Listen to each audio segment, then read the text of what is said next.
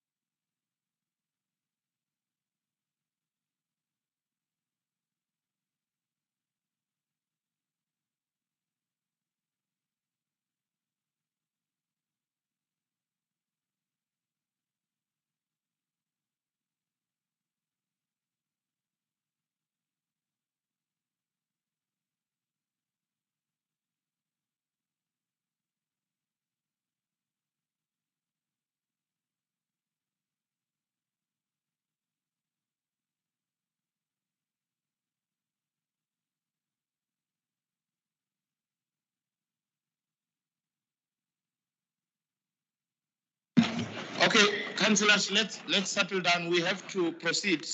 We can't wait any long. Thank you. Settle down. So we proceed.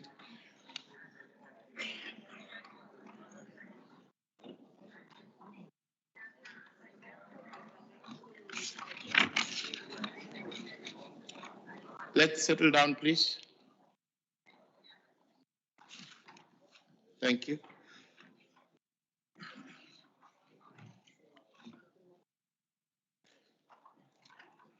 Honorable councillors, can we settle down, please, sir?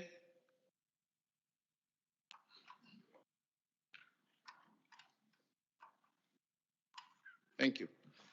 Honorable councillors, due notice was given of this special council meeting to allow all parties represented in council to express their condolences with the next of kin following the passing of Councillor P.A. Nel of the DA from Ward 42.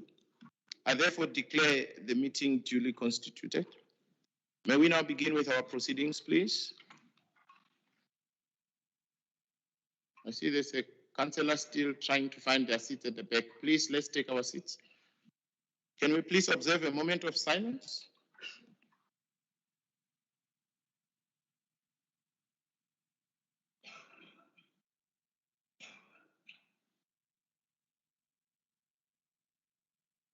Amen. His Worship, the Executive Mayor, Honorable Chief Kekana and his entourage, I see they are not here, Honorable Chief Matlango and his entourage, members of the Mayoral Committee, Leader of Executive Business, Chief Whip of Council, Chair of Chairs, Chairpersons of Section 79 committees, leaders of all political parties represented in Council, Honorable Councillors, officials, members of the press, I thank you for having heeded the call to gather here today with the next of kin in remembrance of their loved one, colleague, and a friend. Let's now deal with the leave of absence. Honorable councillors, for purpose of this meeting, I will request that leave of absence for councillors, as approved by the Chief Whip of Council, be provided directly to the Secretariat. Thank you, Chief Whip. Now let's move straight into the program of the day. Honorable councillors, family members of the late Councillor Nel, I will now proceed to our program. Let's now call upon MMC Sutton to open with a word of prayer. Thank you. MMC Sutton.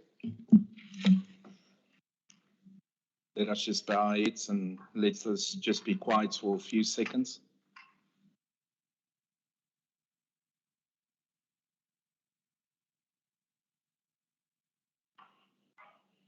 And Father, indeed, we are here this morning on a very somber morning to greet and to say farewell for one of your children, for a father, for a husband, for a friend, for a colleague, Phillip Nel. And Lord, this is a painful day. It's a difficult time for us for us all, but more so for those directly linked to Philip. And Father, we don't always understand your ways. We don't always understand your purpose and your plan. But we know he's with you. We know he was a man to your heart. And we thank you for the time that we could fellowship with him in our limited time here. But Father, I pray that you will stand with the family today,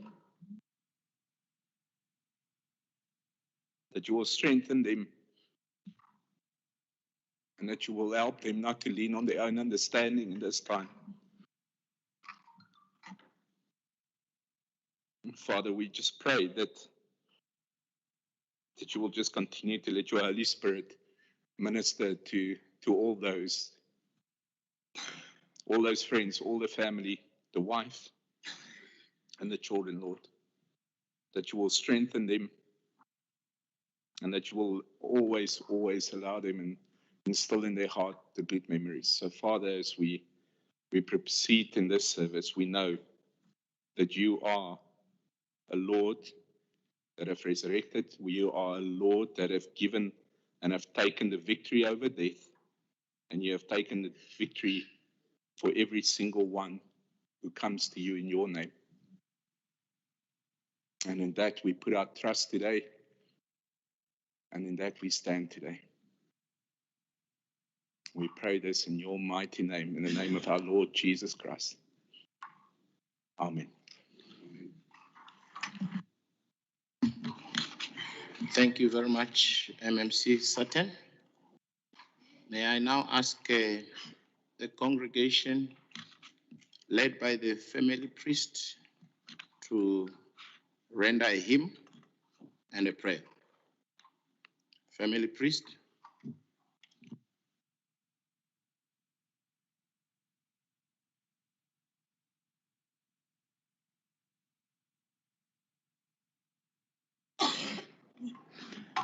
Amazing grace, how sweet the sound that saved a wretch like me.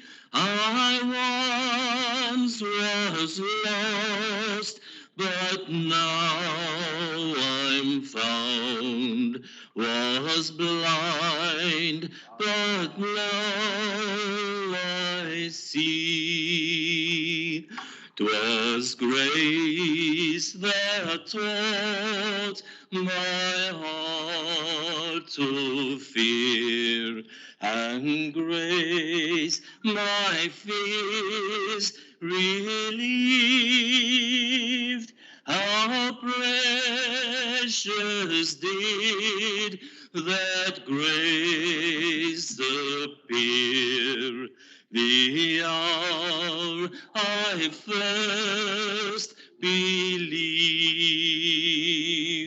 Through many dangers, toils and snares, I have already come.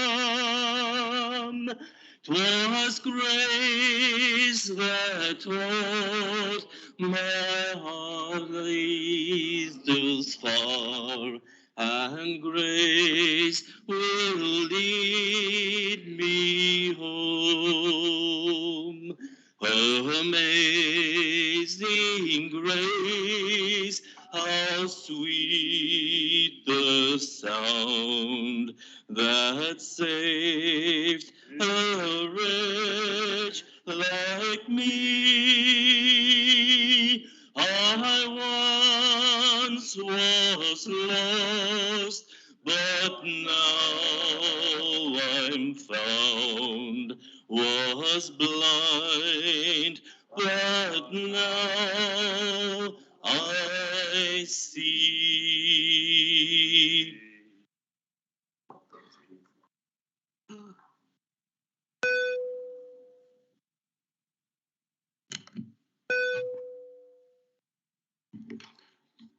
Thank you very much. I was once lost, but now I'm found. I was once blind, but now I see. That's precisely what is happening with the late beloved Phillip Nel. He is now home with the Lord. Let's now proceed to call upon the Chief Whip of Council, Alderman van den Heever, to pay tribute to the late council.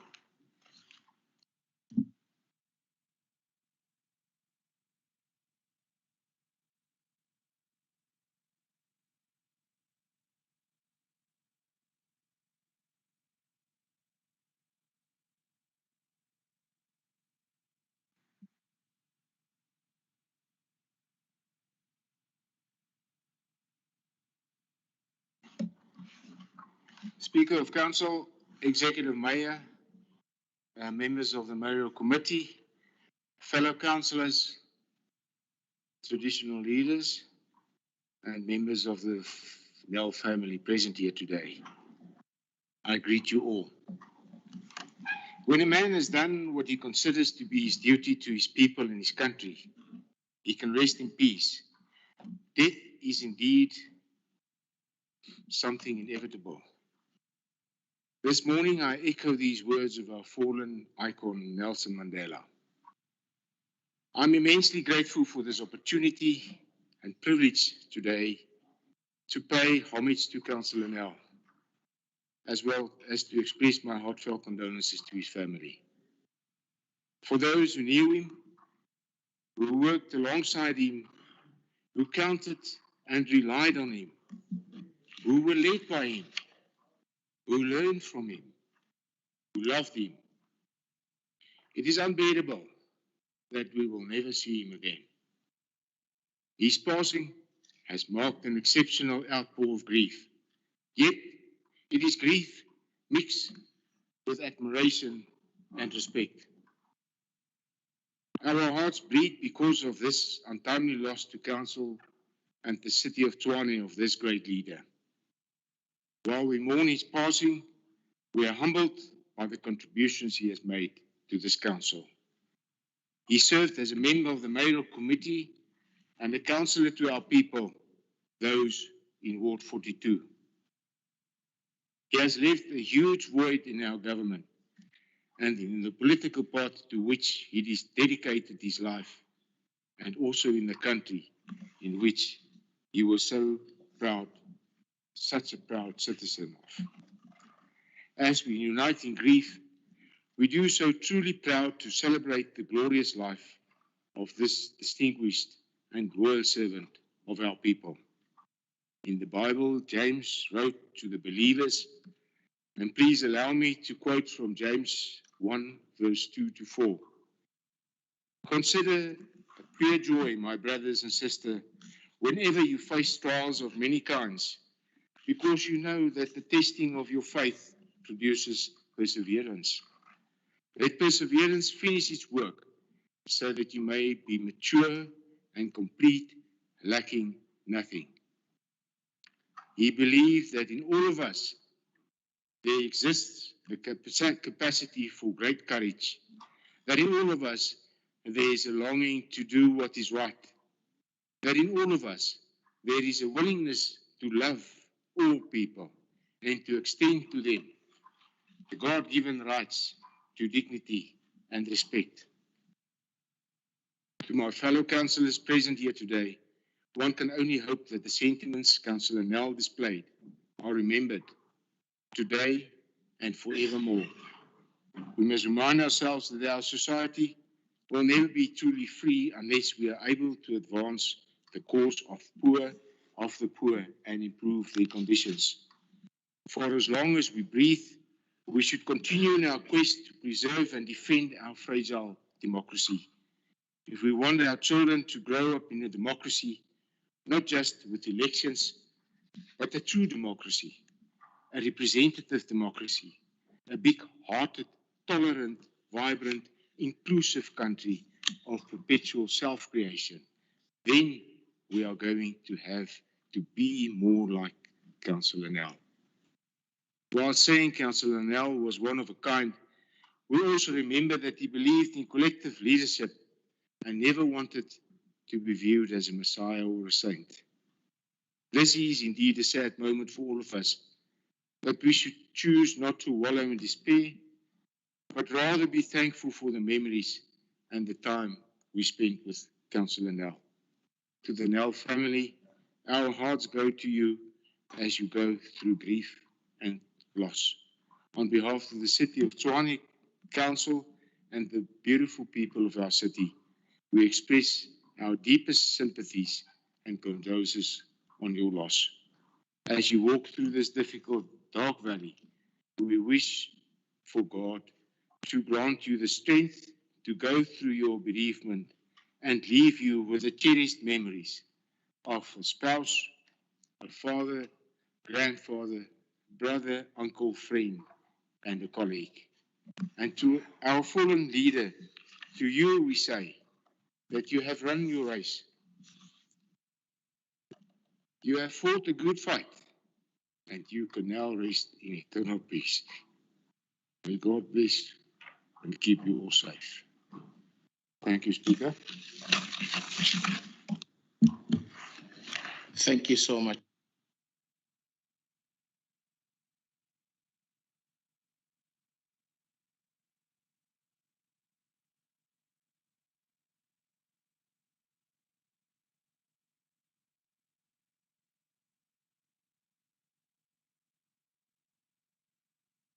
Masilela from the ANC. Councillor J.K. Masilela.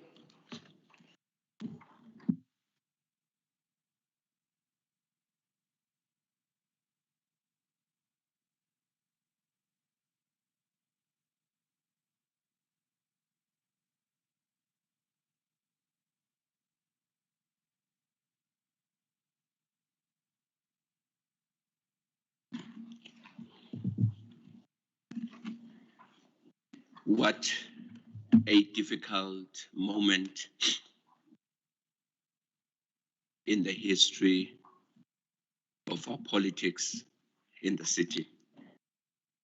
The sudden and unfortunate demise of a leader tasked with a political responsibility with such demanding responsibilities in the utility department and functions. His sudden exodus from this mortal life has shocked many across the political spectrum and divide, and even the communities he shared his life with. The ANC Greater Tshwane Caucus would like to extend its heartfelt condolences not only to the political party served with distinction, having lived a life being in the service of humanity, the community, and his country, but largely to his family, which has lost its pillar, granddad, father, uncle, brother to his siblings, and a son to parents who gave birth to him in the 48. He only didn't service his people in the city. He lived a fulfilling life many young people can only yearn for. He passed through all stages of life. Being the spring days of his life as a toddler, he went on to experience his summer days as a young person. Not only did he end there, he moved to the third stage, hardly experienced by many, which was his autumn days. When he was aging and finally he experienced and went into experiencing the last stage, most beautiful one, we all are in anticipation of. That is the winter days of our mortal lives. A fulfilling journey he traveled to the end. The ANC caucus, the study group, and the Utility Section 79 Committee will continue to work with other political parties in ensuring that the work he carried out would be advanced in completion for the citizens of the city of Tshwane. To the family, thank you ever so much for having been so selfless to have afforded the citizens of Tshwane an integral part of your family. May the Lord, God, the one who's omnipotent, omniscience, and omnipresence, reward you richly as you continue to mourn the life of MMC Phillip Nel. I want to say to you, brethren, the Bible says, be not be ignorant about those that fall asleep, as those who do not have hope. If we believe that the Lord Jesus died and rose from the dead, so will he rise again. So we who remain up until the second coming of Jesus Christ, the Bible says, our situation in the mortal being will be converted, will be whisked away to be with the Lord again. With these words, would like to say to the family, the DA, and all political parties in the council, be comforted and know that all of us, one day, we will depart and be joined again with him. May the good Lord be with you. Amen.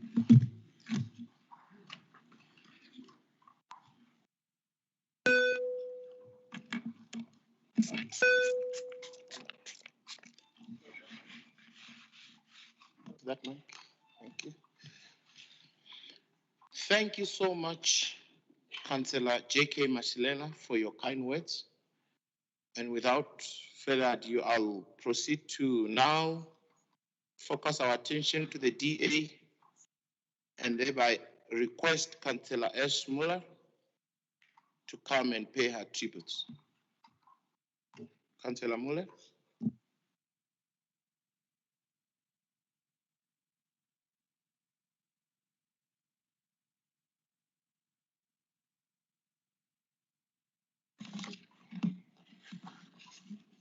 Good morning, goeiemôre, dumelang.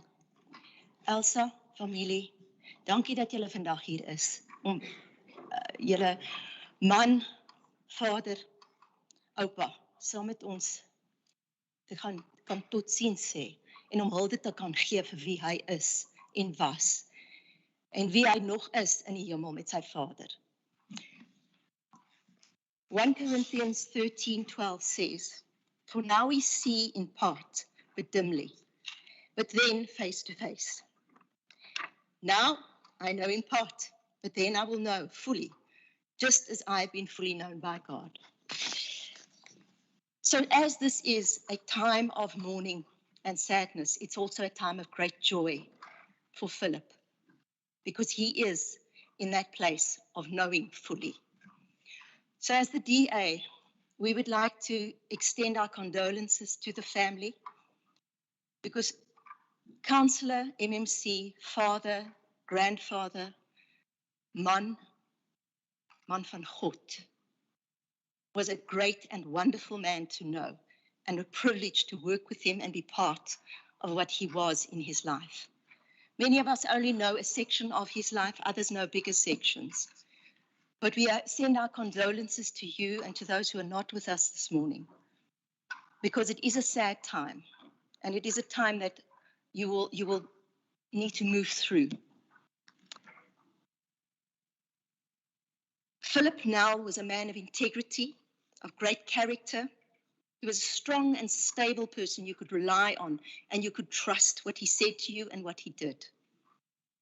He was a person in his community, he was a person in the city, and he was a person in many other places, workplaces, that people are proud that they knew him, even if it was for a short time. He was a mentor, willing to share his wealth of knowledge and expertise, a man who wanted to see things work, and they must work well. He didn't settle for mediocrity. He settled for the very best. He was a man who had great capacity and he used that great capacity. En daar wil ek weer eens vir die familie sê, dankie dat julle hom aan ons geleen het en daai tyd vir ons gegee het om saam met hom te wees en dit wat hy is, te kon gebruik vir die mense van ons stad. Philip never saw a problem. He saw an answer to a problem. And then he would take a team of people and he would lead them to implement that solution. And he was an amazing man who could take people of all different political parties or groupings, and he could get them to work together with the most grace and expertise that he could. He wasn't scared to say, no, that's the wrong way. This is the right way.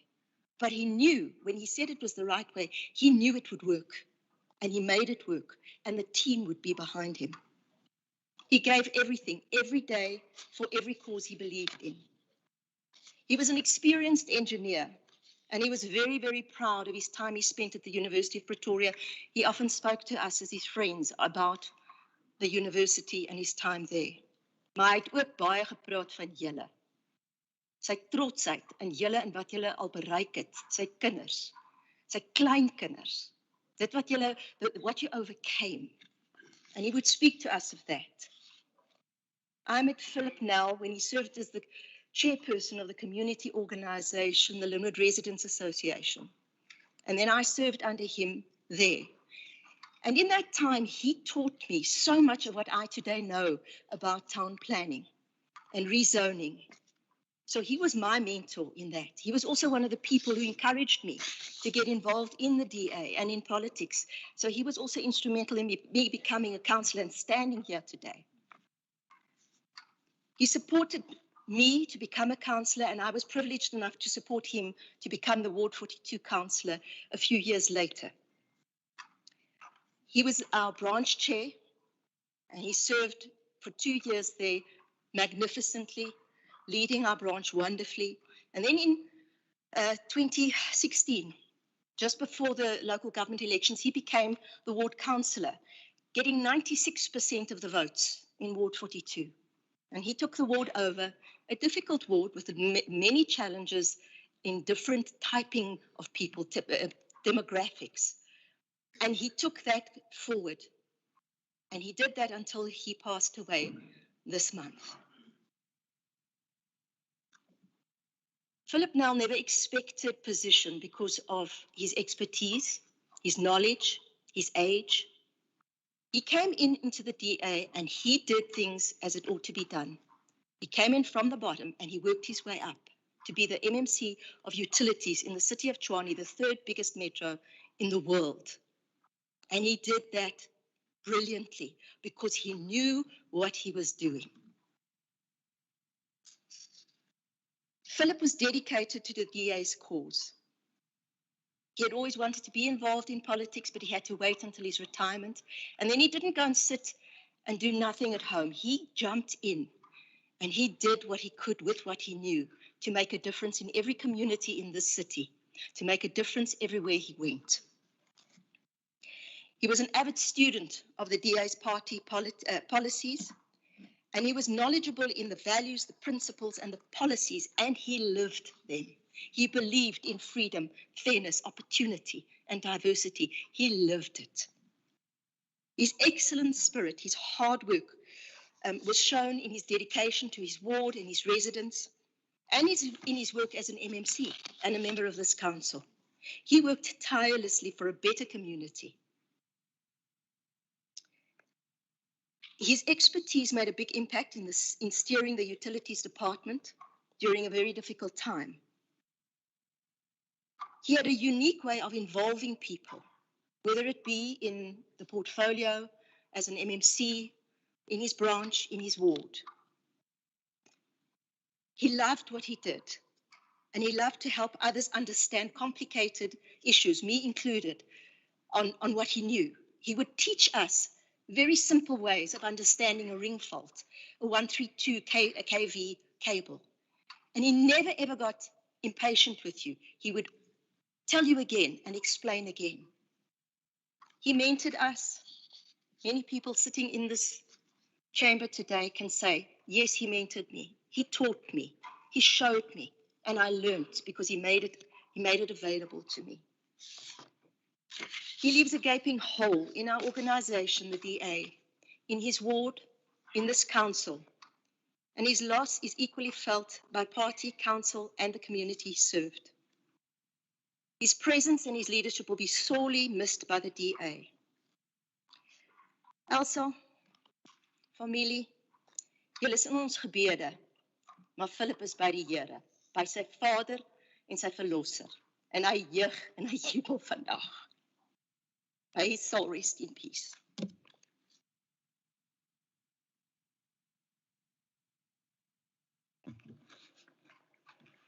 Thank you very much, Councillor Muller, for the kind words.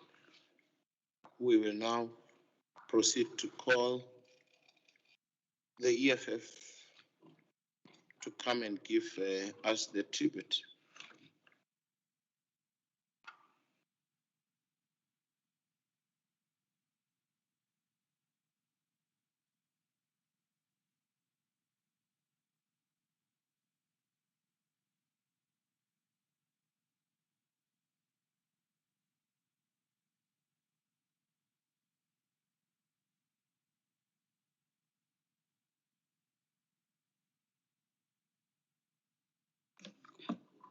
Revolutionary greetings to the Speaker of the Council, all officials of the city, and all disciplined councillors present.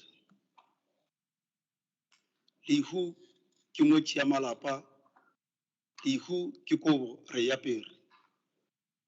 On behalf of the economic freedom fighters, we would like to send deepest condolences to the deceased family. Re kwešiša gabotse gore go latlhegelwa ke yo mo ratago ke pain ye leng gore ga e lebalege. As the EFF, we are saying, when the going gets tough, the tough gets going. Mr. Nel, may the God of Revolution welcome your spirit. Thank you.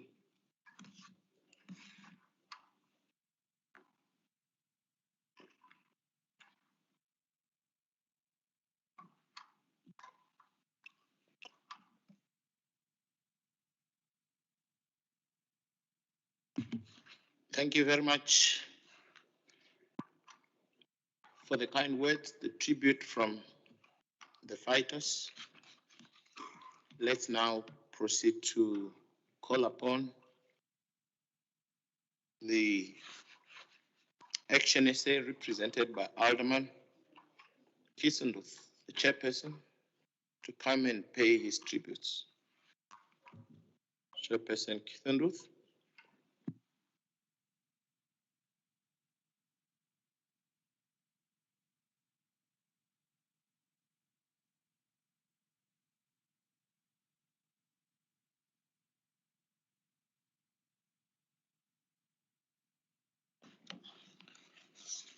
Thank you, Dr. Speaker.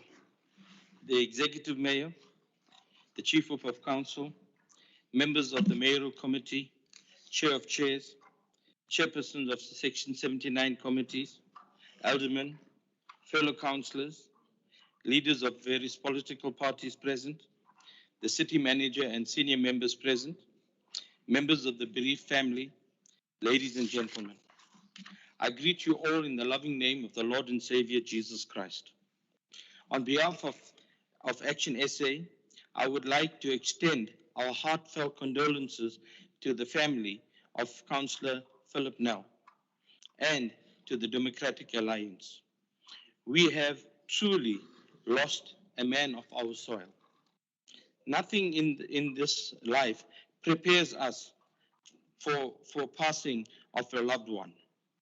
As human beings, we hold on until the last minute before that we cannot let go, forgetting that our loved ones will be passing on into eternity, where there is no more pain, no more suffering. Our time on earth is very limited. Yet we'll often live our lives as if we are here forever and not merely passing through. The reality is that we are here for a very short time. Our assignments here differ from person to person. If you are 30 years and you will live to 100, we have time on our side. But if you are 60 and you live to 65, we need to make ample use of our time.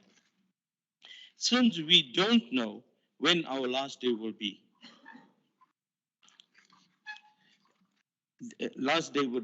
each one of us must use the time and the opportunities presented to us to make the greatest impact on our families, our communities, and our city. It is easy to reflect on the impact that Councillor Phillip Nel made on us. He was very visible in doing his job. He did not supervise at a distance. He participated in the actual work. He was a man of principle, trying his utmost to walk the talk, and with his family, friends, and community and colleagues. He emphasized the need to plan as opposed to I will cross the bridge when I get to it.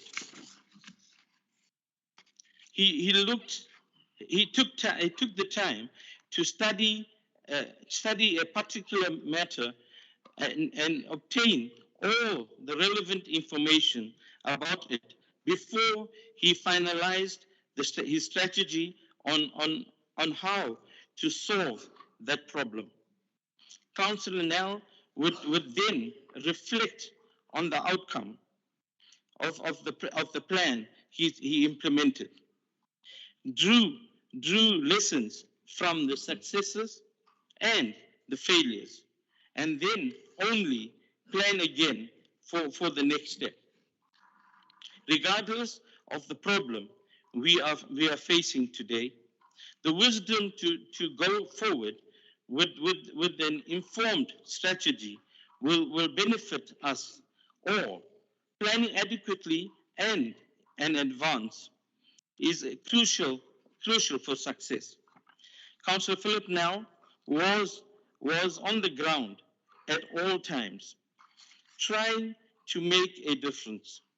We knew of him as a man that responded to calls for help, regardless from who asked for his help.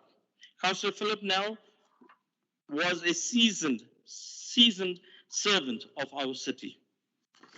We take a page from his book today, as each of us are reminded that our role in this city is to serve with distinction. We speak to the family of Councillor Phillip Nel today. Your dad was a proud family man.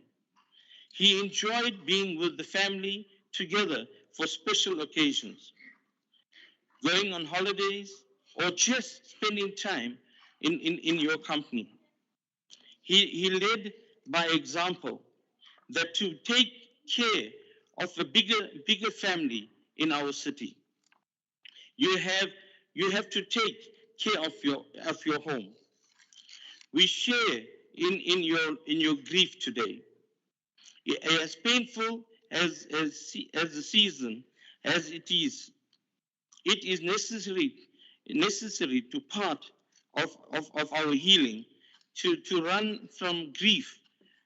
Grief is to run from the way things can resolve, to soothe the pain of our loss if we come to God and read His word and pray for healing, our grief has a purpose.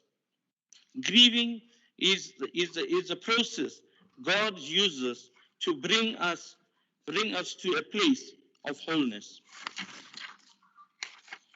In the book of Romans chapter 3, verse 18, reminds us, I consider that our present suffering are not worth comparing to what the glory that will be revealed to us. Equally, the Lord also reminds us in the book of Psalms, chapter 34, verse 18, that the Lord is close to the brokenhearted and saves those who are crushed in spirit. On behalf of Action SA, we encourage the family, friends, and colleagues of Cllr Phillip Nel today.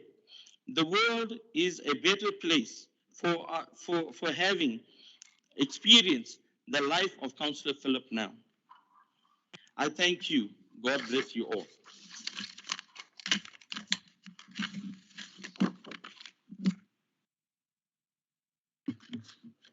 Thank you so much, Chairperson Kissenduth,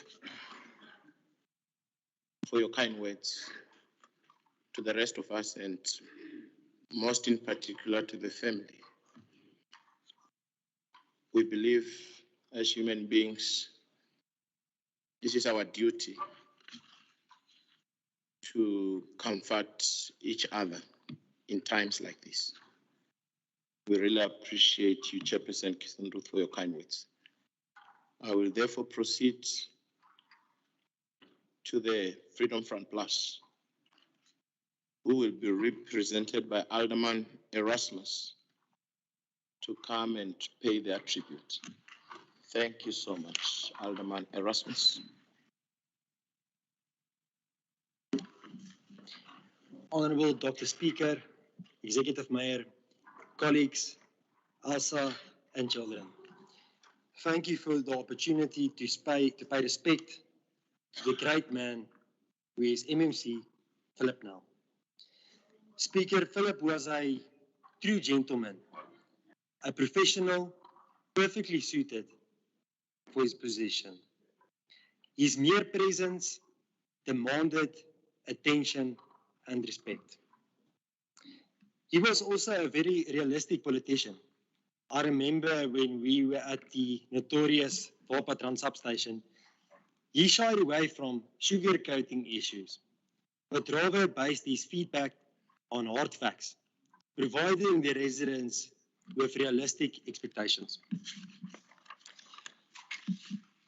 Honourable Speaker, I have a great deal of respect for Phillip Nel, but that respect only grew this year when, in spite of being sick, he kept on fighting for what was right.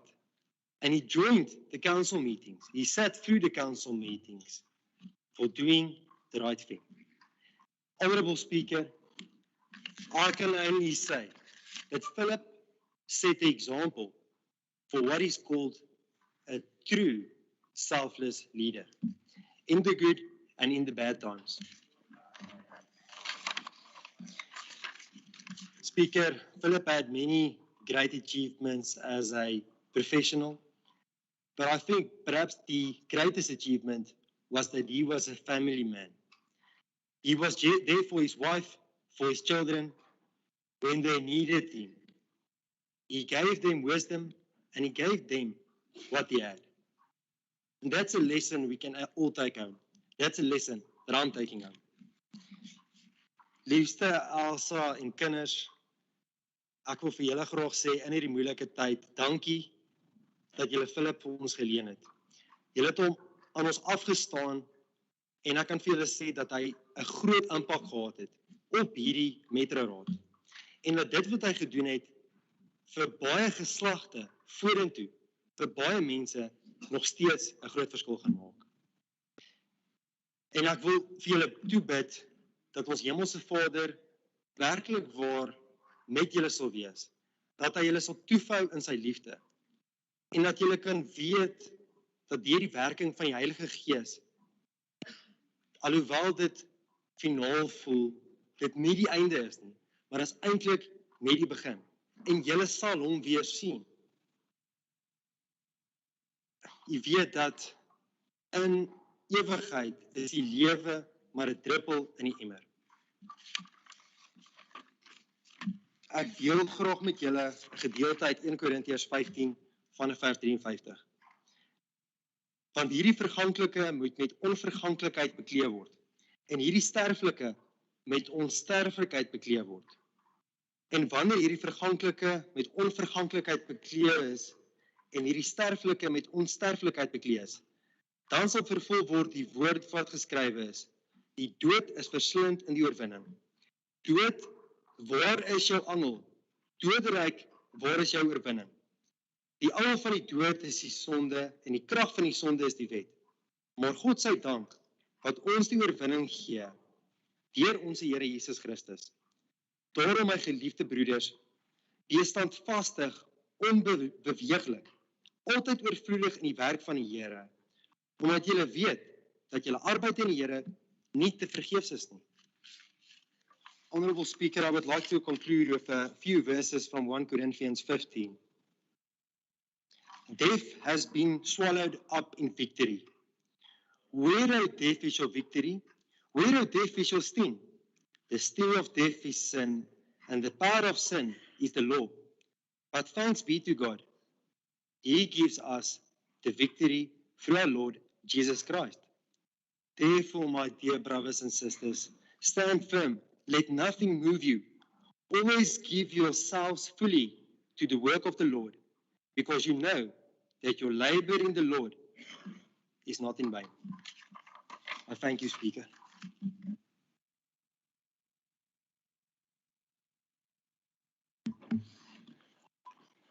Thank you so much, Alderman and Chairperson Erasmus, for your kind words to the family, directed from your party, Freedom Front Plus. We now proceed to the ACDP, and we will call upon the pastor and councillor Mushidi to come and pay their tribute to the late councillor and their family. Thank you.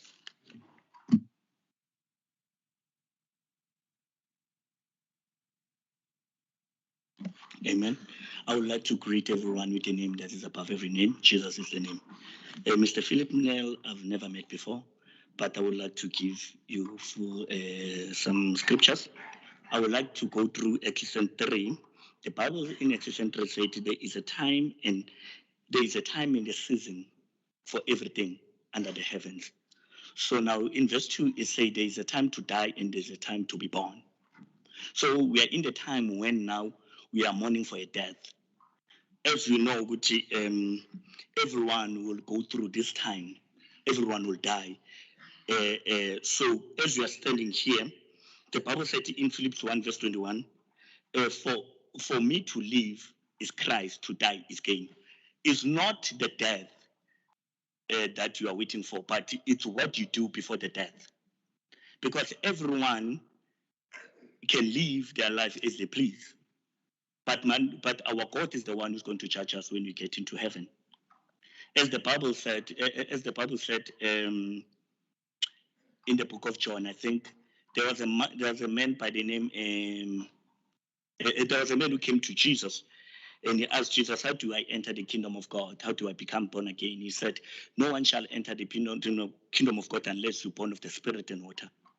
So now, as Mr. Phillip Nel, we believe he was a prayerful man, and he's a man who makes his way with God.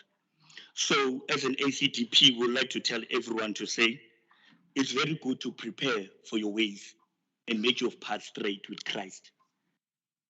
because it's not, for now we are in the season where you're in the council, but it will be a time where you need to live and stand in front of Jesus Christ and sithathele izono zethu. So as an African Christian Democratic Party, we would like to say to the family, our God, our merciful God, our God who is sufficient, the God of the universe, the God who created heaven and earth, he will never leave you nor forsake you. He knows what to do. He has a plan. He said, I know a plan I have for you. And he said in the book of Genesis, God, he has made a man with his own image. So God took his image back home. So our God is not the God that will turn your back. We may mourn, but he knows what he's about to give back to you. In Zulu, I don't know what someone will interpret. I love it in Zulu. The Bible said, "Ngokufa ka-Ezekiel, mina ngambona uJehova." When Ezekiel died, that's when people started to see Christ. So as I'm standing here, I'm able to talk about Jesus Christ through Mr. Phillip Nel funeral. If it wasn't for this funeral, I wouldn't talk about Christ. But now is an opportunity for me to demonstrate Christ, the one that I serve. So now we would like to say, and please keep on praying. Please keep on trusting God. I know sometimes when you go through trials and tribulations, as people who will turn away from God and say, God has forsaken me. Because dying is a season and is a time. It's time for Phillip Nel to go back home. And I pray that the God that I serve and the Holy Spirit must get inside of you, and you must get a healing. Amen. Thank you so much, Pastor Shidi, for the kind words, spirit-filled words that I believe are projecting life to the family and energy for them to proceed with their lives. We proceed now to the IFP, and they are represented by Councillor Swani, whom I'll call to come and pay his tribute to the family. Councillor Swani.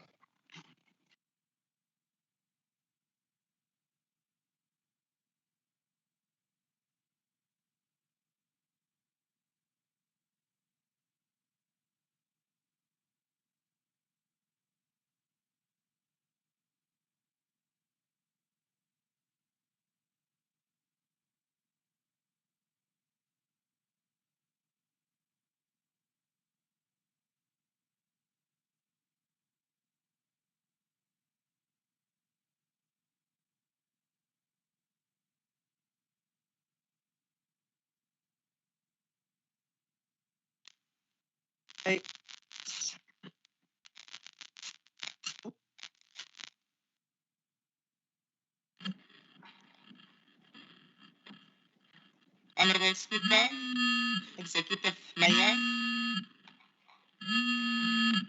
Chief Whip,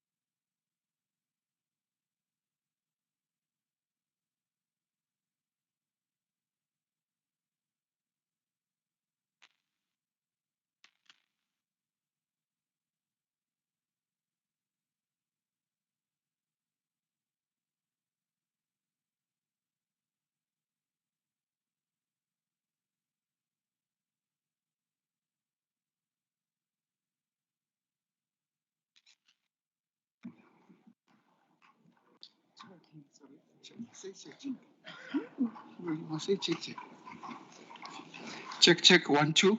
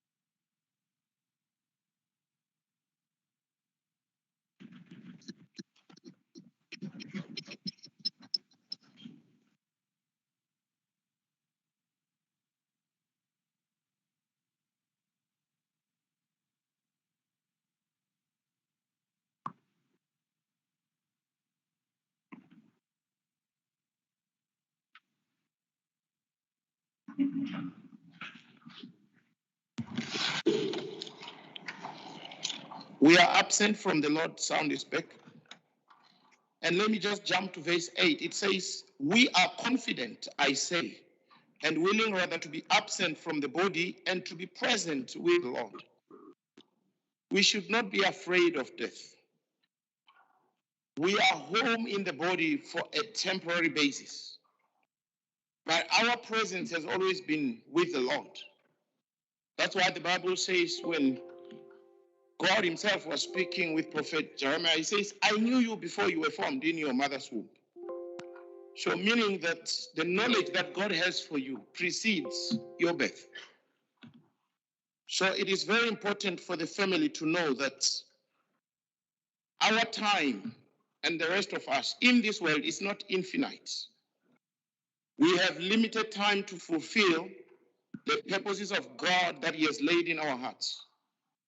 Jesus himself once said in the Gospel of St. John 9:4, he says, I must work the works of him that sent me. So meaning we are all sent. And each one of us carry a purpose when we arrive in the earth. So he says, I must work the works of him that has sent me while it is still day. Because night comes when no man can work.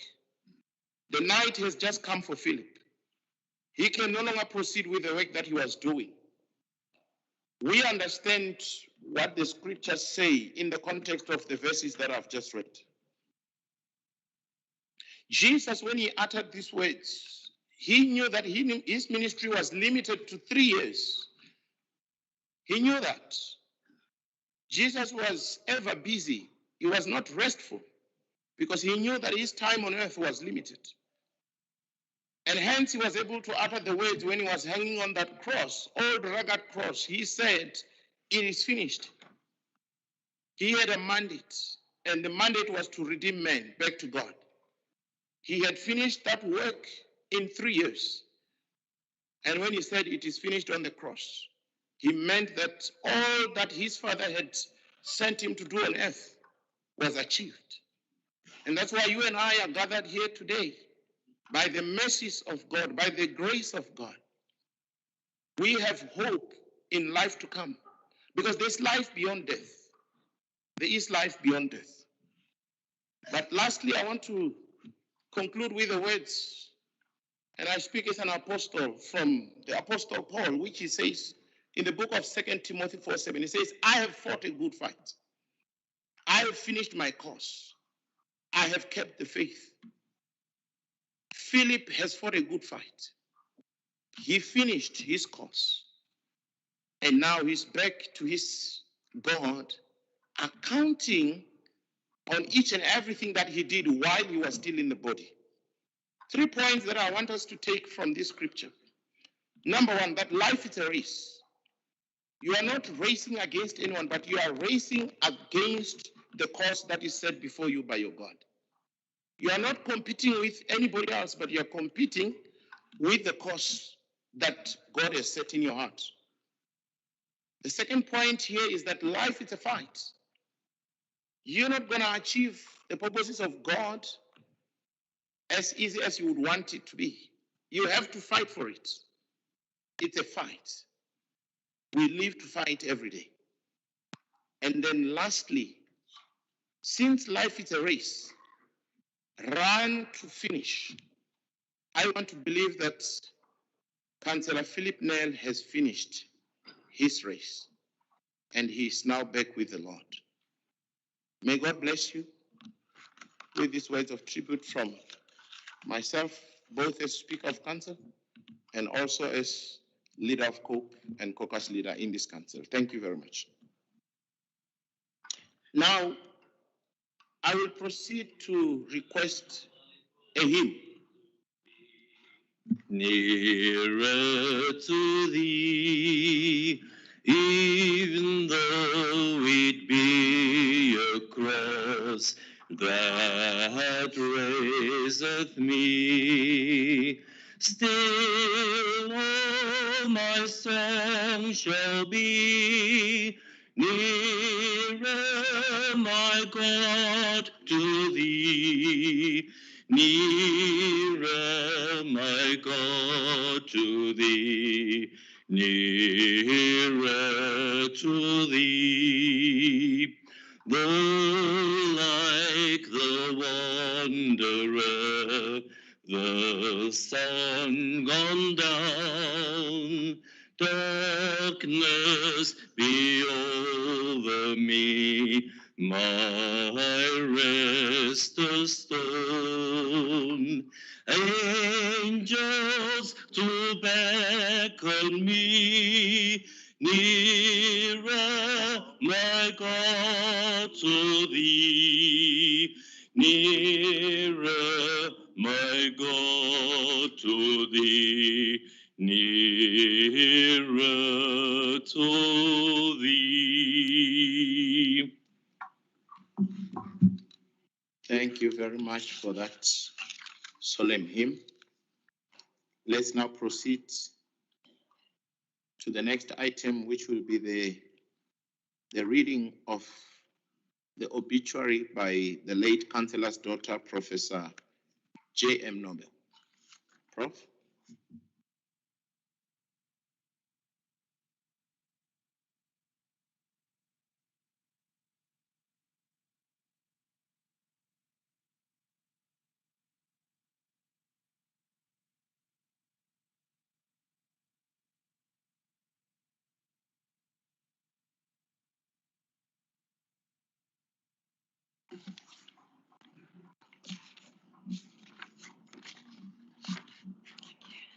To the Executive Mayor, Chief Whip, Speaker, and all councillors present, thank you very much for the opportunity.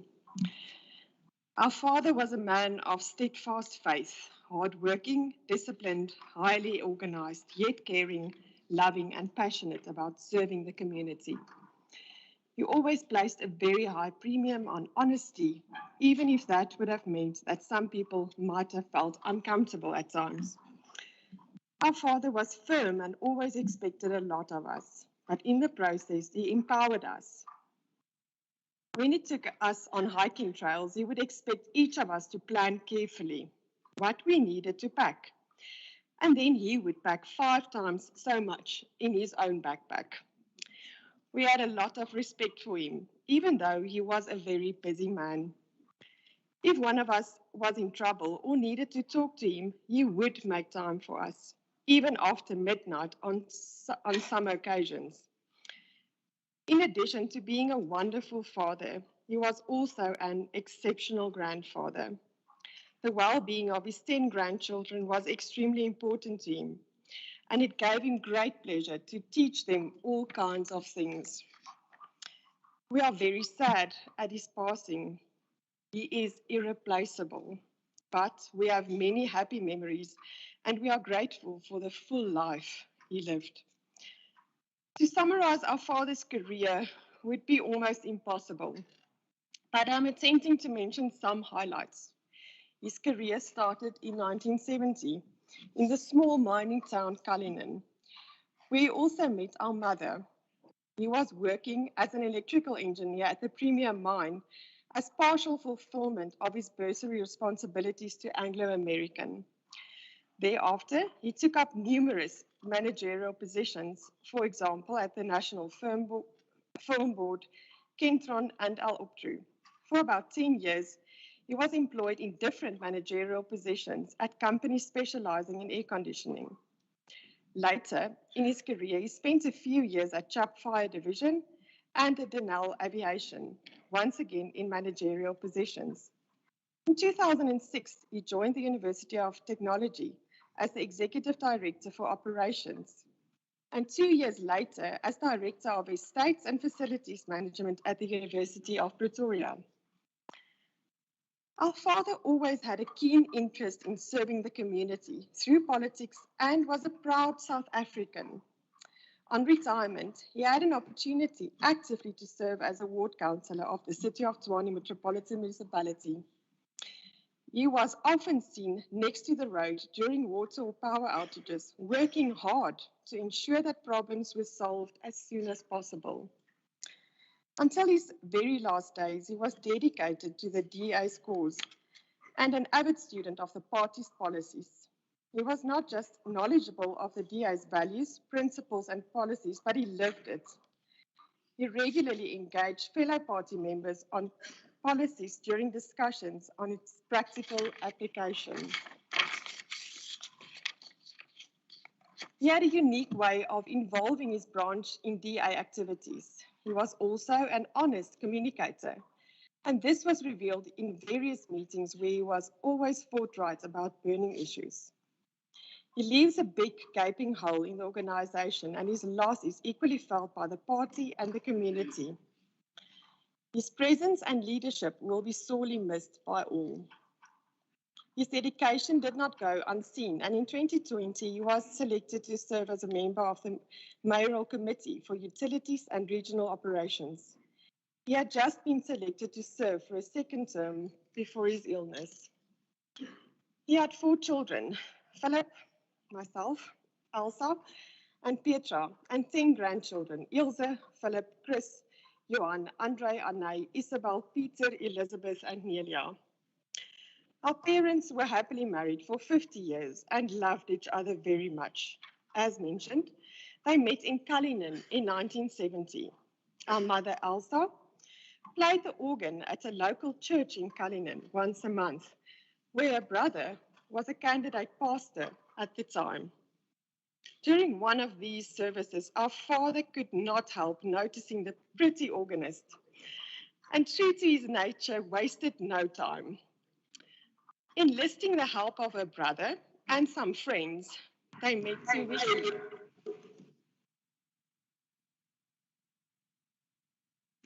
Can I proceed? They met 2 weeks later. They fell in love and got married on the 4th of December, 1971. In the same way that he organized his career and working life, he organized and planned regular family holidays. He made sure that each day was packed with activities, often also educational. At the time, we sometimes experienced the never-ending planning as too much. But thinking back on it now, we realized that he enriched our lives more than we could know. An example was our visit to a sugar mill in KwaZulu-Natal. When the tour guide's knowledge fell short of our father's expectations, he would promptly elaborate and fill in the missing pieces. To this day, We can recite some of the information we learned on that day. Reading, stamp collecting, and carpentry were some of his hobbies. Furthermore, he really loved attending auctions. Golf was his favorite sport in his adult life. Watching television was a favorite daily pastime, and he was always informed about important sport and news events.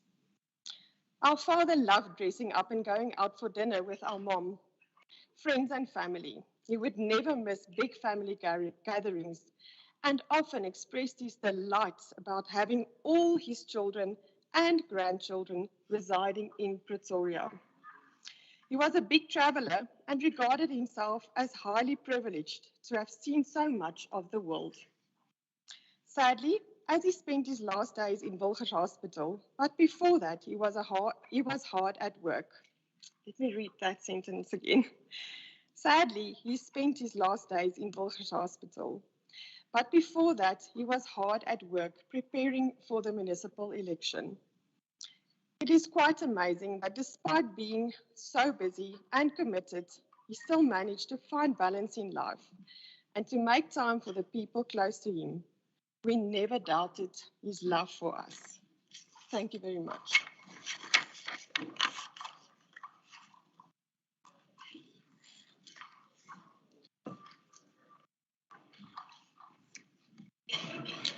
Thank you very much, Prof. Nobel, for the obituary that was well read. I therefore will call upon the congregation to lead on another hymn, and thereafter I will call the executive mayor to come and pay his tributes. Can we have another hymn? Thank you. Ek sien 'n nuwe hemel kom, 'n aarde. I'm sorry, guys, I'm singing something else. Ek sien 'n nuwe hemel kom, 'n aarde nuwe, sorry, en vry. Die see, oh sorry. Wat skei verdwyn, God self kom by ons bly. Die nuwe stad, Jerusalem, sal uit die hemel neer, soos kos, soos 'n bruid in heerlikheid. Geliefde van die Heer.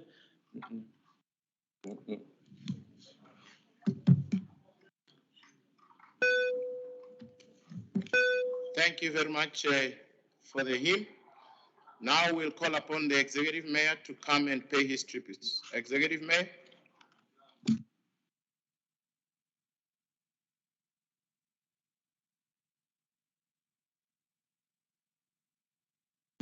Let's settle down, please. The program is underway. Thank you.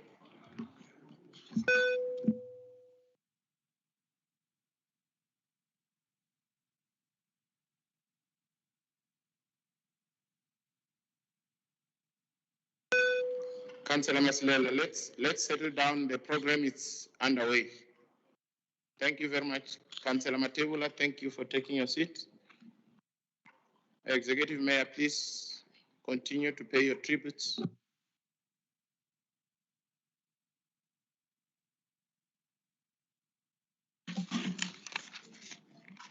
Thank you, Dr. Speaker. Greetings especially to the Nel family represented in council by late Councillor Phillip Nel's wife, Elsa, and 3 daughters, Ina, Elsa, and Petra. And greetings to you all colleagues. Today, as we remember the life of Phillip, I would like to offer my reflections on his time as MMC for utilities and regional operations. Phillip was a dedicated and humble civil servant. When we first came into office in November 2020, and I asked that he join the mayoral committee, he was incredibly excited at the opportunity. And I remember when I phoned him and he said, you know, Randall, I actually always wanted to be an MMC. He took to the role with vigor and passion, despite the immense challenges that existed in the portfolio. Being the MSc for utilities and rock is an incredibly tough job. Almost immediately, you become the go-to person for some of the most major service delivery issues in the city. While Philip had just been ward councillor for Ward 42, he was now effectively ward councillor for the entire city. Days are spent in and out of meetings, taking media requests, dealing with angry residents, responding to councillor escalations, inspecting projects, and then also seeking to spend time to strategically assess where we can improve. Philip embraced this opportunity and immersed himself in the operations of the institution. He traveled to various sites around the city to conduct inspections, check on operations, and evaluate the work and performance of his department. As a professional engineer with years of experience, he was an invaluable member of the team. He could interrogate at a technical level the work of his department and provide sound advice on complicated challenges. Philip's last year in office had major challenges, which he tackled head on. To be the MMC for utilities during an election year requires exceptional strength and focus, and it was by no means an easy year. Midway through 2021, the Wapentron substation burned down. This is one of those times where it is critical as MMC that you have to step up and show leadership. And this is exactly what Philip did. Immediately, he was on the ground, each and every day, sometimes even twice a day. He was at site providing updates to the community on the progress of the rebuild.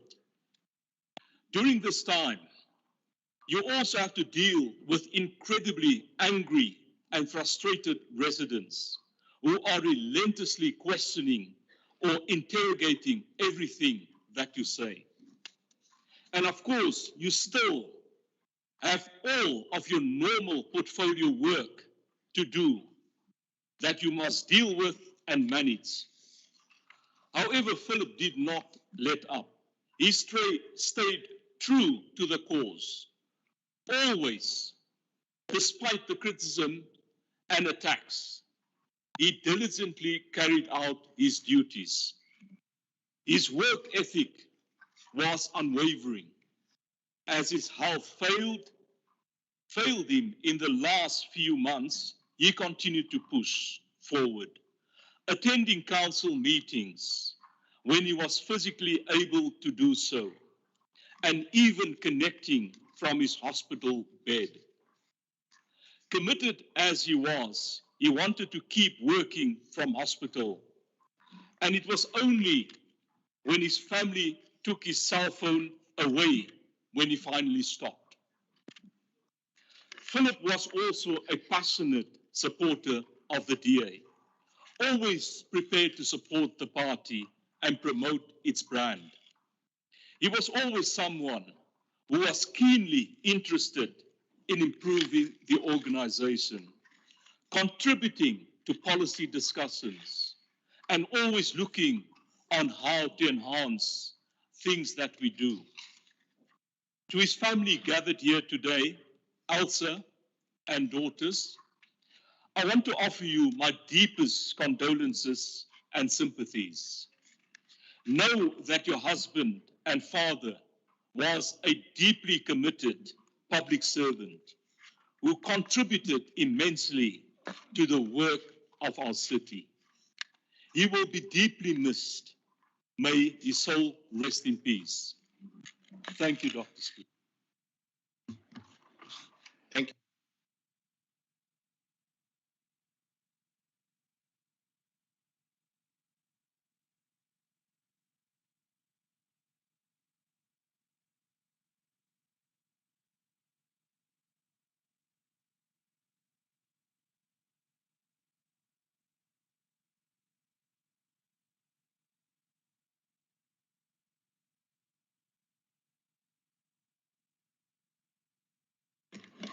When we've been there 10,000 years, bright shining as the sun, we've no less days to sing God's praise than when we first begun. Thank you so much.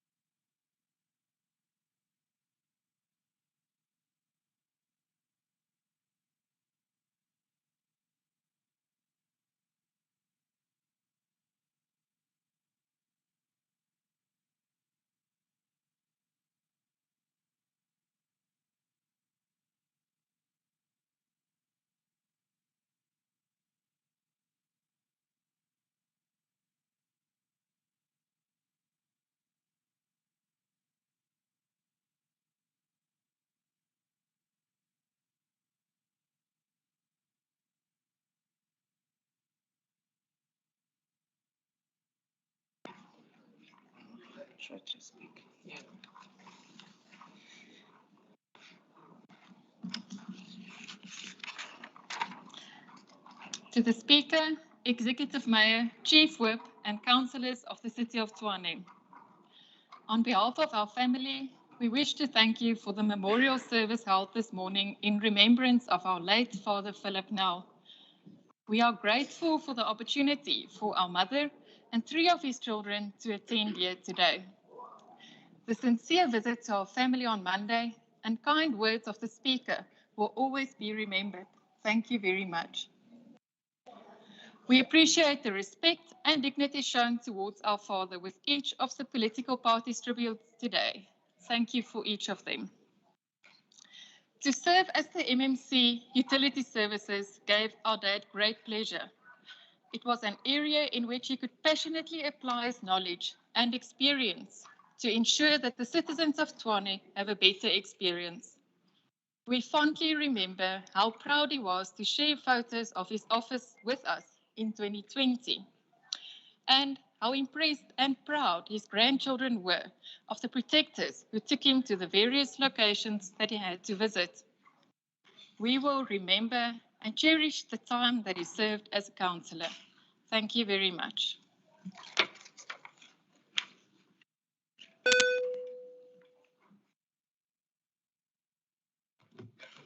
Thank you very much. I think you were pretty much audible, so the system was a bit kind to yourself. Now, thank you very much for the vote of thanks. I now will proceed to call upon the Chief Whip of Council, Alderman CM van den Hever, to come and present a token of remembrance. Chief Whip of Council.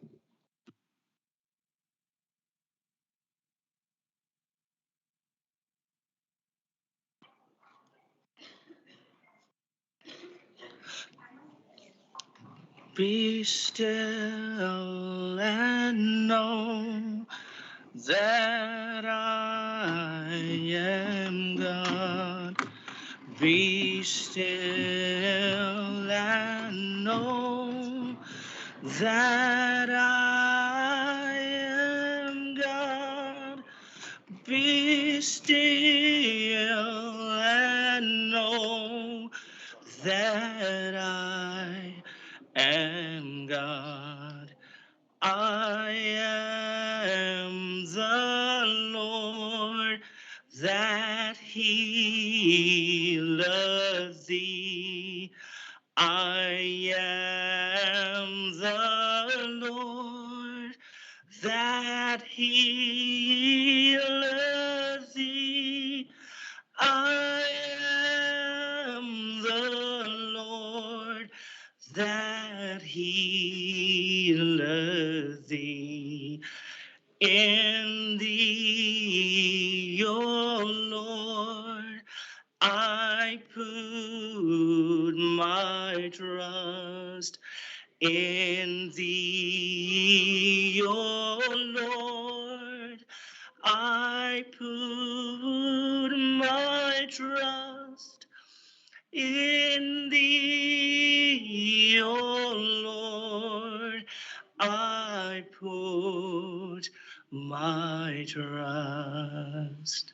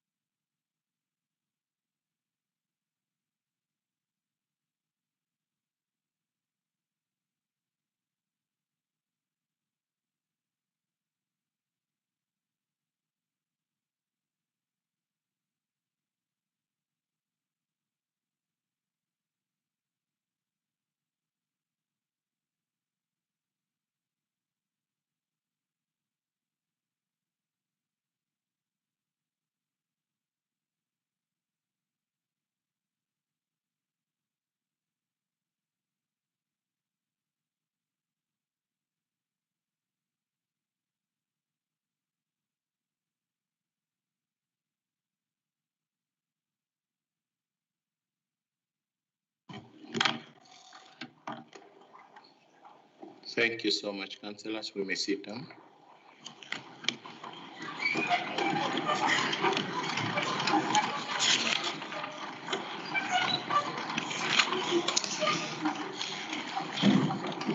Let me now ask Councillor S. Muller to close with a word of prayer. Councillor Muller.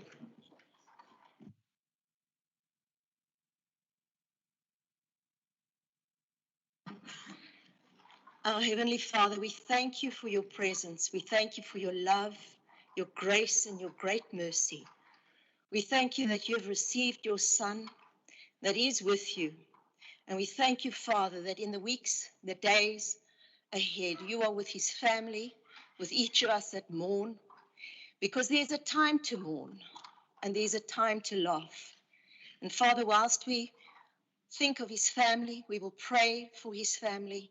We know that you will comfort them, you will hold them in your loving arms, and they will wait to return to you and to see their father, their grandfather, and their husband in heaven with you one day. We bless you and we thank you in the mighty name of Jesus. Amen. Amen. Honorable councillors, I thank you for your attendance and your kind words expressed during this memorial service, and the meeting is now concluded. Honorable councillors, please be reminded that we have another ordinary council meeting today scheduled. I'll just give us 10 minutes break, and then we will proceed with you want 20? 20? Okay, 20 minutes. Thank you. So we come at 20 past 11. Exactly 20 past 11, we should be seated. Thank you.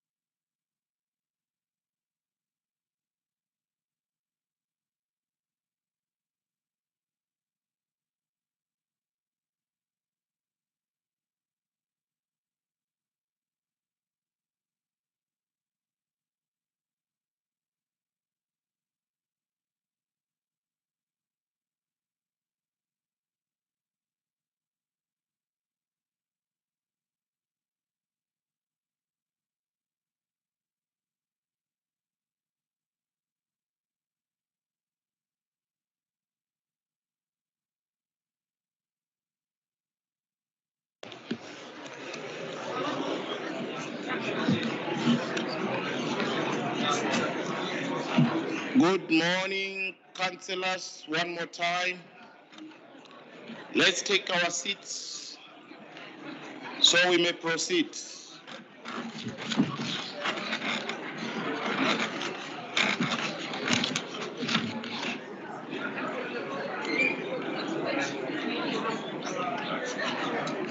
Let's settle down, councillors, so that we may proceed with the agenda of the ordinary council meeting.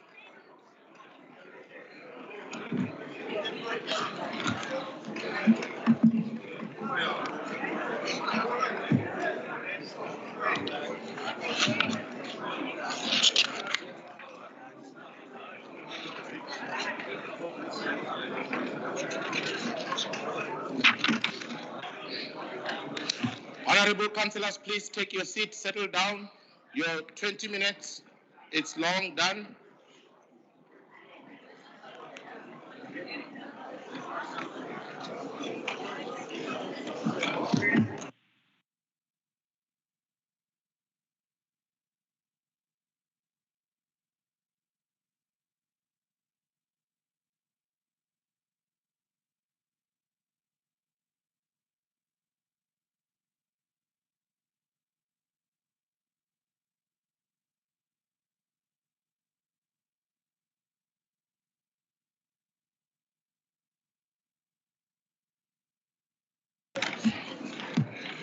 Thank you very much, councillors.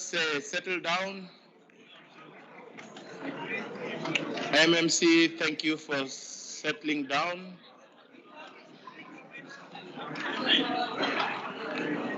Councillor Surgeon, thank you very much for settling down.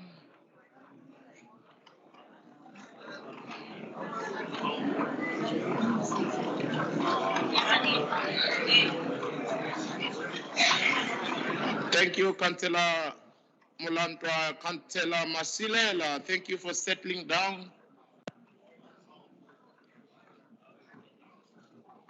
Thank you, Councillor Honorable Masilela, for settling down. Thank you very much. Thank you.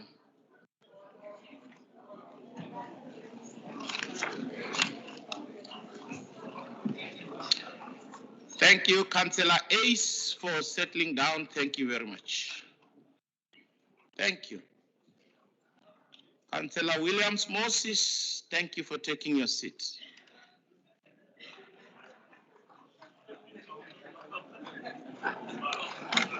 Thank you, Councillor Middlebeck Alex, thank you for taking your seat. Thank you very much. We ready to proceed, councillors? Fighters, please come through and take your seats. We just want to proceed.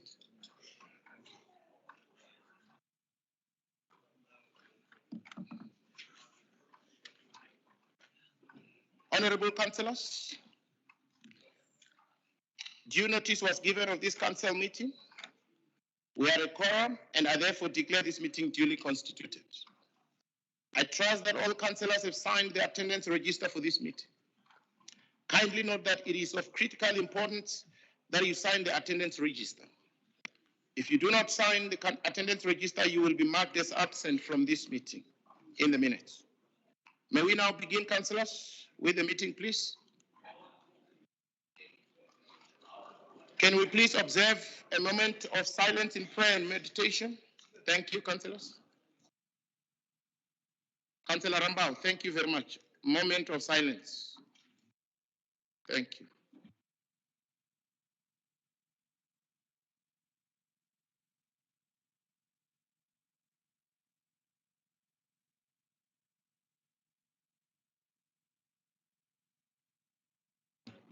Amen.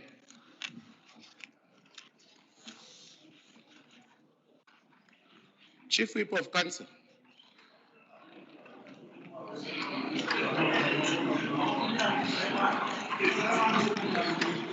Councillor JJ, the session is on. Thank you, Councillor Ramawodu, for taking your seat.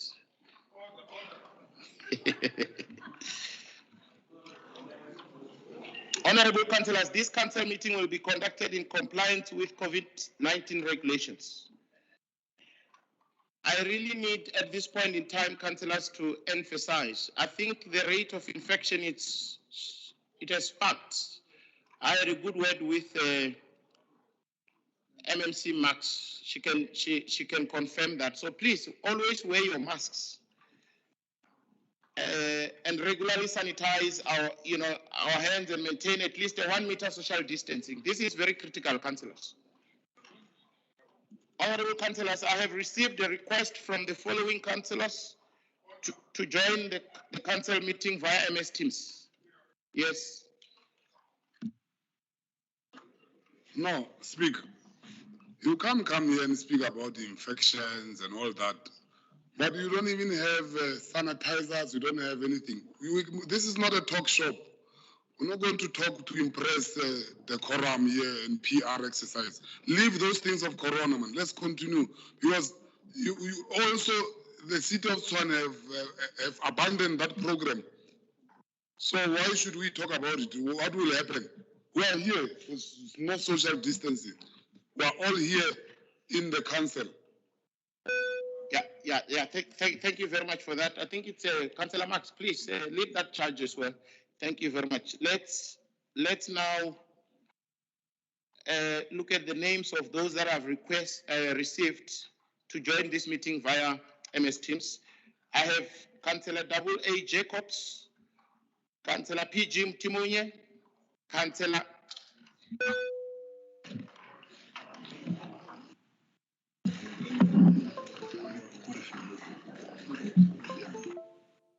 So I want us to start on the same page. You don't switch my mic when I'm not done. And it's not me.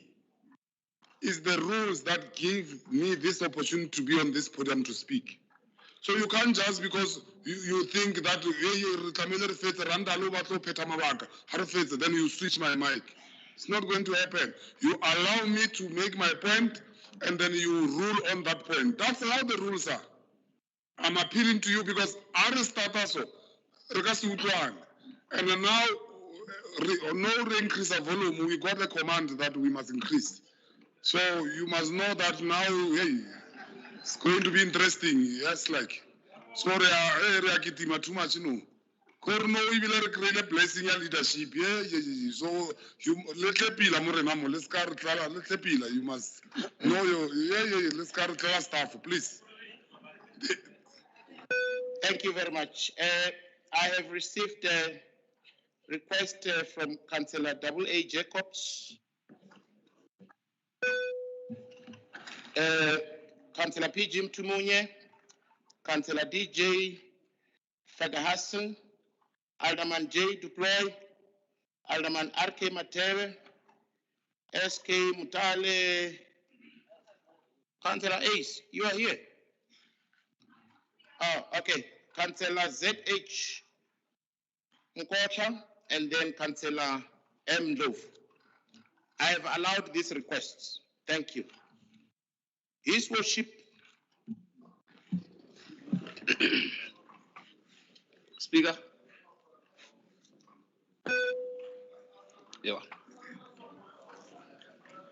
Speaker.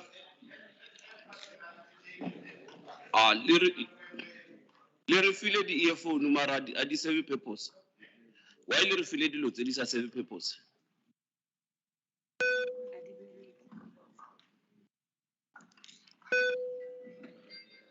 It's not working. But I want translation in them.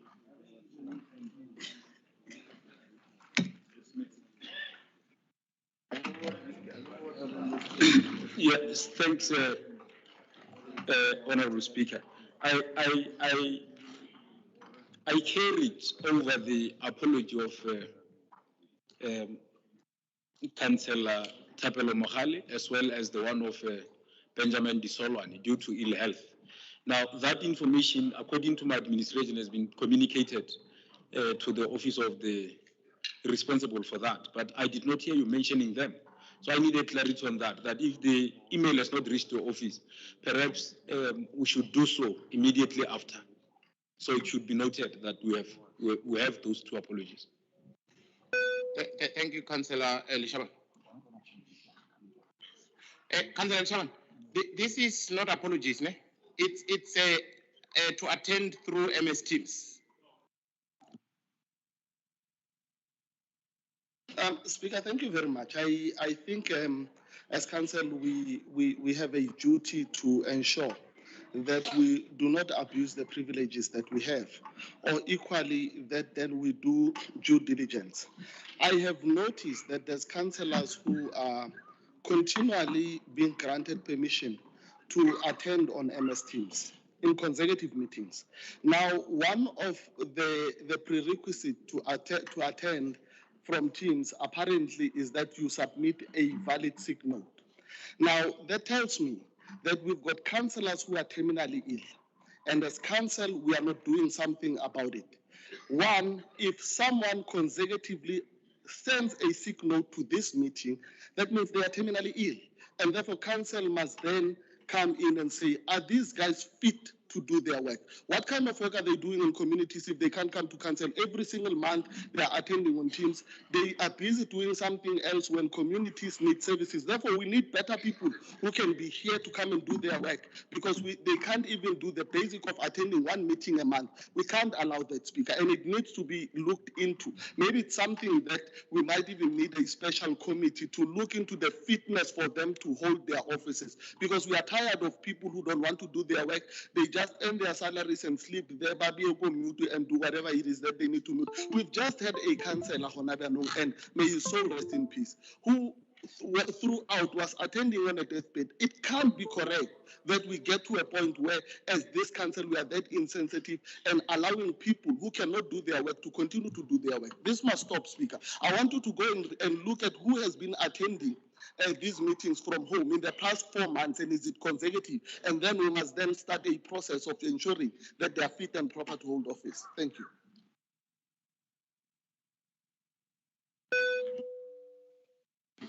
Thank you very much. I think it's a fair ask.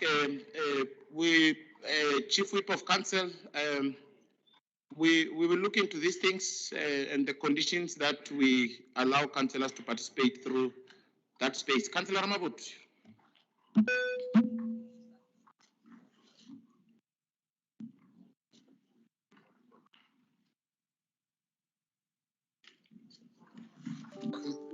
No. Thank you very much, Speaker. I think we must look on this issue now. And you need to assist us. Which rules are you applying to allow these councillors to always be on MS Teams? So if you can give me a section now, because this council is run by rules. And as the EFF, we want to propose that all these people who are on MS Teams must be rejected until we get a proper reason why are they part of this meeting through that MS Teams. Because we have realized that some people are not interested. They are just here to defend the multi-party. And whereas the speaker is the multi-party. So we as the EFF, who are suggesting and proposing that let's reject this MS Teams, these councillors who are there for now, and get reasons from the Chief Whip. Because let me tell you, councillors, if we abuse these processes because of the so-called COVID-19, we are running a risk of being councillors who are going to attend this MS Teams the whole 12 months without even visiting any communities. So our duty is that when there are issues it means these councillors, they are not attending to the community issues. And they must give us a reason. Let the Chief Whip give us a reason why these people are on MS Teams. Let's get those reasons now, because if we don't get reasons, can we get which rule are you applying on this comrades who must use MS Teams? So we are there, we are still there, we are supporting Tau. Tau is starting to be sober now. So we are joining the program. I've noted Makaling, I've noted Alderman Maleke, no. Makaling was first, Alderman Maleke was second, and there was, I think, a Sergeant there. Let's first start with that order first before we lose the sequence. Okay, let's start with Councillor Makaling. But I think ruling on that, can I? Councillor, I have precedence over these meetings, so let me continue to talk. So, Councillor Ramabut, I think my ruling is you're correct. So I think the chief whip, he has raised a hand. He must quickly talk to that. I was still trying to note the sequence so that we don't lose it and get spiral out of control. So I've noted you, I'll come. The sequence is long enough as it were already. So let's start with Councillor Makaling. Thank you. Thank you, Chairperson. At first, maybe I was tempted to call a point of order on MMC Tau. First, because he was speaking on the matters of health of people, whom that I think it's a space that all of us, we don't have jurisdiction over. But secondly, this discussion was held on the multi-party. Unfortunately, the other whips from, they have rendered an apology in that particular meeting. We agreed that since the establishment of the review of this book, we will need to also recheck on how the hybrid meetings are also included, and also on how people, they apply for what you call the online meetings. We cannot be left behind on technology so that we can serve our people. We need to be innovative. We need also to make sure that we follow. These meetings have been held even during the strong COVID times online, all of us not being here. So I'm very surprised that people now, they start to question the online meetings, whereas all of us, we used to be online. But the fact is that we have discussed in the multi-party WIPARI that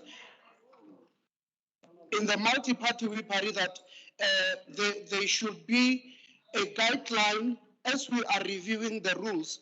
The Rules and Ethics members have sent us an email to make sure that we also put our inputs into the rules and orders that will also include the method to use when we are holding meetings hybrid. So I think that will be the standpoint or my input, Honorable Dr. Speaker. Thank you very much. The other members of the multi-party might also support me on what I've just submitted. Thank you. No. I've noted you, Matula. I'm coming to you. Let's Alderman Malek. Okay, point of order. Malek, was yours a point of information or order? Yes. Because if it's a point of order, we'll have to. Okay, thank you. Matula, point of order. Thank you very much, Speaker. Through you, Speaker, I want to call order on Councillor Mahaling there. You must understand that this council is not only about the multi-party. Why is he trying to defend the councillors who are not attending these physical meetings here? They have been robbing us with the numbers behind those things there. So it's affecting him because we are raising these issues. He's coming here to try and defend. And we must not say this during the tough times of COVID. We were not here, some of us. And this is not your meeting. All of us here, we must be present on this meeting because it is open for us to be convening in this house. Thank you, Speaker. Yeah, thank you very much for the point of order. We as Councillor Ramabudu said, we will engage right now as he has submitted, and have ruled that we, through the Chief Whip, we must address that question going forward. Alderman Malek. Well, thank you, Speaker. Without arguing on any rebuttal on points that were raised either by Councillor Tau or by by Councillor Makhale. The forum of multi-party whippery is created for a purpose. And the purpose is to air what Councillor Tau was talking about. Therefore, bringing issues, they are very important. I said I don't want to dismiss them. But the purpose of that meeting is to look into each and every issue and its merits so that we bring finality to it. What we requested the Speaker was that the link should be availed to whips. It's one thing that we forgot to explain at the programming, so that each caucus can look into its matters, because there are emergency issues. I hear what councillors are saying, that they will be here all the time. But you might want to come to council in the morning and your child can get sick, or you can be involved in a car accident. And also you want to share yourself with your incident and being here. A link is a proper forum, platform for you to participate in council. The importance of being here, it can't be overemphasized. But the discussion should not come here. It should go to the engineering room where all of us, we can find each other and listen to each other without even bringing politics to these issues. Thank you.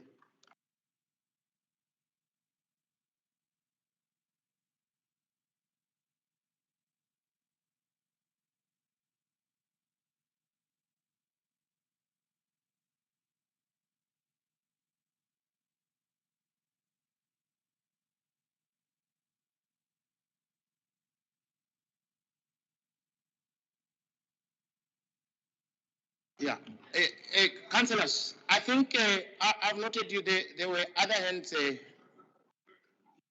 There is another point.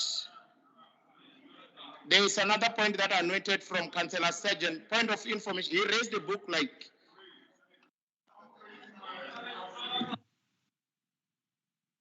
I've raised my hand while Councillor Maluleka was on the podium. It was a point of order. So when I raise the hand while the other speaker is on the podium, we call it a point of order. So now he's done. Then we are going.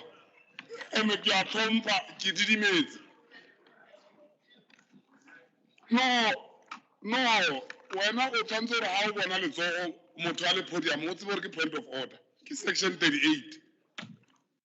Yes. Now, my point of order is that we've been in this council before COVID. Those things of MS teams, they were not there before. I mean in council, I'm not talking about the system. Because some clown will think that I say they were not there.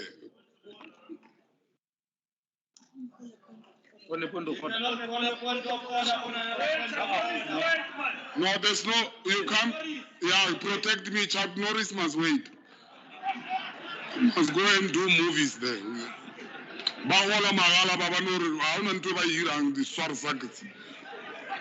Now, I'm saying, well, while Councillor Maluleka was on the podium,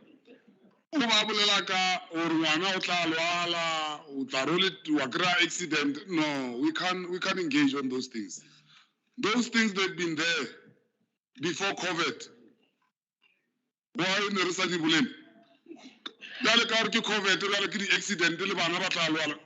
When we are invited to come to council, all of us must come to council, and there are rules and there are processes that we must follow if we want to send apologies or if we want to say we are going to come late. So let's not engage on that, because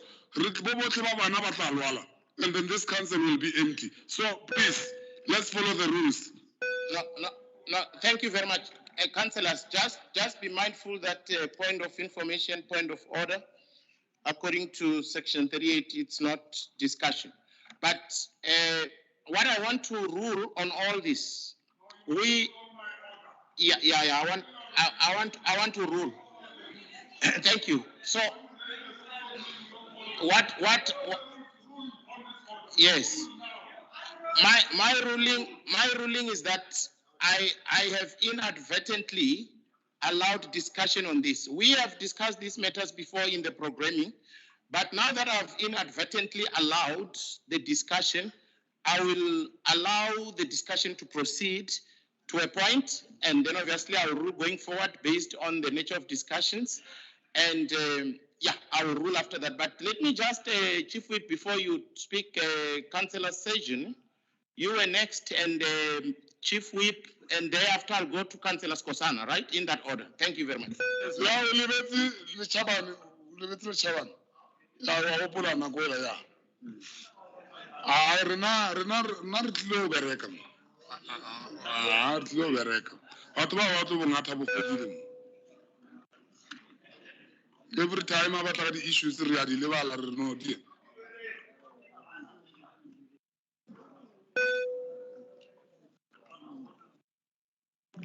Thank you. Mr. Speaker, I was going to raise on point 35 relevance and 36 irrelevance, but you may have covered me by allowing the debate. Thank you very much. Thank you very much. I'll come to the Chief Whip, councillors. Okay, let's give other speakers a chance. Chief Whip and then Councillor Skosana, you will be next. I'll come to Councillor Lishabana after that. Yeah. Thank you, Speaker. Speaker, I think I just want to concur with what the Deputy Chief Whip has said, and also what the Chief Whip of the ANC has said. Remember, the decision to be online doesn't lie within my office. You decide whether who should be online. And also, being online doesn't mean it's an apology. That means you're attending the council meeting. And I want to also emphasize the fact that this was, as Councillor Maluleka. Point of order, just. Yeah, let's hear what he wants to say now. Just wait here. Can we?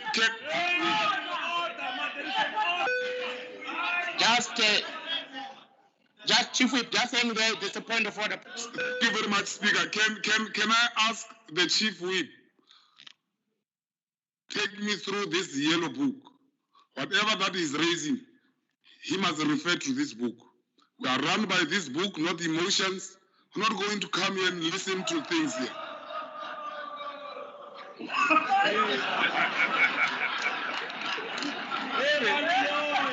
No, you must rule on that behavior. We are not going to get. I'm not going to be. Councillors, let's allow each other fair chance. I'll allow those who want to speak to speak. Yes, finish, and then Chief Whip, you'll be back. Rule on that behavior. I'm not going to be undermined by poor. I said, please, let's have order. Let's be quiet. Councillor Ramabo, you are protected. Thank you, Speaker. I think I will refer the councillor to the leave policy. Go read the leave policy together with the rules and orders. But also, councillors, ensure that your whip attends the multi-party whippery and the programming meeting. Then you would have had the feedback that you were supposed to have, as well as the Action S8 whip who didn't attend both meetings this week. Okay, and then on the other hand, councillors, please note that yesterday we had 900 COVID cases in Tshwane. COVID is not a joke. COVID is not a joke, and we have to be prepared and we have to be protected all the time, because COVID is not a joke. In the previous term, we lost 16 councillors to COVID. It's not a joke, councillors. We had 16 memorial services in this council because of councillors who died of COVID, who were irresponsible and not taking care of themselves. And it's not a... Okay, councillors, I think now I have to rule so that we may proceed. I have to rule so that we may proceed. In this, no. I have precedence in terms of no, I'm looking at you right now. I know there were hands. I have noted several hands. No. He has... I wanted to rule so that we may proceed. I know that there are other hands I've noted, okay? Because we are going round in circles on the same point.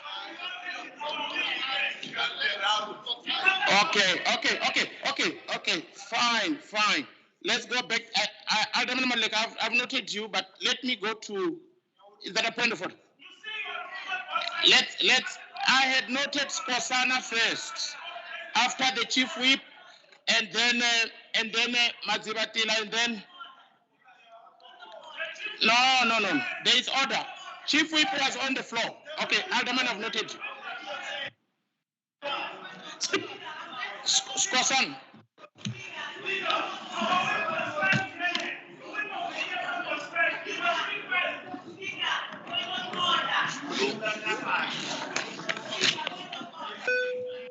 Malik, Alderman, is that it was a caucus, ne?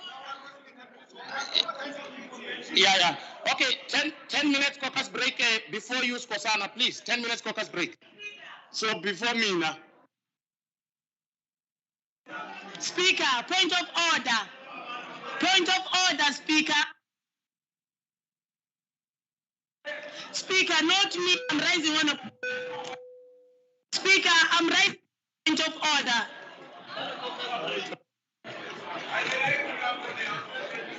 Yes. Let's go. Come.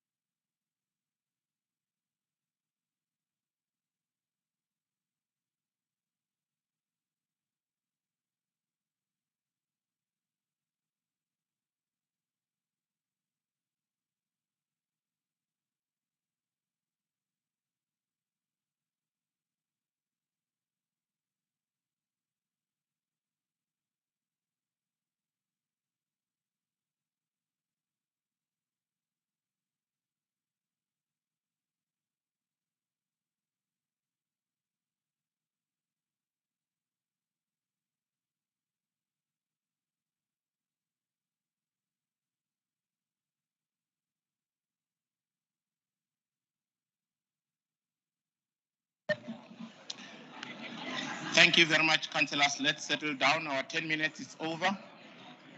10 minutes caucus break, it's now over. Thank you, councillors. Let's settle down.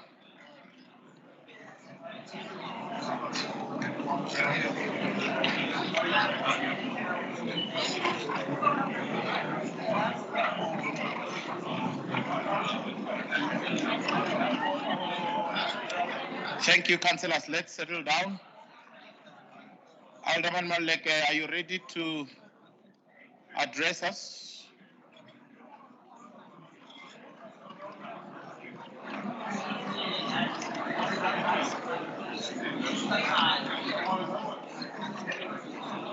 Let's settle down.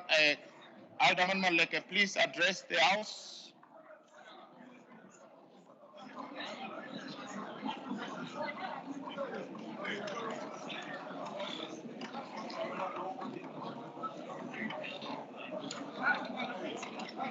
Thank you. Let's sit down, councillors. Alderman Maleke, please, the floor is yours.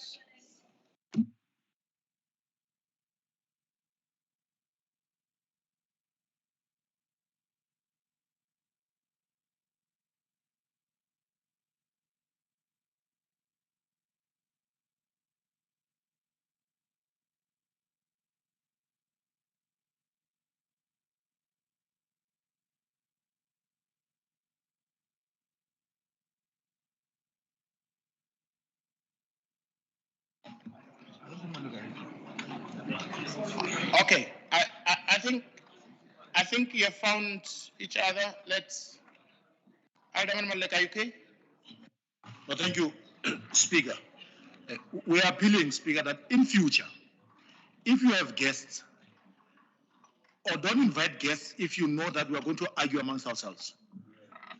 Because we made an appeal at programming that you can invite guests, bring them here, release them at 11 after we have fought. You've invited learners. We're arguing about whether people should be here or not be here. It can't happen that way, Speaker. We really wanted to engage our members around that point that we should proceed. The issues that were raised are important, but the forum is incorrect. Thank you.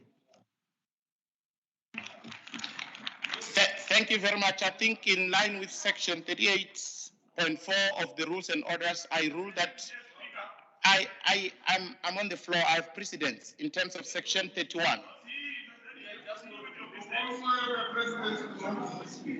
No.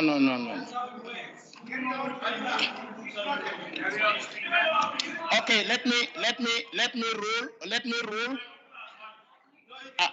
I'm ruling that this matter is very important. Can I speak? I have precedence in terms of section 31 of the rules and orders. Okay, so this matter is important. I think as Alderman has said, I therefore rule that I refer this matter to the whipper. It has been discussed, but treat it further, and then it will be advanced to programming in that order. No further discussions allowed. Thank you. Let's proceed.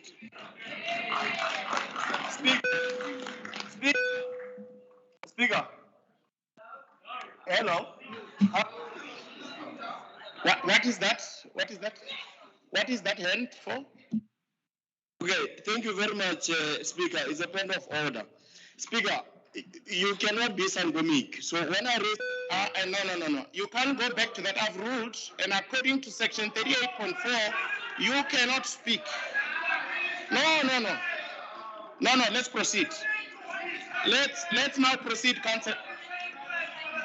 No, but I said speak, and then you are saying I cannot be Sangomik. Is that what you wanted to speak? No. Councillor Matebula. Don't say no.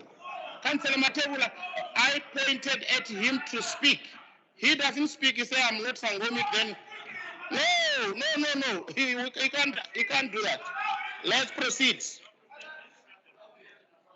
His Worship the Executive Mayor, Honorable Chief Kekana and entourage, Honorable, no, I've ruled.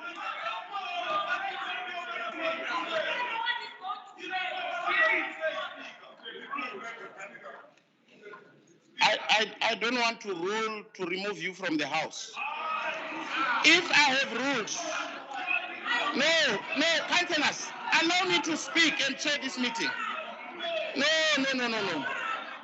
No, I have ruled and you keep on going back.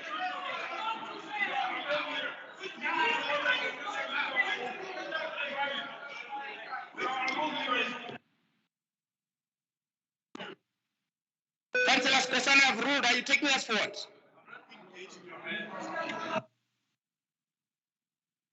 Program, are you taking us forward?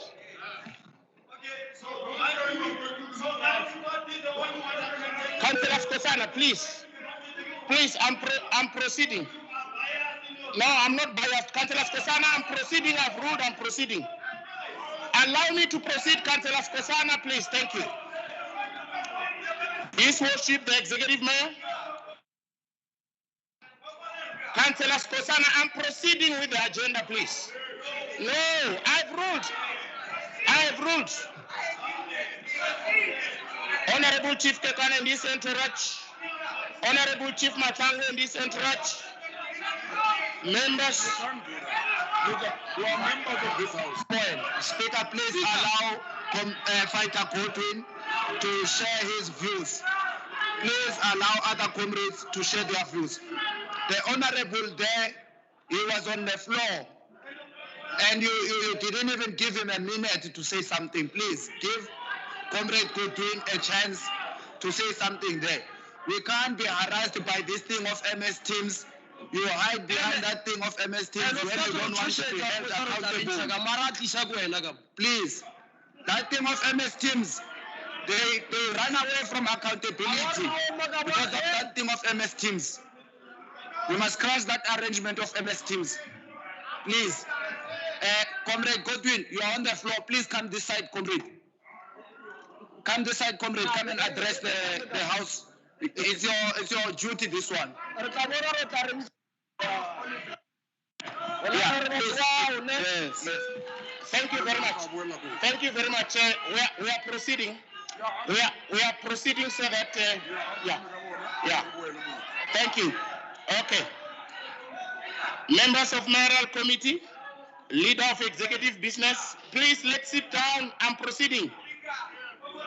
We'll come back to you, Skosana. Let's proceed. Let's proceed.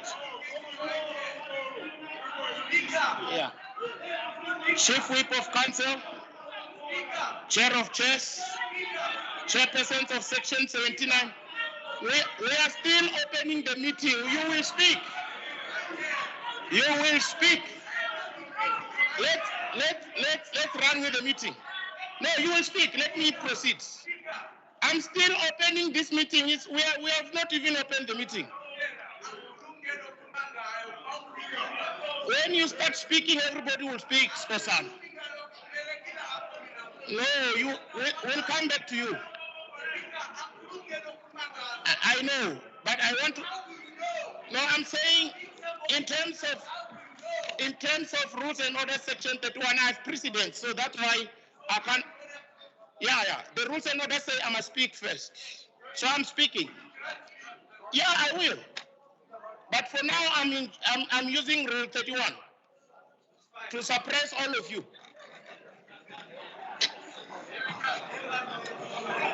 Chief Whip of Council. Okay. It's okay. All right. Chair of Chairs. Order, councillors. Okay. Chairperson of Section 79, Councillor Ramabut. Councillor MMC Tau. MMC Tau.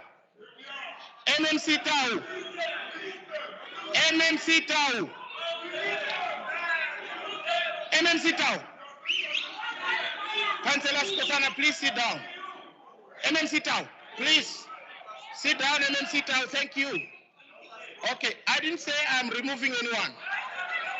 No, you are here. You are safe. You are all safe. You are all safe. Let's proceed. Chairperson of Section 79 Committee. We want to release the kids here first. Thank you. Okay, can we allow these kids to do the business? I want to finish here so they can leave, and then we will come back to ourselves. Thank you very much. Councillor Ramawut. No, I agree with the proposal. But you don't say we'll come to ourselves. What is that? Say, re-emela issue ya bana ba fetse, and then ha re fetsa re boella mo this issue. That's what you must say. Not to let's ourselves. What?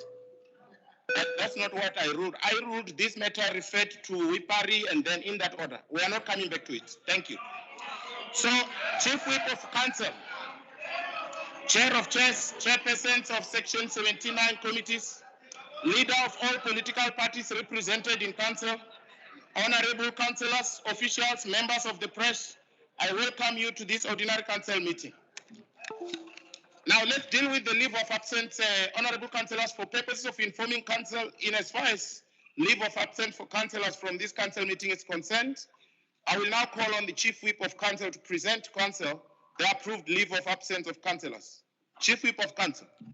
Thank you, Speaker. The following councils have been approved in line with our city's processes in acquiring leave of absence. Councillor Adman Heek, AIC, sick leave. Councillor Nahim Patel, ANC, leave. Councillor Abiyat Sebola, ANC, family responsibility. Councillor Sipho Mukone, DOP, leave. Councillor Benjamin Desolwani, EFF, sick leave. And Councillor Tupelo Mukhale, EFF, leave. Speaker, no councillors arranged to arrive late, but the following councillors requested to leave early. Councillor Frans Boshilo, ANC, to leave at 12 o'clock, and then Councillor Nkele Mulapo to Action SA to leave at 1800 hours tonight. Thank you, Speaker. Thank you, Chief Whip of Council. Let's, Honorable Councillors, a casual vacancy as I've noted you.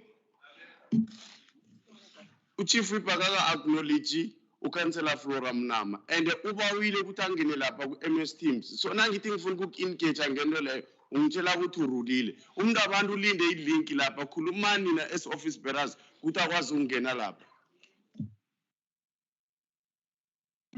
Officials, can you deal with that?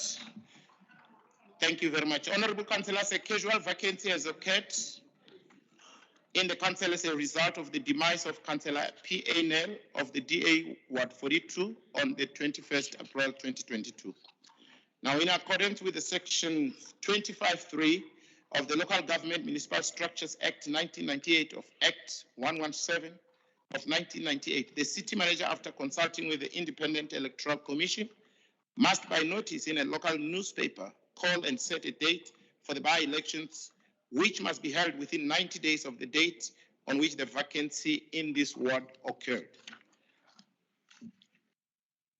Now, in terms of unopposed proposals by the Speaker, Honorable Councillors, the reports contained in Part 2 of our agenda were received from the Leader of Executive Business on 22 April 2022 and delivered to you on SharePoint on 22 April 2022. These reports are aged and some legislated, and therefore they must serve today. I trust that the Executive Mayor will also speak to these items when he submits his reports to us today. Now, matters allowed by the Speaker at his discretion in terms of Section 81K of the Rules and Orders.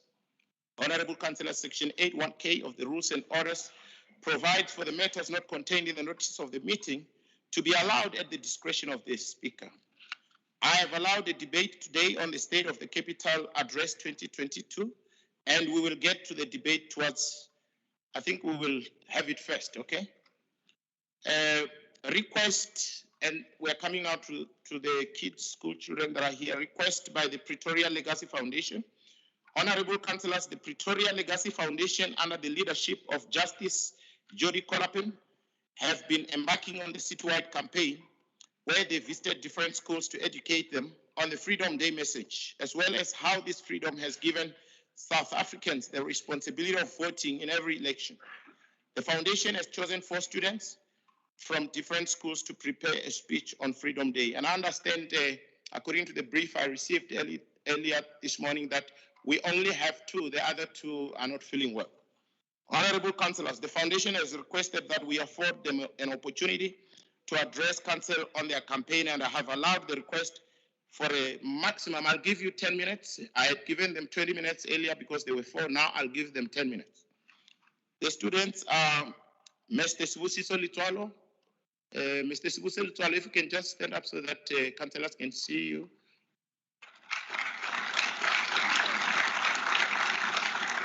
He is from David High School.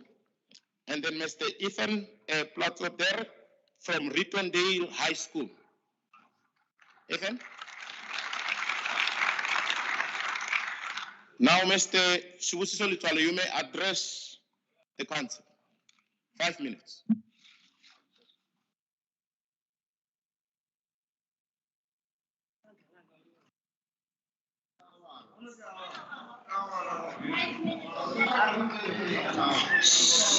Take 1 hour, man.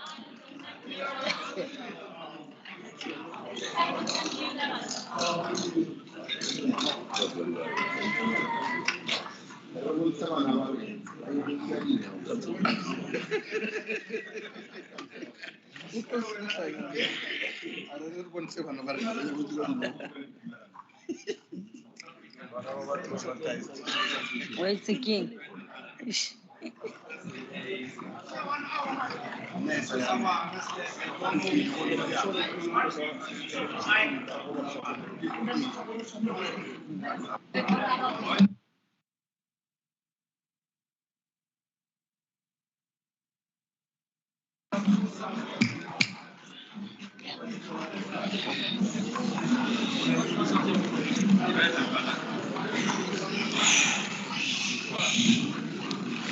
To the Mayor, to the Honorable Speaker, all members of Council, and anyone present at this meeting, good morning. My name is Sibusiso Litwalo, and I'm 16 years old. I was born and raised in Mamelodi most of my life. The educational institution that I currently attend is St. David's Maristinanda, situated in Sandton. Freedom Day. What does it really mean to me? I sat down last night thinking what Freedom Day meant to me. And it came to my senses that the reason I'm living the life I'm living today and the reason I go to the school I go to today is because of Freedom Day. Every functional aspect in my life goes back to Freedom Day. And so I'd say it plays a pretty massive part, not only in my life, but in every Black person's life who lives in South Africa. Our forefathers fought for us to live a better life than they did. Yes, some of us are lucky enough to live a very privileged life, and some of us not so much. The sad part is that nothing is being done to prevent it. The poor just keep on getting poorer and the rich just keep on getting richer.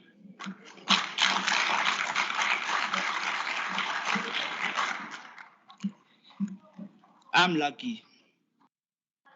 We, the generation of today, are lucky to not have lived during the times of segregation, oppression, and discrimination. I can only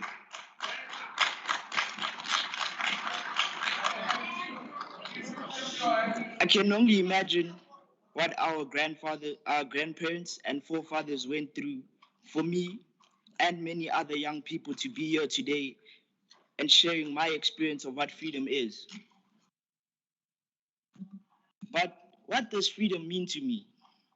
Freedom means not forgetting who we are and where we come from and embracing it. Doing what it takes to live our own independent lives without any form of oppression towards anyone, whether it's because of their skin color, religion, or gender. It is our job that we prevent inequality, unfairness, and cruelness in our society, so we never go back to a similar apartheid regime.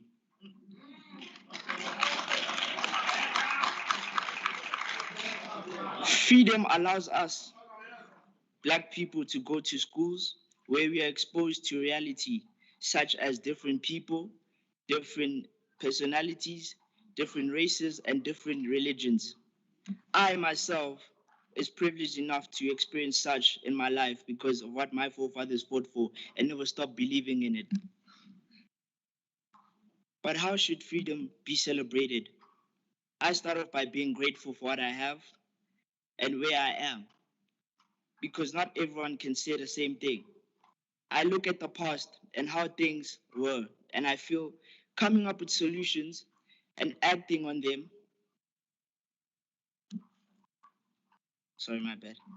Coming up with solutions and acting on them is the only way I could do my part for Freedom Day, because I simply cannot celebrate Freedom Day when I know very well that some black people only benefited a chance to vote, and that's about it.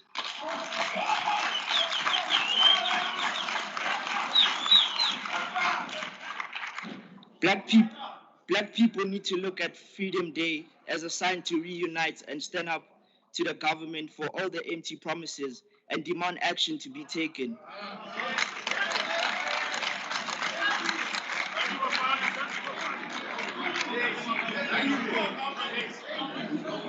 This country lacks education, jobs, and fair accommodation.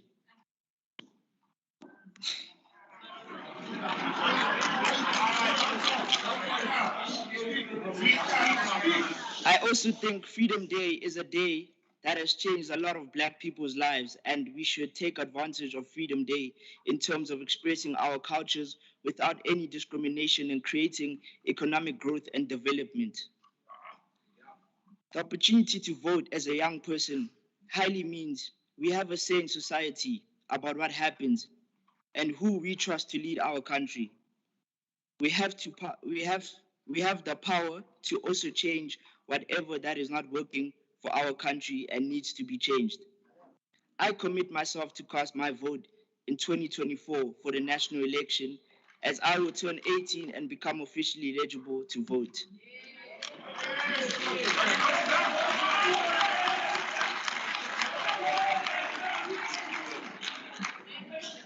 I'd like to give thanks to the Pretoria Legacy Foundation for making it possible for me today to stand here and tell you how I feel about Freedom Day and what it really means to me. Power to the people of South Africa. God bless you.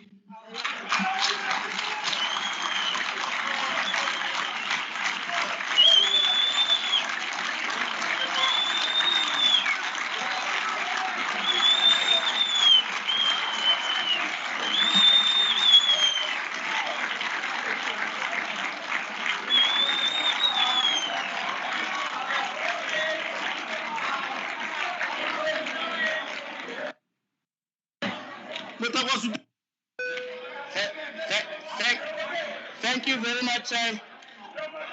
I see the whips are preparing membership. I think our future is in the safe hands.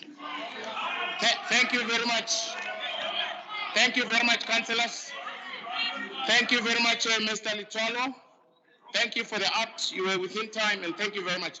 I will now move to call upon Mr. Ethan Plasodel to come and address us. Ethan.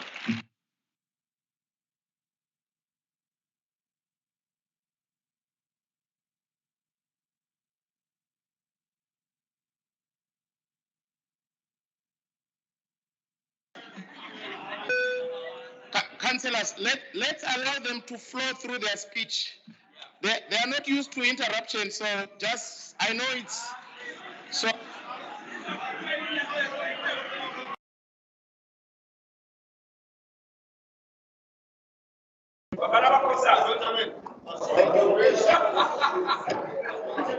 Good morning to all leaders of the city. My name is Ethan. Good morning to all the leaders of the city. My name is Ethan, and I am 16 years old as of last Thursday. When I think of freedom, all I have to do is look in the mirror. Let us pause and look at me. Can you all see me? Well, if I was born 30 years ago, I would be a crime. To think, but it's true. If I had to stand on a platform like this 40 years ago, Would I be able to stand here 40 years ago? I'm asking you. Would I be able to?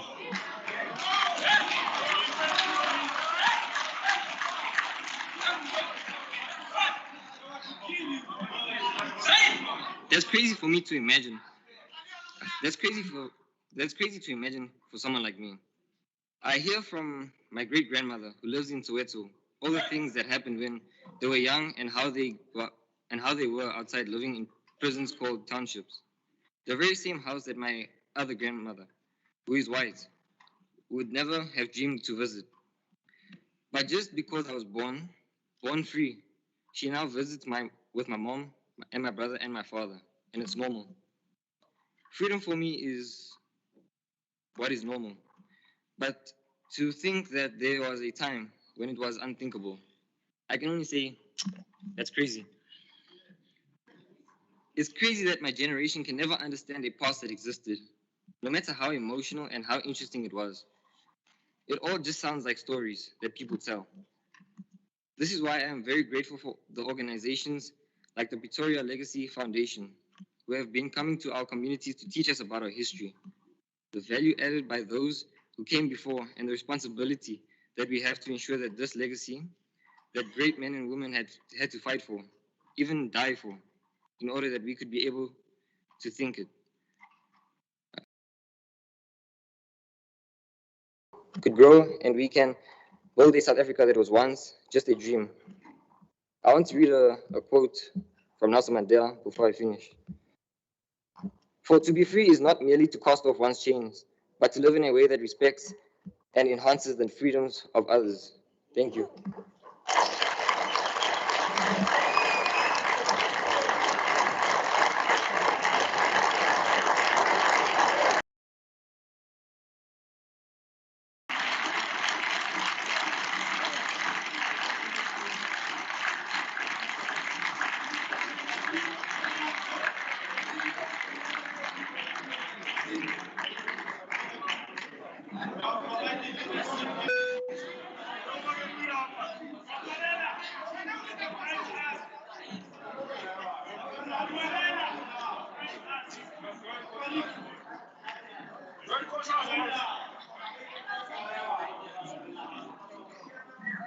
Thank the two student command who came here.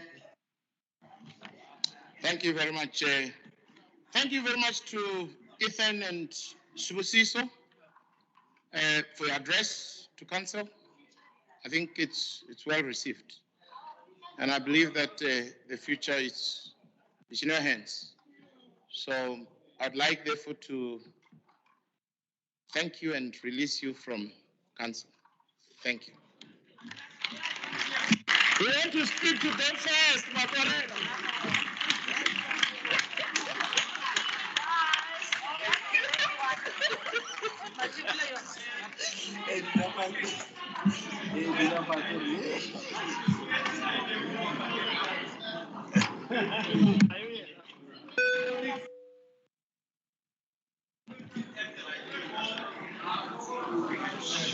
Is that a point of order, point of information? Yes, Councillor Mahut.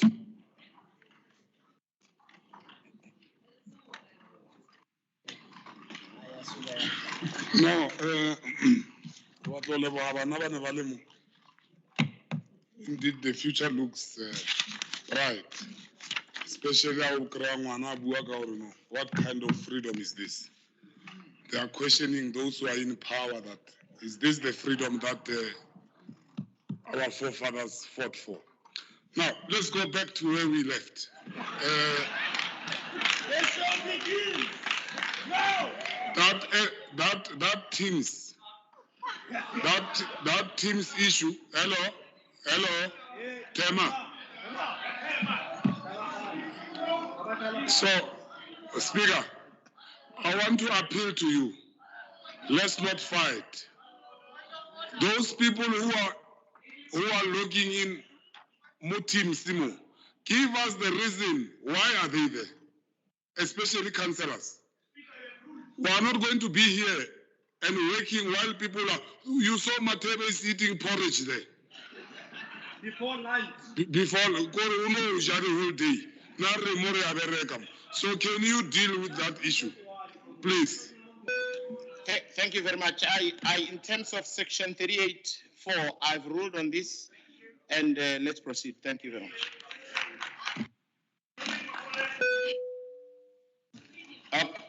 I'm not even going to go back to the ruling. Thank you very much.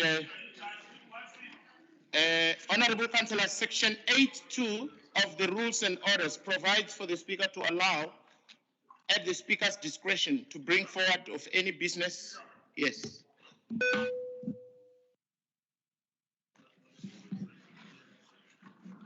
We're asking that we deal with the reports and we'll deal with the debate after the reports.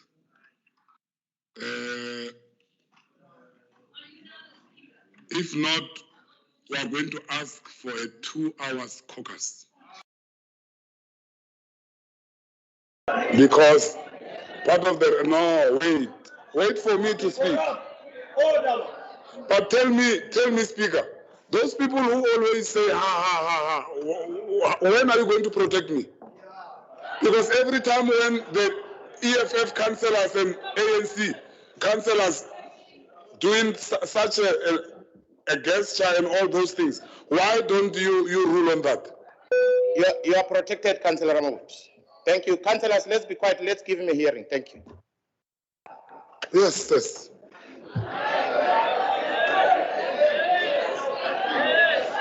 Councillors, let's allow him to speak so we can finish. Councillor Ramawut, you are protected. Please continue. Rana government. Actually, say you must leave that government. But they are like this because of you. Councillor Ramawut, please address council and then we proceed. Can I propose that we start with the reports? There are not many, and after we deal with the debate.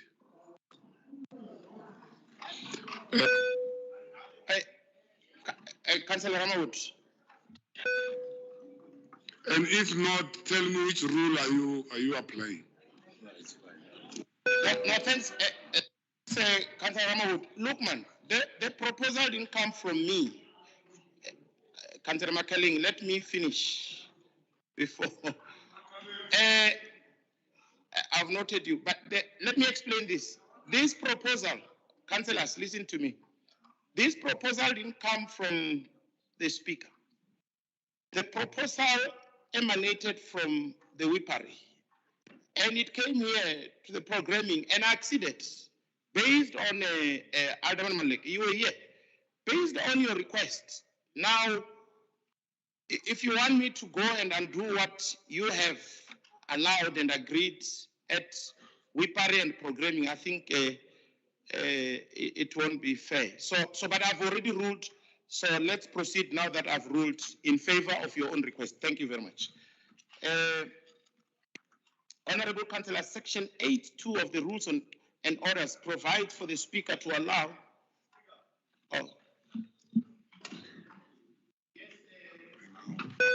the whip of the fighters. Councillor Chao. Thank you, Honorable Dr. Speaker.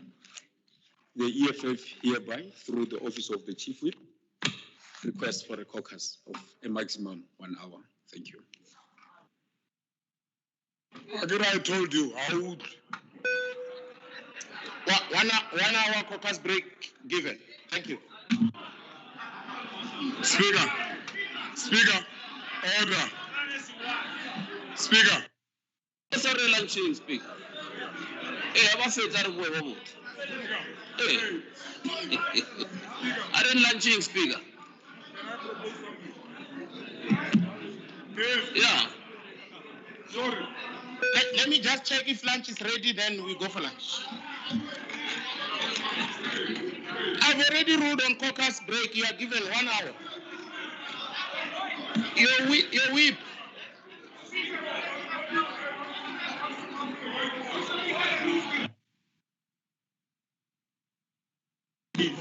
So, Speaker, we are not bluffing.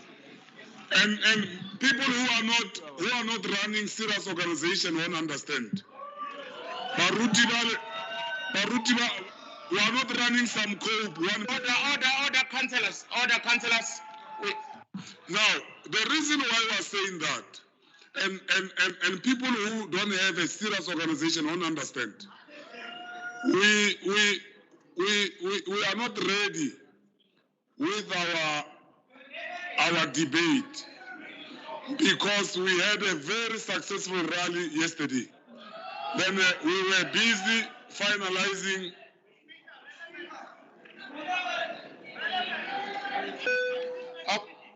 This one day.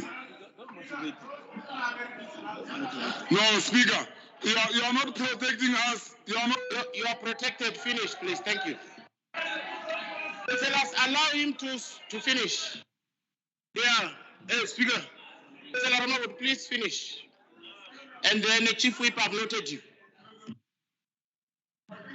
Yes,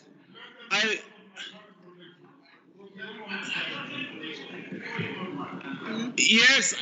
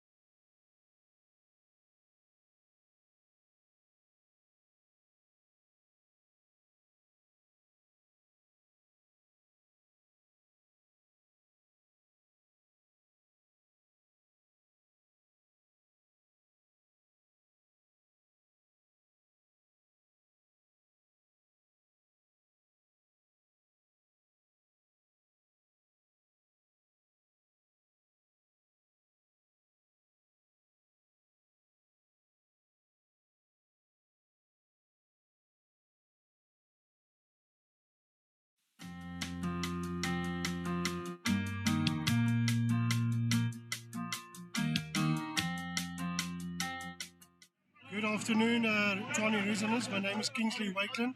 I'm the MMC for Corporate and Shared Services. Today you see me here at Cllr Phillip cleanup campaign in Mobopane. We are going to get throughout the whole region, the whole of city of Tshwane, and we want residents to become active and become active citizens in our own area to clean up. We are here to support you. We realize again today we've got over 6,000 square kilometers that we need to look after. The city of Tshwane capacity is limited to that effect.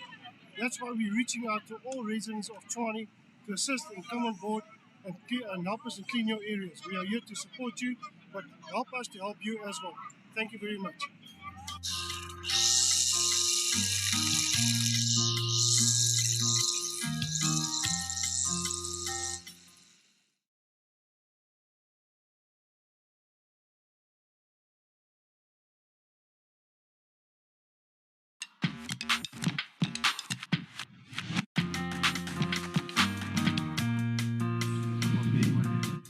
Morris Besekwa losing money as the Good crowd afternoon, takes Tshwane residents. his My name is company used to Kingsley ferry Wakeland. oil between I'm the South MMC for Africa Corporate and and Shared neighboring Services. countries. Today you see me here at Cllr Phillip cleanup campaign in This police Mobopane. operation We are going to get 2 throughout years the whole ago, region, the whole of city of Tshwane, police say and they we were want following a suspected residents to hijacked become truck active carrying and become steel. active citizens in our own Jail area to ended clean up. We are here to support you. We realize again today we've got over 6,000 square kilometers that we need to look after. The city of Tshwane capacity is limited to that effect. That's why we reach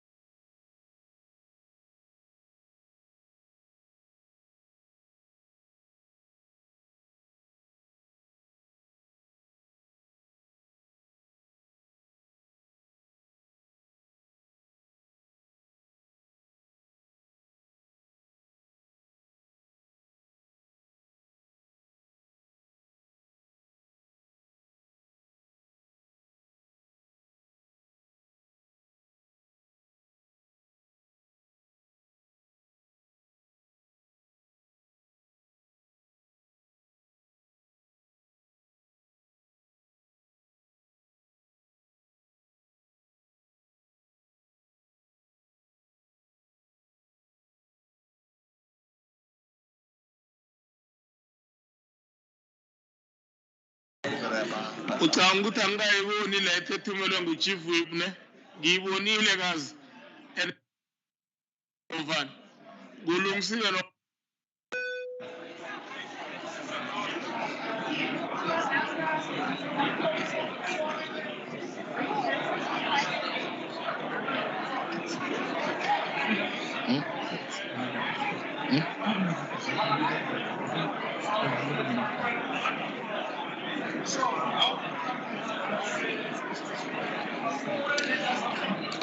Okay, councillors, your 5 minutes is turned into something else. Councillors, let's. Chief Whip, do you want to address us? You.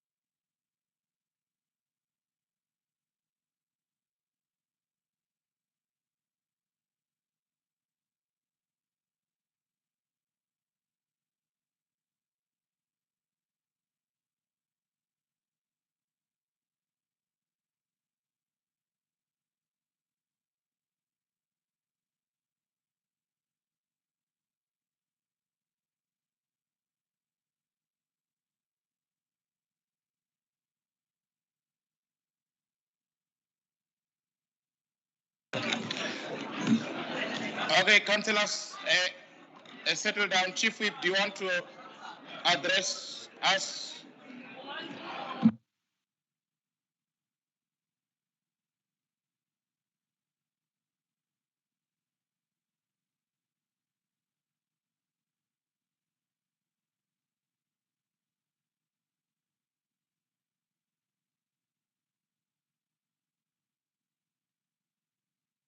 Councillors, please settle down. Let's hear the report back from the Chief Whip.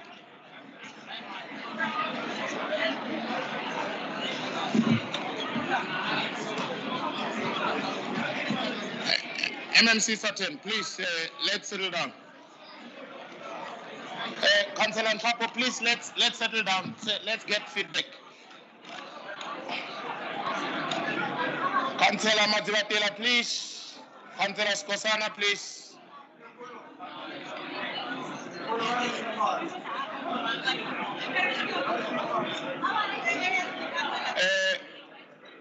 Fighter Mpo, please, let's settle down.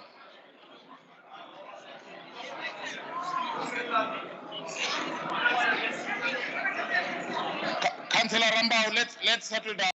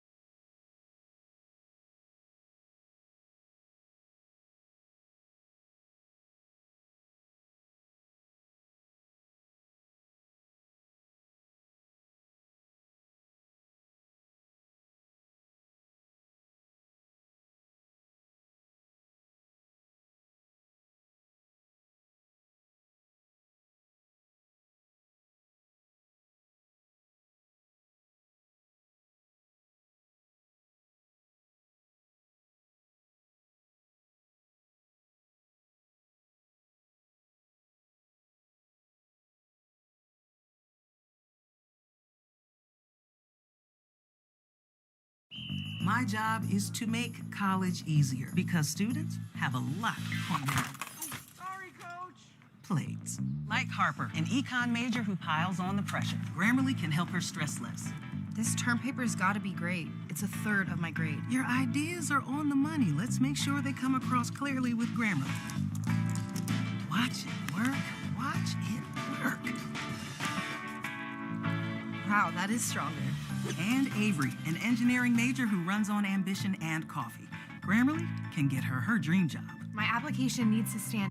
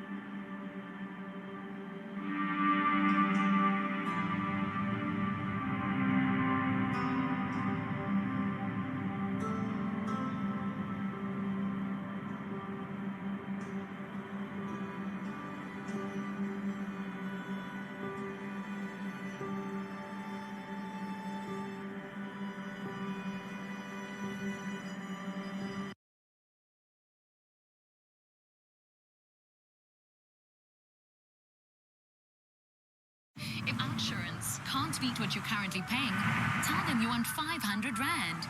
Being claim-free and with the same insurer for 3 years, tell them you want 1,500 Rand. Savings or cash, you always get something out.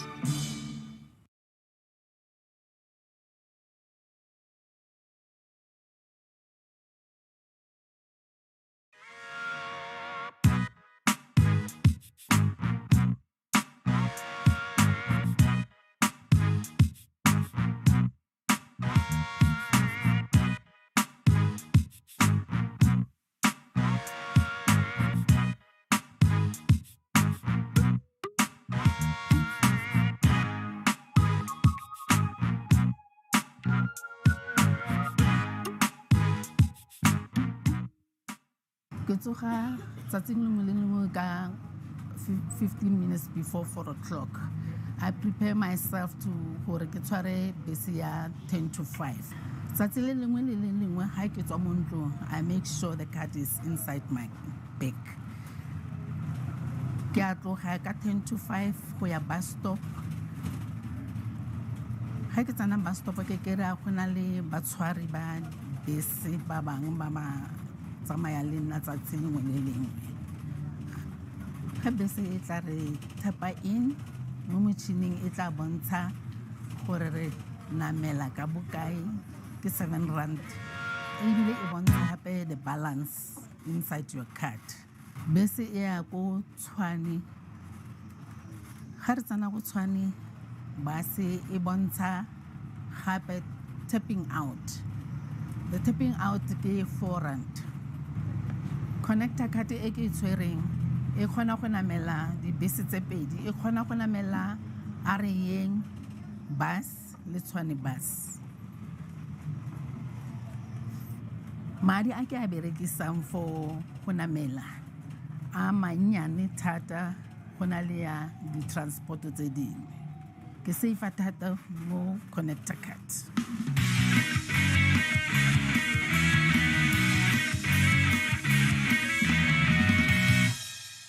Did you know that if you are a scholar between the ages of 5 and 19, as well as a pensioner of 60 years and above, you can register for a concession card. To register for a concession card, go to the Semi-Max Customer Care Center or the Church Square bus office. Learners must bring a copy of their birth certificate or ID and their student card or a letter from the school. Pensioners, please bring along a copy of your ID. For more information, please contact Tshwane Bus Services on the following numbers: 012 358 0233 or 0214 or 1443. You can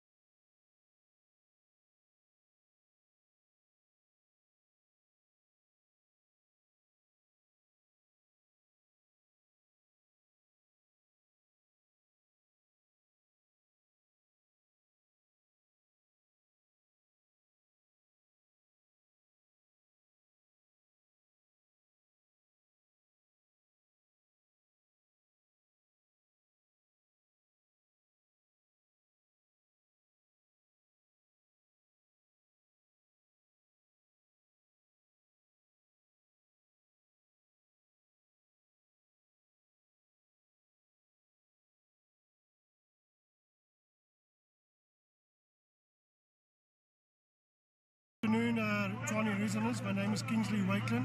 I'm the MMC for Corporate and Shared Services. Today you see me here at Cllr Phillip cleanup campaign in Mopani. We are going to get throughout the whole region, the whole of city of Tshwane, and we want residents to become active and become active citizens in our own area to clean up. We are here to support you. We realize again today we've got over 6,000 square kilometers that we need to look after. The city of Tshwane's capacity is limited to that effect.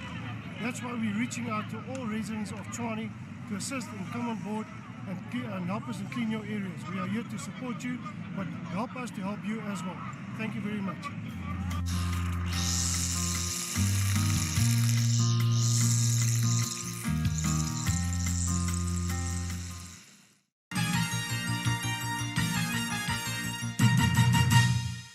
City of Tshwane Community Libraries welcomes you to its 62 branch libraries throughout the 7 regions of the city. Membership at these libraries are for free. You need to have an identity document and a 3-month proof of residence to join the library. Minor applicants need parents to complete the application forms for them. Membership at your local libraries allows you to borrow 6 library materials from the lending section for 2 weeks. Most of the city's libraries boost their communities with their large study facilities, free Wi-Fi, as well as access to free computer usages for research purposes, job hunting, and making online applications to tertiary institutions and many other computer applications. During the school holidays and after schools, learners can visit their local libraries to join the homework clubs, reading clubs, and the arts and craft classes. All these benefits are for free at your local libraries. To meet up with the high demands of delivering the library and information services, members can access the Overdrive online library services at www.overdrive.gov.za and enjoy reading the ebooks for free.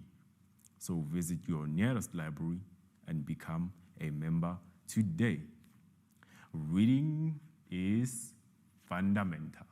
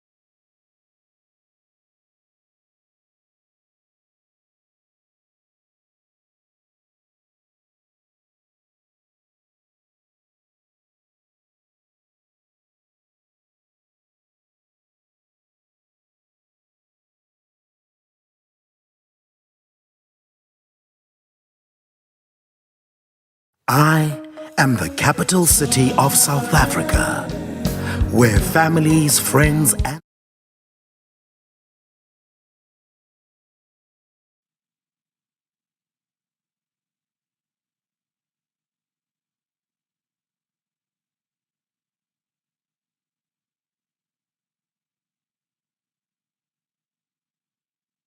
I am the capital city of South Africa, where families, friends, and the world come together.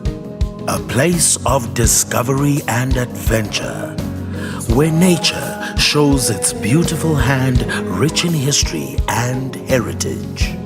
A city of champions, where opportunity awaits and dreams are achieved. I am Tshwane.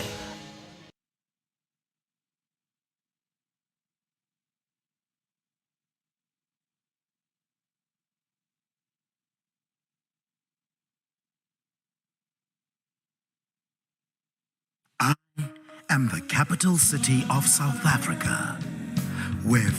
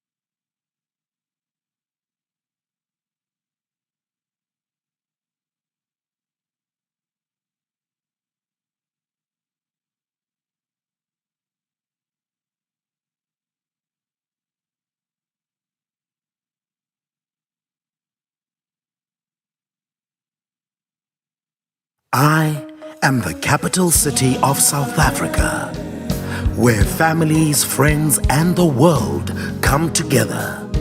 A place of discovery and adventure, where nature shows its beautiful hand rich in history and heritage.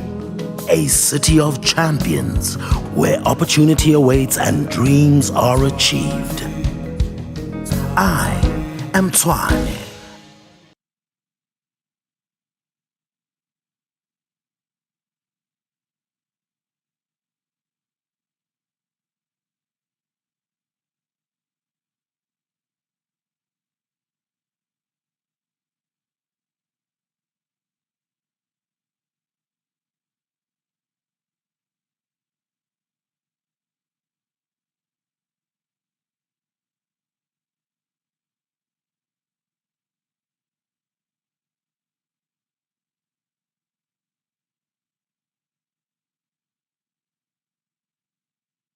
I am the capital city of South Africa, where families, friends, and the world come together.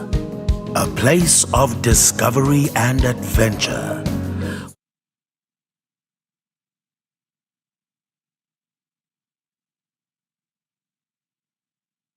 I am the capital city of South Africa, where families, friends, and the world come together. A place of discovery and adventure, where nature shows its beautiful hand rich in history and heritage. A city of champions, where opportunity awaits and dreams are achieved. I am Tshwane.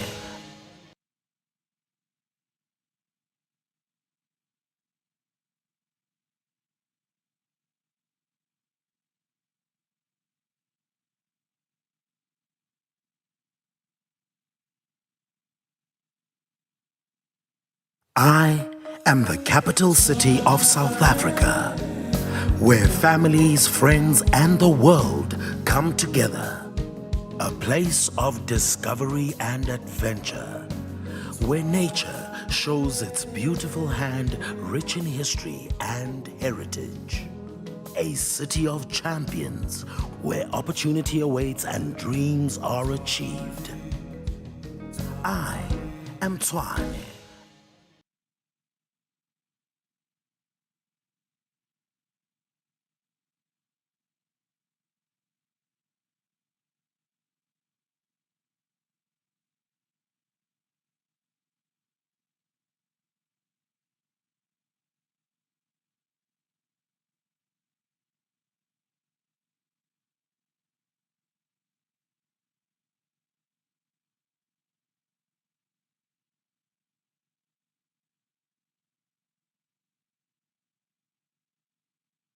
I am the capital city of South Africa, where families, friends, and the world come together. A place of discovery and adventure, where nature shows its beautiful hand rich in history and heritage. A city of champions, where opportunity awaits and dreams are achieved. I am Tshwane.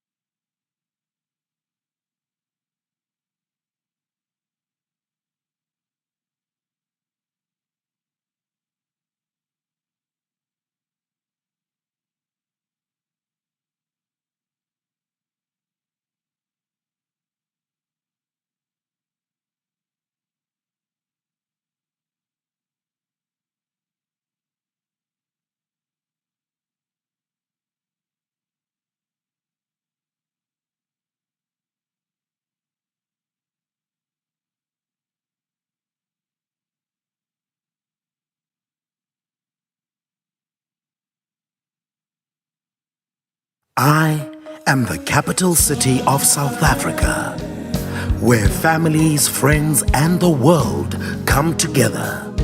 A place of discovery and adventure, where nature shows its beautiful hand rich in history and heritage.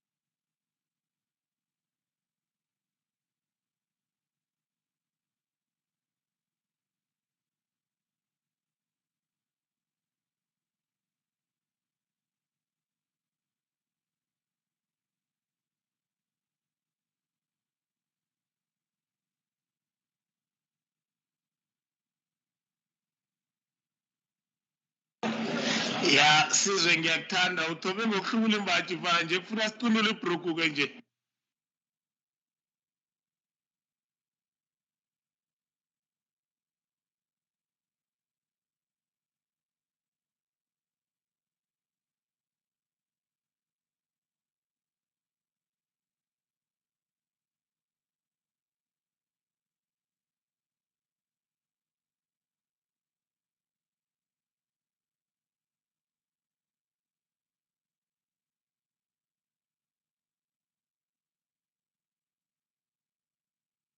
Speaker, we want to go home. Can we proceed, please? Dr. Speaker. Dr. Speaker.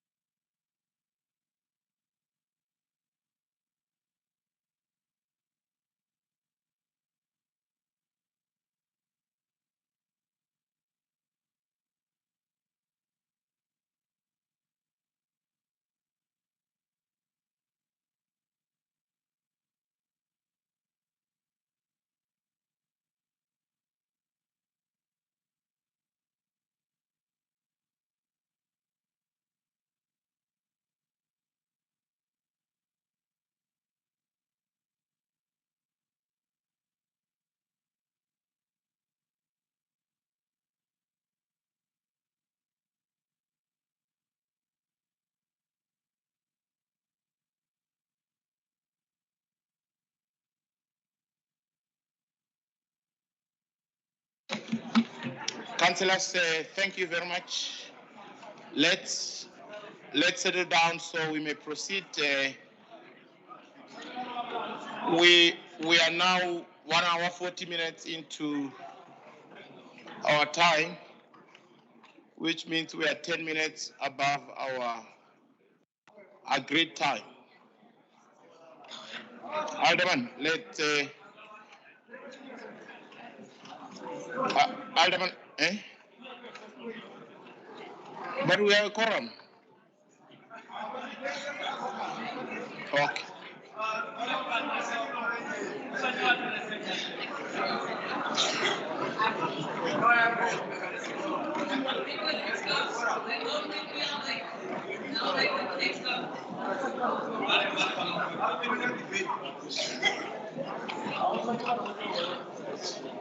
Okay, we're just about to start with the debate, but settle down so that we can do just like that.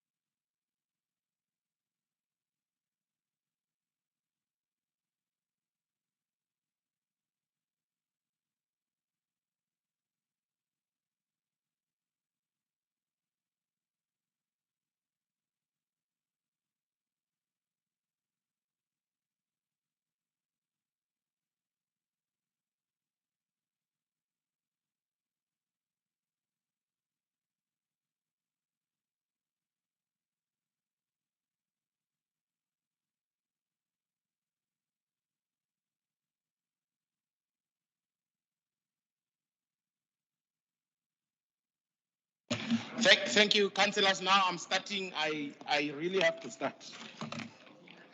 Let's settle down.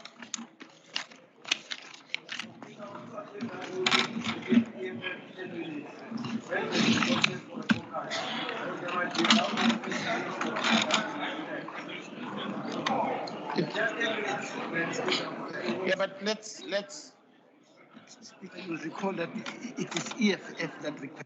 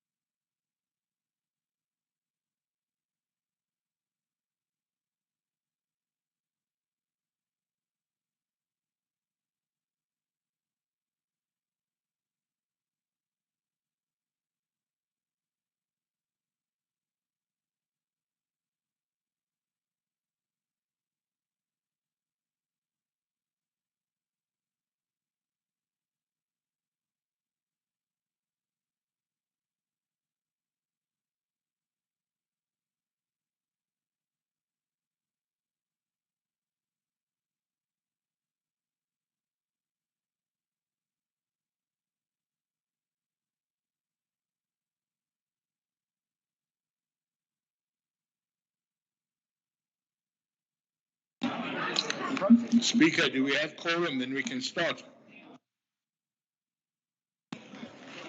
Yeah, section 6A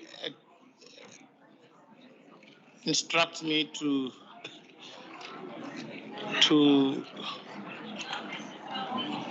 hear the report from caucus first. I really want to start.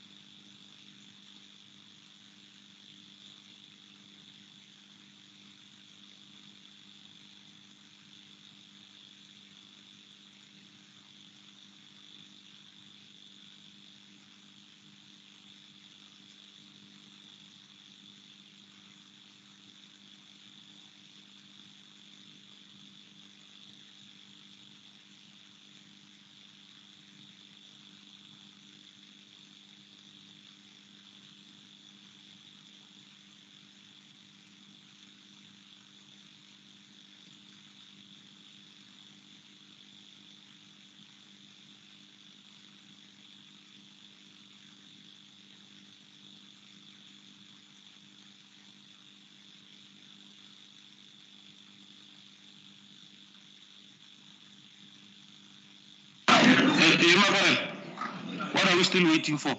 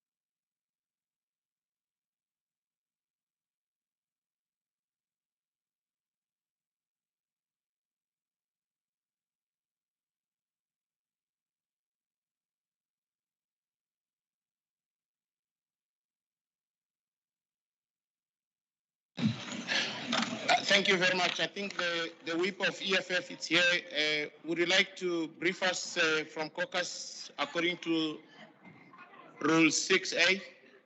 Councillor Shaban, thank you very much. The floor is yours.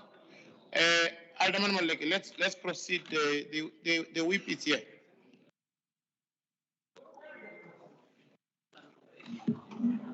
Michelle Zol. Thanks, Honorable Speaker.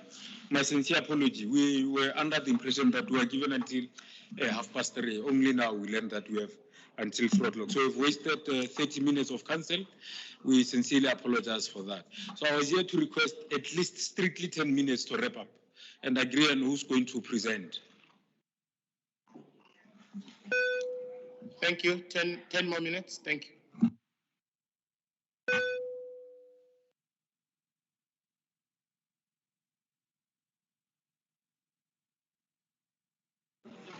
Marama EFF athethe bayazi ukuthi kudiskaka ngalo ukuhlala ngaphandle komma.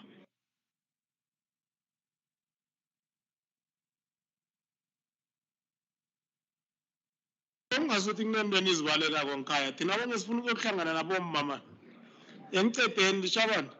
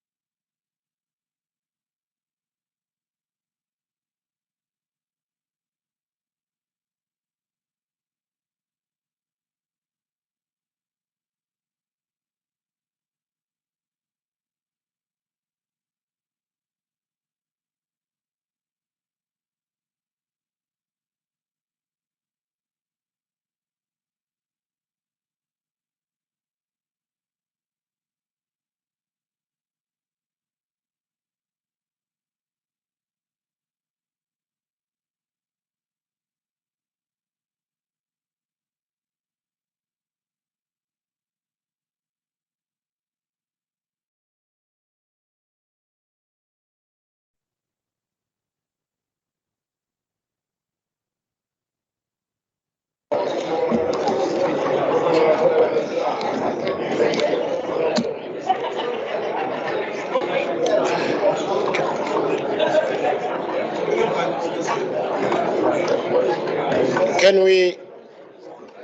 we get those EFF people back here? Their time is up by 5 minutes.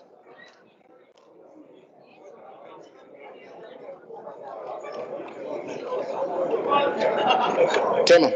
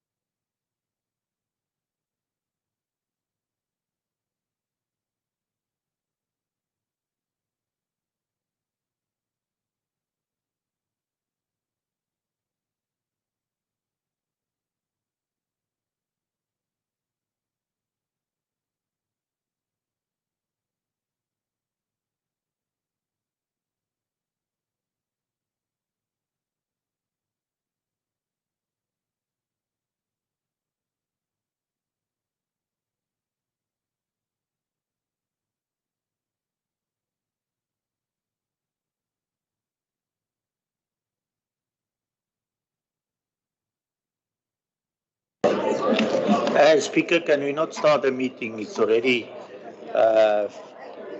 10 minutes over time.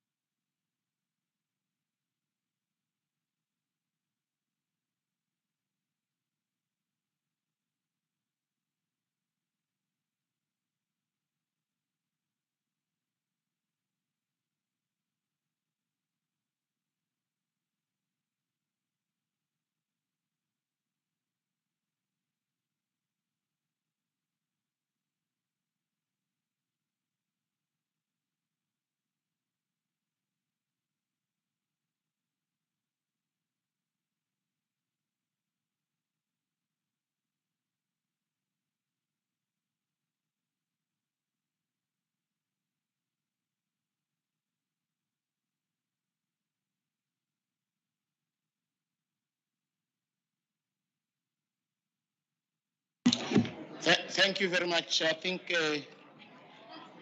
we have waited for the EFF for 40 minutes now. 30 minutes after the first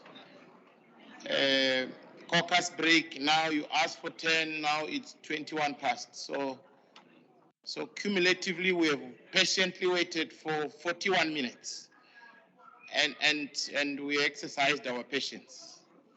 Now, Councillor Shabana, please, I think it will be proper for you, as you have done when you asked for the additional 10 minutes, to apologize first. I think it will be proper, then you can address us. Thank you. Yes, Whip Shabana, please, thank you, address us.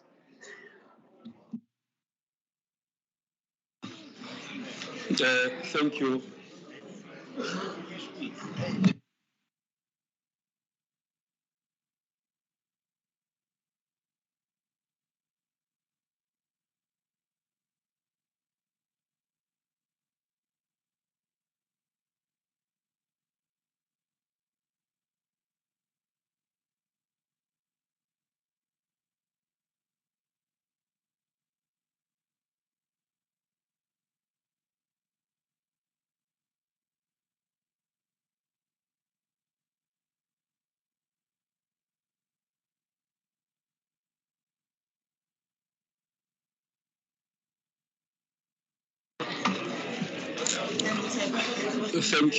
Thank you so much,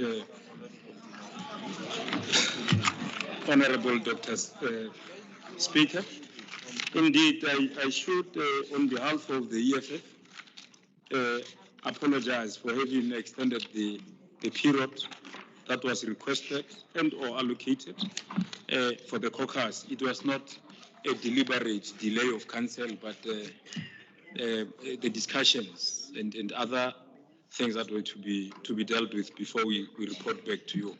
We sincerely apologize. It was unintended. It is not intended to delay council. We, as a caucus, request the adjustment on our speaker list, particularly on the discussions on soccer, that Councillor Ramabudi has been allocated 6 minutes. Our request now is to split that period into two, that the 4 minutes be allocated to Councillor Wakeng Ramabudi as the caucus head, and that the remaining 2 minutes thereof be allocated to Councillor Maafrika Maboa. And then generally we are prepared to engage on any other issue that council has on the table. Thank you so much.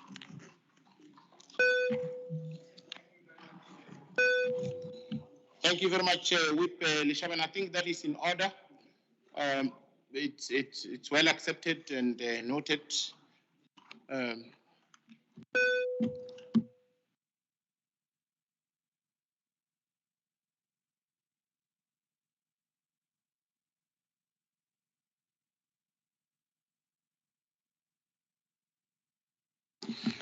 Councillor Lishaban, yeah, it's pretty much in order. Just proceed to the Chief Whip, so that I may know exactly where you'll come in for your balance of 2 minutes. Councillor Ramabudi, I know where you'll come in, but the balance of your 2 minutes, Chief Whip, if you could deal with, yes, Deputy Whip Makale.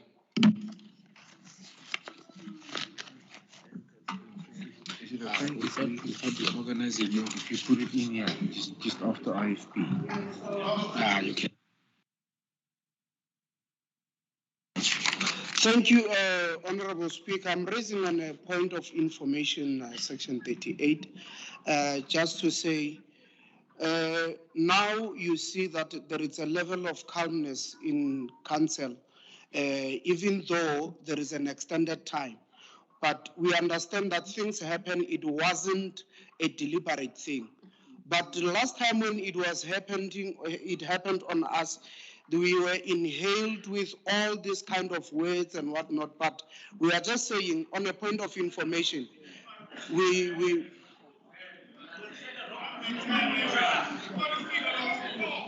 so it's accepted.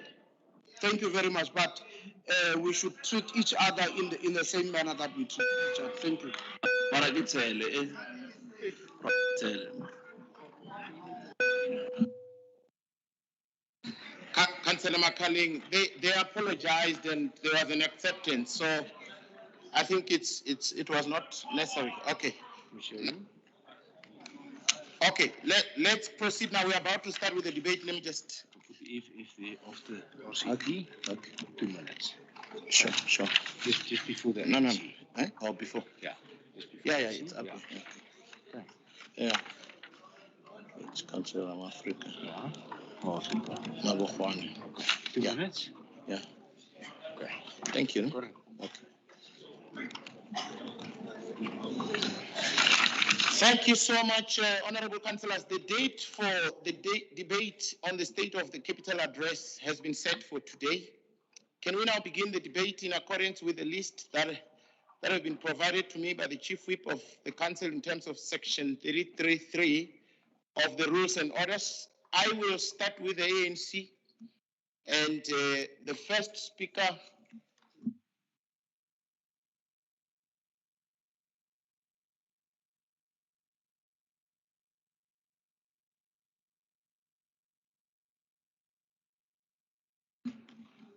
Thank you very much. Let's start with the ANC. Councillor M. Rakabe. Councillor M. Rakabe from the ANC. I'll give you 3 minutes for this bite. Thank you.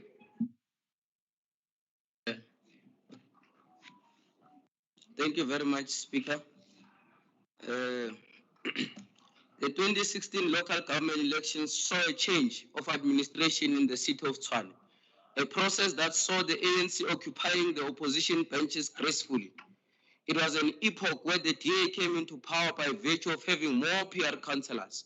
But the ANC, as expected, took all the wards in the townships of Tshwane, where the majority of the marginalized continued to reside, thus showing their confidence in the ANC.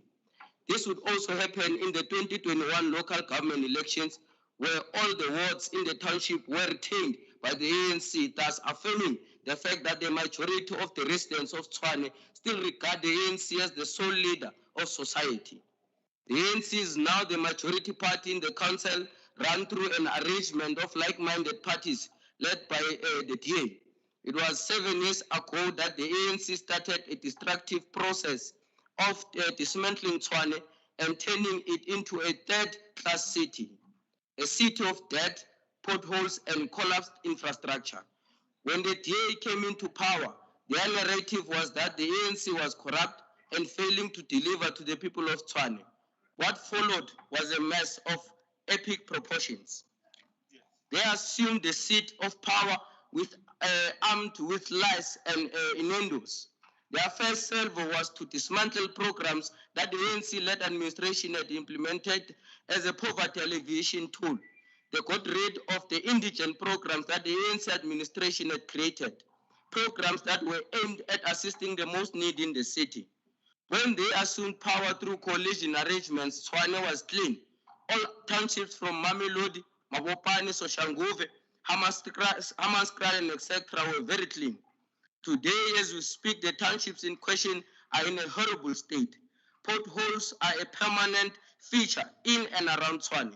It is quite ironic that even in Sepep and Pretoria East, potholes are now decorating the scenery. The mayor in his speech decries the fact that substations are vandalized.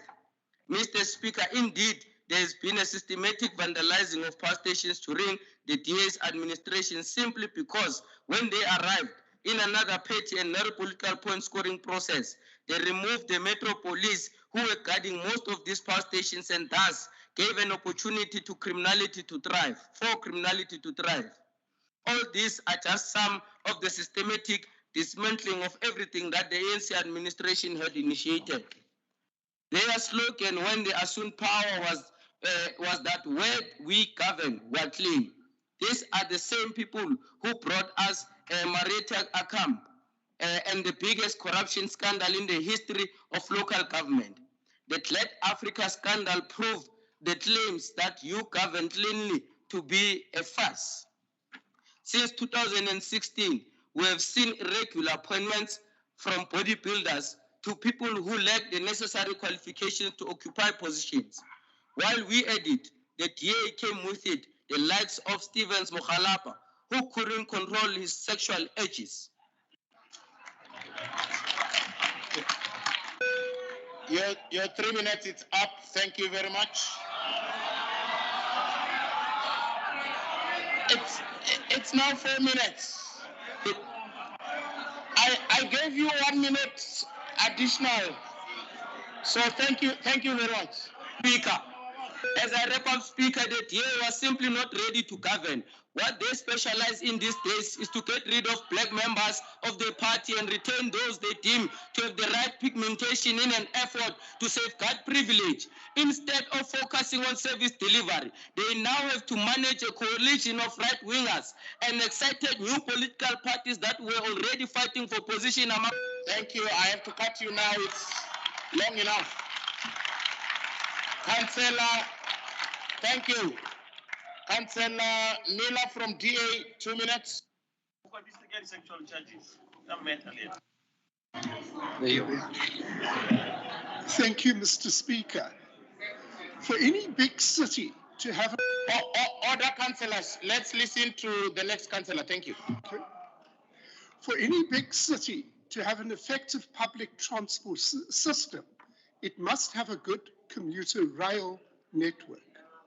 Rail can move more people faster, cheaper, in better comfort over long distances than any other system. A good commuter rail system would be wonderful in our sprawling city. Unfortunately, due to the worst possible corruption by the ANC in national government, PRASA is unable to provide much more than a token service through Metro Rail, a very sorry state of affairs. I don't believe that we will see any real improvements in the service in years to come. In the absence of rail, as a city, we will have to do our best to provide better public transport services to our residents, as the Mayor outlined in his speech. The streets in our business districts across the city are becoming more and more congested.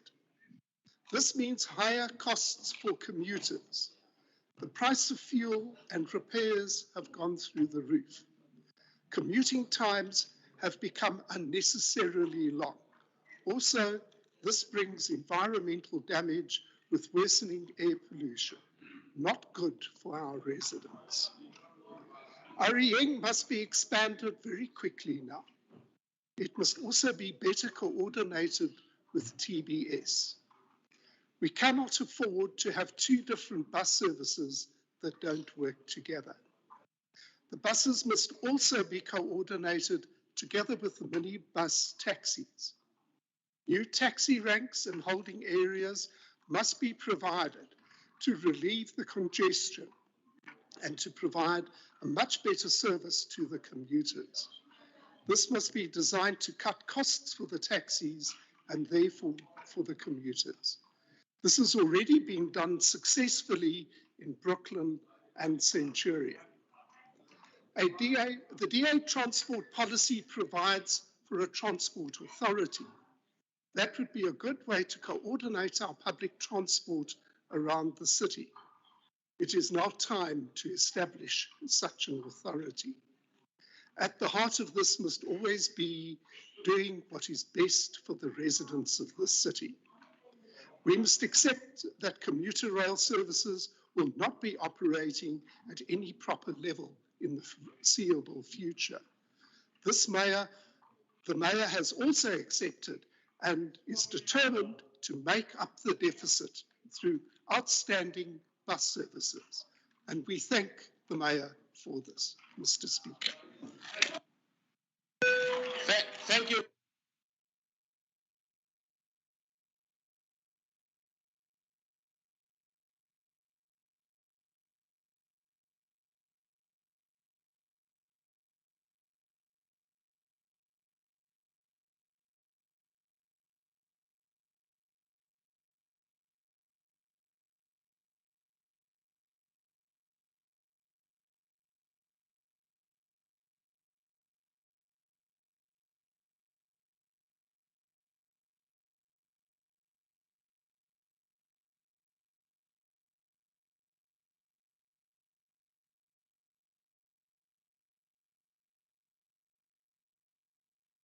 let's run out. Press.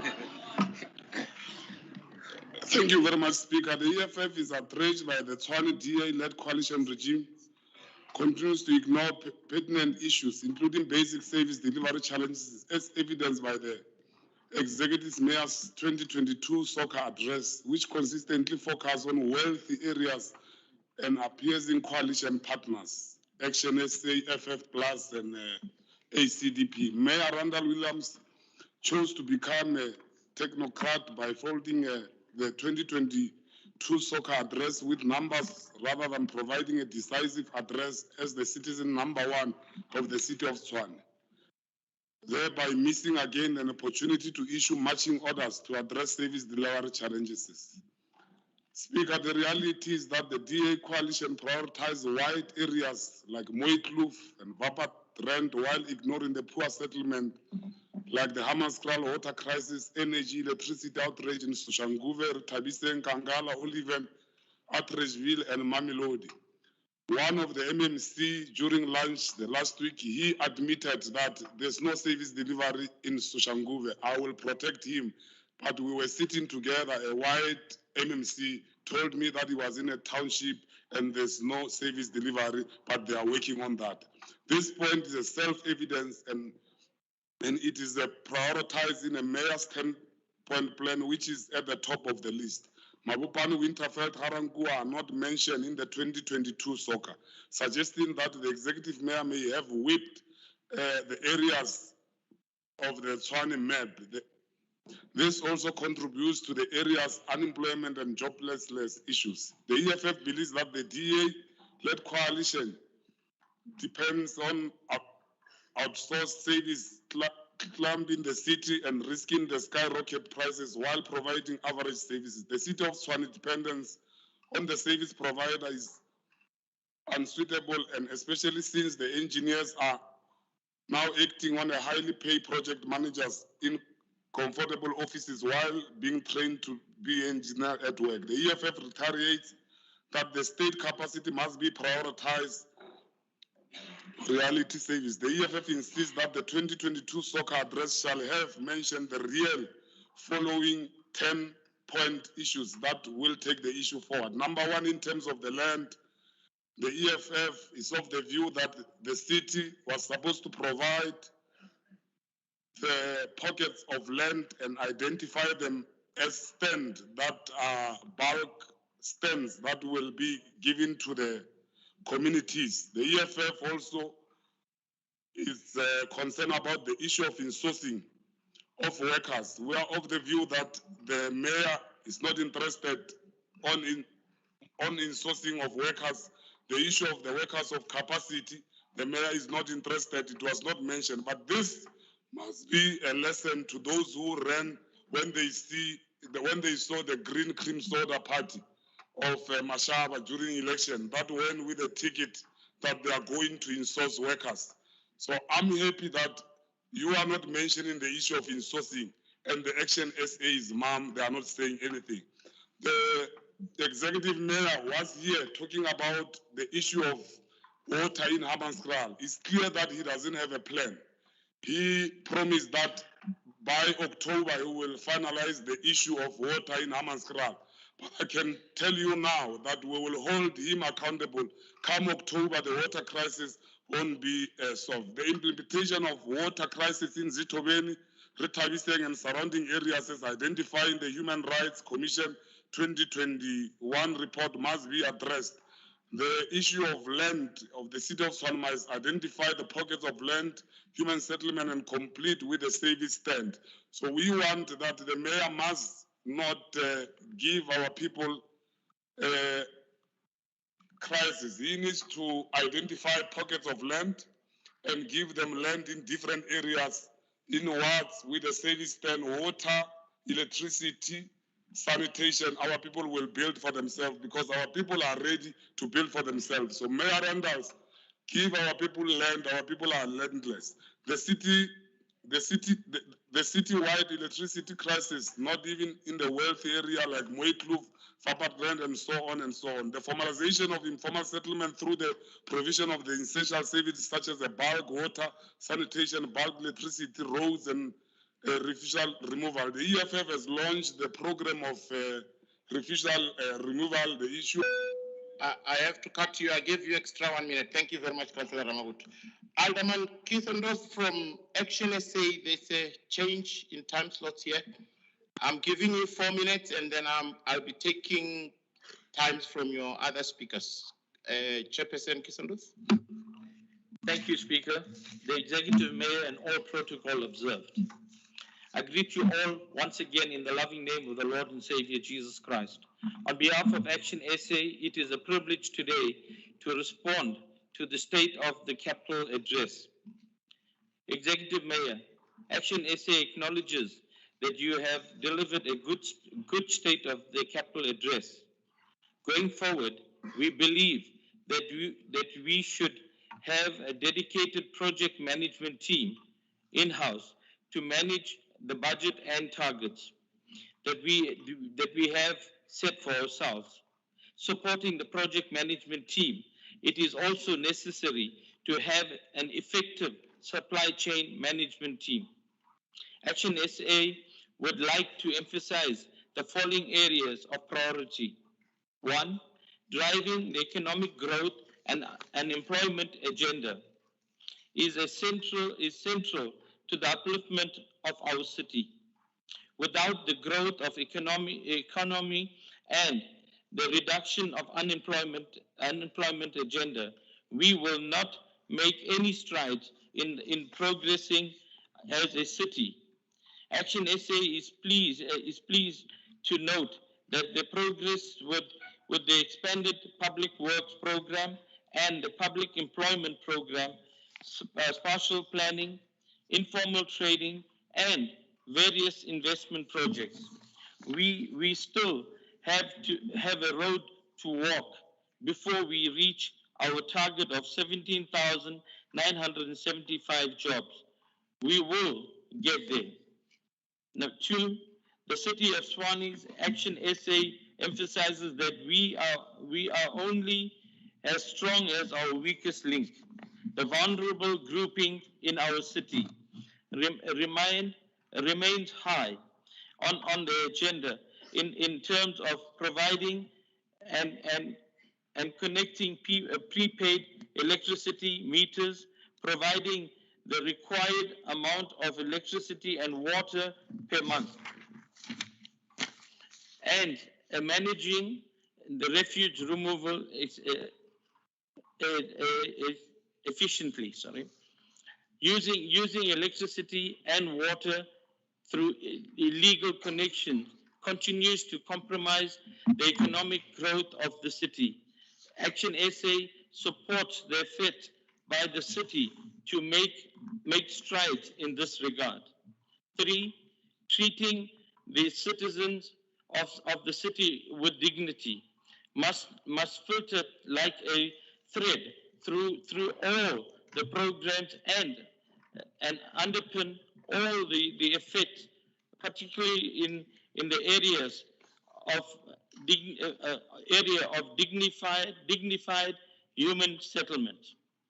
The 3 main social housing projects for Tshwane residents who do not qualify for government-sponsored housing nor earn enough money to qualify for home loans will go a long way to restoring dignity to the qualifying recipients of the housing projects.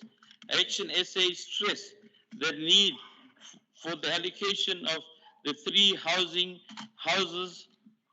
these houses to be done transparently, fairly, defensively, and consistently to the citizens of the city of Tshwane. Informal settlements are popping up throughout the city. It is a major concern for us all. The reallocation of residents to these informal settlements by allocating 11,000 permanent stands in various areas is duly noted by Action SA. 4,080 stands of the 11,000 stands are in process of being allocated. We need to pick up the speed and reaching our full target. As hygiene and security concerns accompany this phenomenon in our city, particularly during times of heavy rains, cold weather, and fire breaking out easily in informal settlements. 4, Action SA is driven. I have to cut you. You are now 1 minute beyond your allocated time. Thank you. Maybe just wrap up 2 seconds. Okay, no, it's fine. MMC Tennyson. MMC Tennyson, I'm giving you, let's see, 5 minutes. I should jump to Royval. Thank you, Speaker, for the opportunity to participate in this debate on behalf of the Freedom Front. I would like to say that, first of all, we are proud to be part of this coalition government in the city. And taking into consideration the current financial situation of the city, the focus for this year will be on the maintenance and the expansion to a limited extent on the electricity, water, sewer, and road networks in the coming financial year.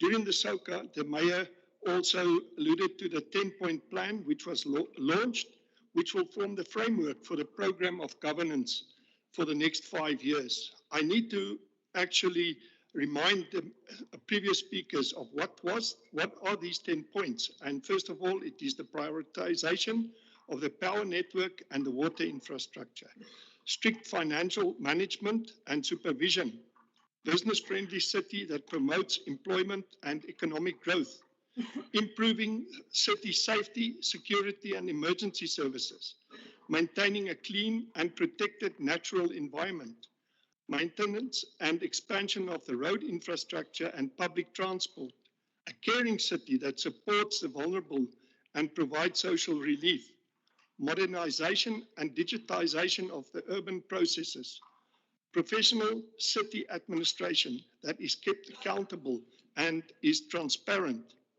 and creating a healthy and vibrant city for all people to live in. This plan was based on the 6 partners in the coalition's manifestos. And as I said, it will form the basis of the program of governance for the next 5 years. However, one of the biggest obstacles in the operating budget is the spending on staff and outsourced services expenses, which is plus minus 42%. This is far above the norm, and therefore we will have to focus on restructuring the administration so that we can be more effective and a smaller administration can work better. The approach of the Freedom Front is to promote the principle of value for money for services in every neighborhood. We would therefore like to see reporting of income and expenditure broken down to a ward level. We as Freedom Front also believe that consumers should be encouraged to convert to prepaid electricity.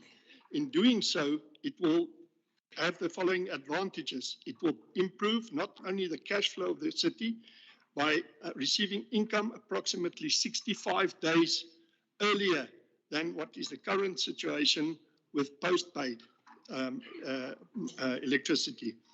The improved cash flow will also enable the city to pay suppliers within 30 days, resulting in the utilizing of settlement discounts that may be applicable, and this will affect a saving on our expenditure. An additional saving will be that of reducing the cost of meter readings because of prepaid meters. In order to achieve this, it is our view that consumers should be incentivized, which needs to be done through a differentiated tariffs that can be funded by some of these savings that was mentioned.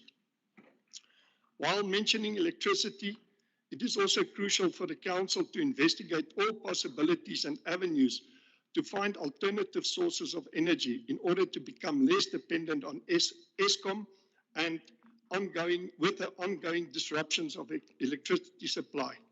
This will assist in ensuring the city to create a stable and sustainable environment for economic growth.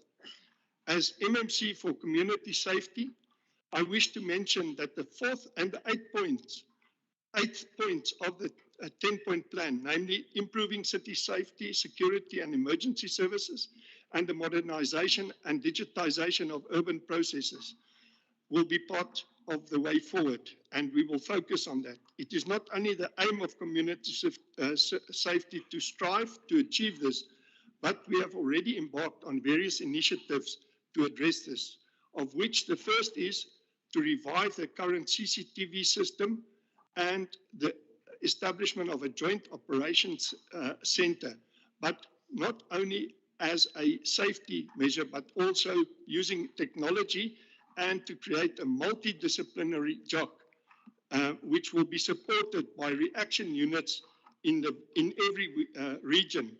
The vision is that these units will not only be represented by TMPD members or ESD members, but also encompasses other departments such as electricity, water, roads, and so forth, to provide all the essential services on a 24/7 basis is very important. The focus of community services will be community-orientated approach, therefore taking hands with the various community-based organizations, which we have already engaged with CPFs, neighborhood watches, private security firms, gated communities, and business sectors, and are working towards the establishment of MOUs and MOAs, and ultimately hoping to establish triple Ps so that the city will always remain the custodian thereof, and look at this on behalf of the residents of the city.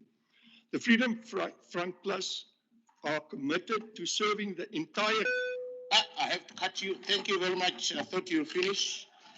I gave you enough time. Let's proceed now to the leader of ACDP, Councillor Mrake. Councillor Mrake, I'll be giving you 3 minutes. Thank you.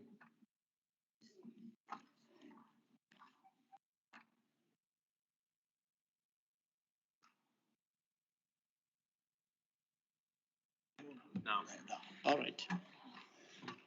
The Honorable Speaker, the Executive Mayor, and all protocol observed, I will try to be as polite as possible.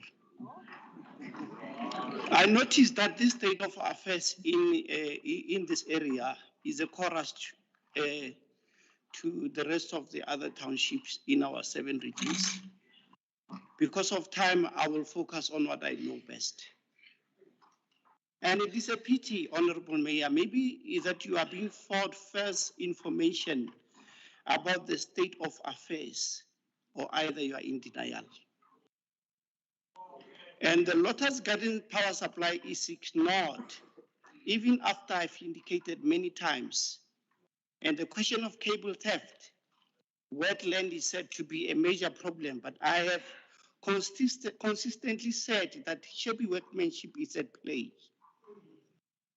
But I've come to realize that there is no political will to deal with problems, and no budget has been allocated to deal with that problem. Because if there would have been a budget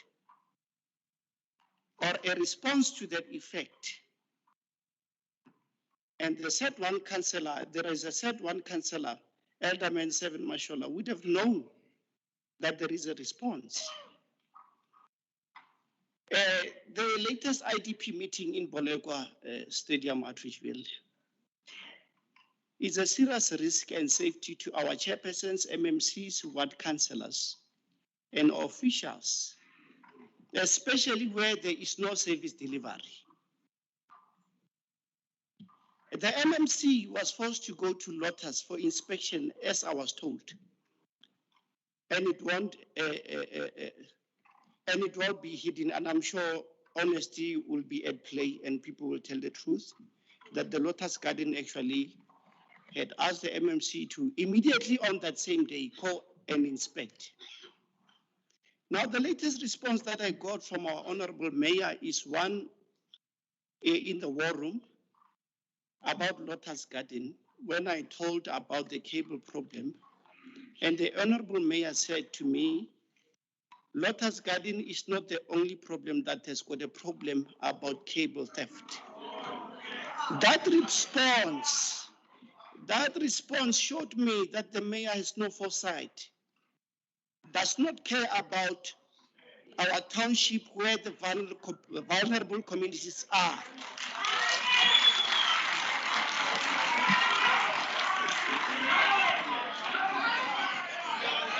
Silence. Order, councillors. Order. You are eating on his time.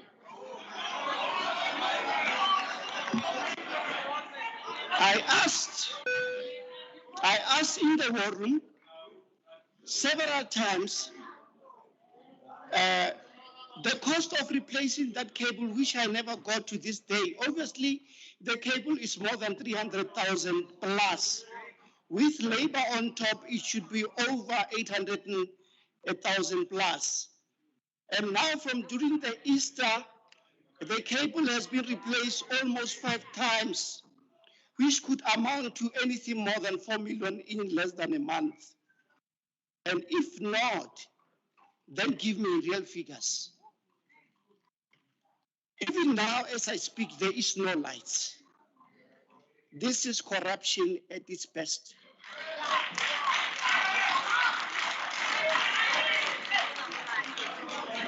Honorable Speaker, the Mayor's State of the Capital Address, in my opinion, does not talk to the needs of the vulnerable communities as stipulated in the IDP. Our oversight is rendered fruitless because as the executive performance management system is not in place because there is no targets. I need answers. That gives me time limits. I have to cut you there. Thank you very much. Let's proceed to the next speaker. No.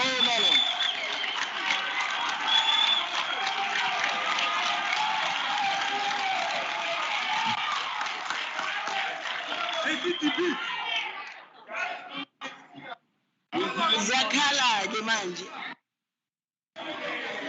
Councillors, we have more speakers. No. We have more speakers. Let's now take the next speaker. Councillors, we have a list of speakers here. This is the debate. We have a list of speakers. Allow you are not next, Councillor Makali. No. You are not. No, let's go to the. We are going to according to the list. No. No, let's proceed. Councillor, please, Councillor Makali, please. No. I'm not taking. No. Councillor Mabulawa, from the ANC, I'm giving you 3 minutes. Thank you.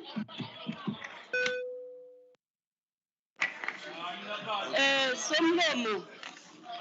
Can we allow Councillor Mabulawa from ANC to address us? 3 minutes, Councillor Mabulawa. Somlomo sedolophu. Ngoba sebukhosini kanye nabo bonke abahloniphekileyo. Ndithanda ukugqithisa amazwi ovelwano kwabo bavelelwe lilisha lentlekele. Enzeke ngenxa yemvula kulo lonke lomzantsi. Xa ndingena kwintetho kasodolophu wethu wengingqi yeTshwane, ndizibuza umbuzo. When you are saying that this year you are embarking on a re-energized and service delivery focused journey, you mean re-energizing to sideline service delivery in other communities, more especially those that are disadvantaged, because there is nothing planned by your coalition government for those communities. I'm speaking of communities that live in dusty, damaged streets and roads, with lot of potholes, communities with stormwater, other communities not having electricity because of formalization, and most communities are still using pit toilets with no storage systems in place.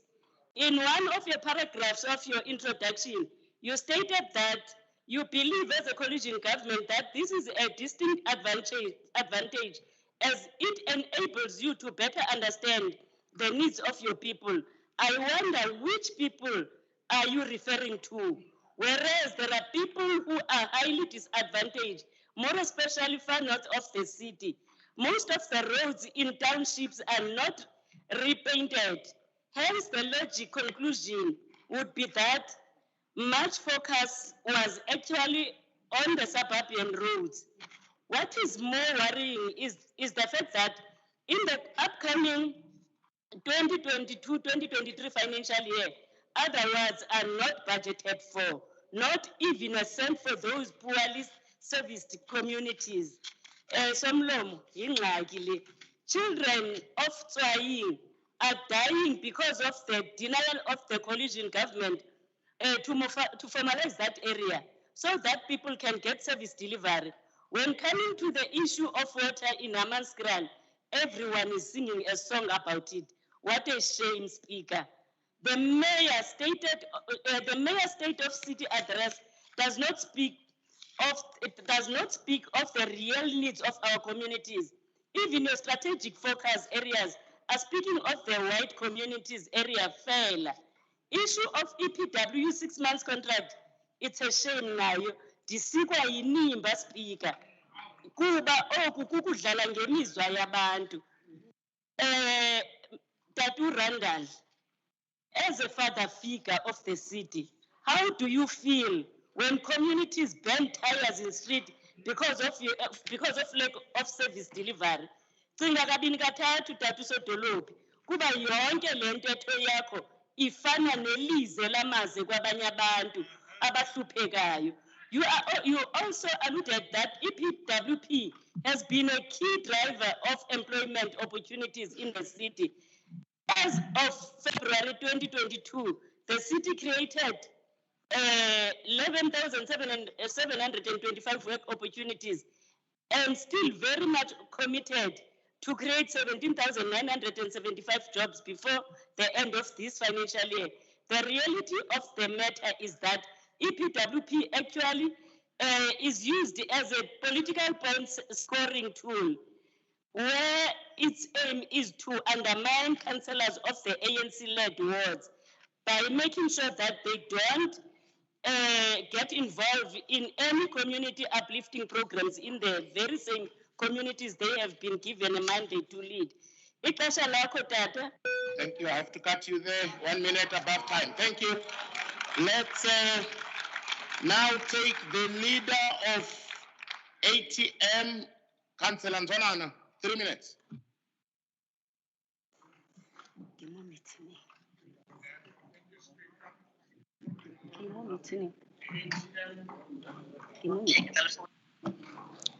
Thank you, Speaker. The ATM acknowledge the use of data and digital technologies to ensure access to majority of service as alluded in the speech. However, implementation and sustainability of services remain a daunting cause. Mr. Mayor, how far are we in terms of the creating data access in impoverished communities of Tshwane? How many Wi-Fi connections previously installed by the city currently? The mayor has mentioned in his speech that he is working hard to grow economy of this city. The concern of ATM, the economy that he is talking about, is an economy of where he lives and his own people, but not the community of Tshwane. In other words, the mayor is saying he is representing the people of Tshwane or the community of Tshwane. I wonder who asked you to represent the people instead of the community. The mayor reported that he has fixed potholes more than 1,000 and odds. However, the evidence on the ground revealed a different story. In places like Oliven, there are a lot of potholes, and in some areas in Ward 77. And in other areas in that area, in that region or in that ward. The mayor talks about Centurion Lake that has been attended to prevent the floods in that place. Where areas in Olivenwood, there is a bridge between extension 60 and extension 19 that needs attention, where people are unable to cross when it's raining. And the bridge was installed as a temporary, but still the problem remains. May this be attended as the matter of urgent, Mr. Mayor, if you so care much. The mayor emphasized that he believes that the service delivery that will be given to the people of Tshwane. The question is it that in Waterkloof, or is that in Ferriglen? Or you are speaking about the original, the real people of Tshwane who lives in Mabopane, Soshanguve, and other areas. We are urging you, Mayor, to be the leader of the community and avail yourself in the community of Ward 39. In that ward, they don't need potholes to be fixed. They need the road. They need to be taken care of. They need to see their mayor to perform and do exactly what they are expected, not what the mayor thinks is right for them. I thank you, Speaker. Thank you. Councillor Nzwanana, you just used the 30 seconds of my grace, so thank you very much.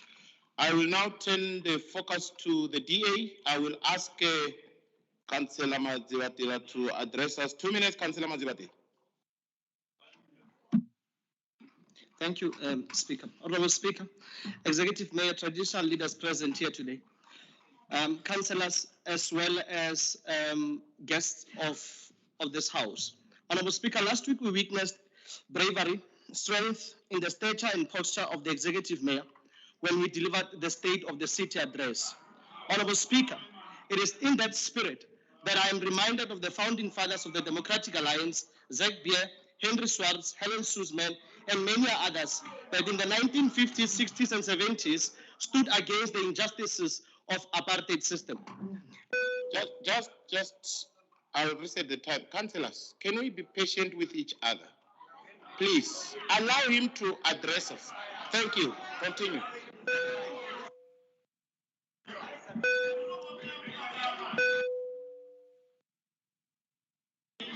Honorable Speaker, thank you very much. We are not deterred. We stand on the shoulders of great giants. As I was saying, Honorable Speaker, Helen Suzman stood for the longest of time as a lone voice in the illegitimate apartheid system government and spoke against injustice. And he was jailed like we are today. He was booed. He was called names like we still are today, but she never wavered. She stood firm and she stood strong. It is that spirit that we saw exhibited by the Executive Mayor when we delivered the State of the City address. Honorable Speaker, I would like to tell the Honorable Mayor that we are proud to be led by him, and this city is grateful to have a leader that is principled and brave like the man that he is. Executive Mayor. Sorry, Councillor Mazibatela. Councillors, what you are doing now, it's not correct. The Speaker is protected. I'll give you more time to proceed, Councillor Mazibatela. Please, continue. You are protected. Councillors, allow him to speak as I allowed you to speak. Thank you. Honorable Speaker, like I said, we are not deterred. We are led by a brave leader, so we are brave as well.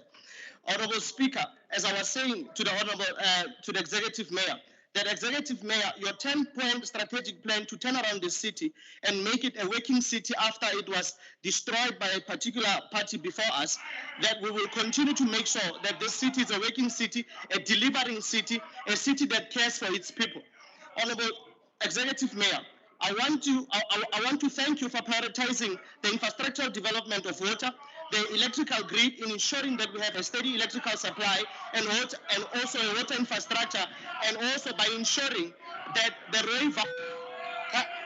Councillors, when Councillor McCallum wanted to raise order, I suppressed him, and you were excited. Now you want to raise order because it's a GO speaking. Allow him to proceed. I'll come back to the ANC. No. Thank you, Speaker.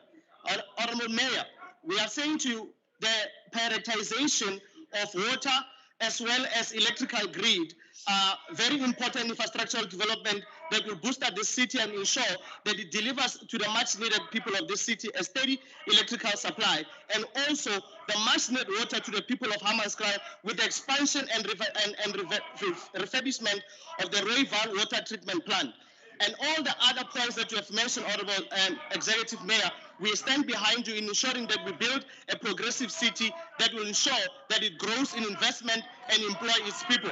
Honorable Executive Mayor. Okay.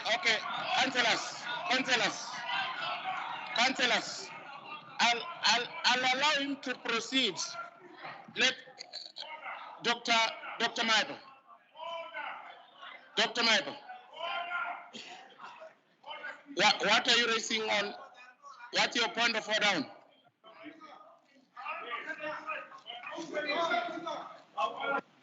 Thank you very much, Speaker. I'm raising on the order that there is no political party has destroyed council. The council was built by that party, so there's no party that destroyed this council. Please, man, let's not allow lies in this meeting. No party destroyed this council. These people who have sitting there in those chairs in this beautiful council, if it was not this party. Please, man. How?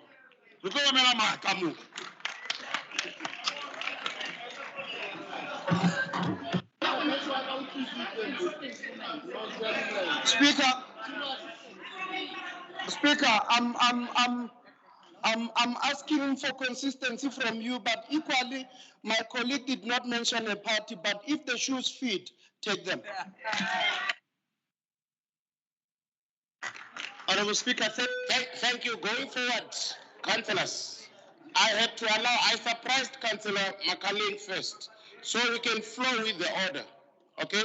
So please, I urge you, just be patient with each speaker, and then we will have progress with our debate. Now, I'm now resetting your time. Okay? Yes, just continue. Thank you, Honorable Speaker. There is no need for you to do that. I see that I've hit the nerve. Honorable Speaker, as I was saying to the Mayor, that Honorable Mayor, we look forward to holding hands with you in ensuring that you achieve the 10-point strategic plan in turning around the city, stabilizing the city, and moving the city forward. Honorable Speaker, we want to tell the Mayor that at the end of his term, we want to say to him, well done. As we are reminded by Benjamin Franklin that being told well done is better than being said well said. So, Honorable Mayor, well done. Thank you, Honorable Speaker. Thank you very much. Let's have Councillor Mukone from DOP. From DOP, Councillor Mukone, I will give you 3 minutes. Thank you.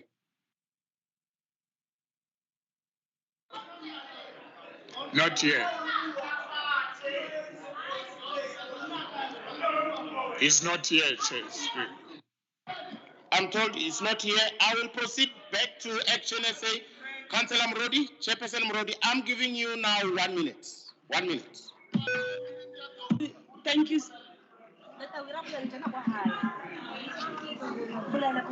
Thank you. I hope you stopped the clock because there was interruption. That do I have my 4 minutes? Okay. I want to start by quoting Amika Cabral when he says that we must always remember that people are not fighting for ideas, for anything in anyone's head. They are fighting to win material benefit, to live better and in peace. to see their lives go forward and to guarantee the future of their children. On behalf of Action SA, we acknowledge your State of the Nation address, the State of the Capital address rendered on the 28th of April. We commend you on your Tshwane Yatima campaign. However, as representatives of the poor and marginalized people in our city, we urge you to prioritize the improvement on internal environment controls in the city, and also to ensure that consequence management is not just a catchphrase, but something that is actively practiced in the city. Without these two interventions, the city will not be able to achieve financial health. The financial health of the capital is important as our people need services. Our residents in impoverished communities such as Hammanskraal, Valmansdal and Rooiwal, just to mention a few, still do not have access to basic necessities such as clean drinking water, electricity, which are guaranteed under the Constitution of the Republic. We urge you to find courage to execute this mandate and to protect the rights of our citizens. Executive Mayor, we want to work with you, but we also want you to work with us in fixing Tshwane. Thank you. Thank you very much, Councillor Murudi. You were well within your time. Let's now go to the leader of good, Councillor Mabota. Councillor Mabota, I'm giving you 3 minutes. Thank you. Good afternoon, Honorable Speaker, Executive Mayor, and all the councillors in the House. The State of the City address is noted as presented. The Mayor has a data-driven grand vision for the future, but there are some important elements that are missing in the speech to enhance service delivery. As good, we acknowledge the announcement that several key water and power infrastructure installation will be upgraded. A decade of old substation and water treatment plants such as Rooiwal has slowed down the delivery of basic services, which make the community of Hammanskraal to drink dirty water. And that's a lot of uncontrollable power outrage in the city.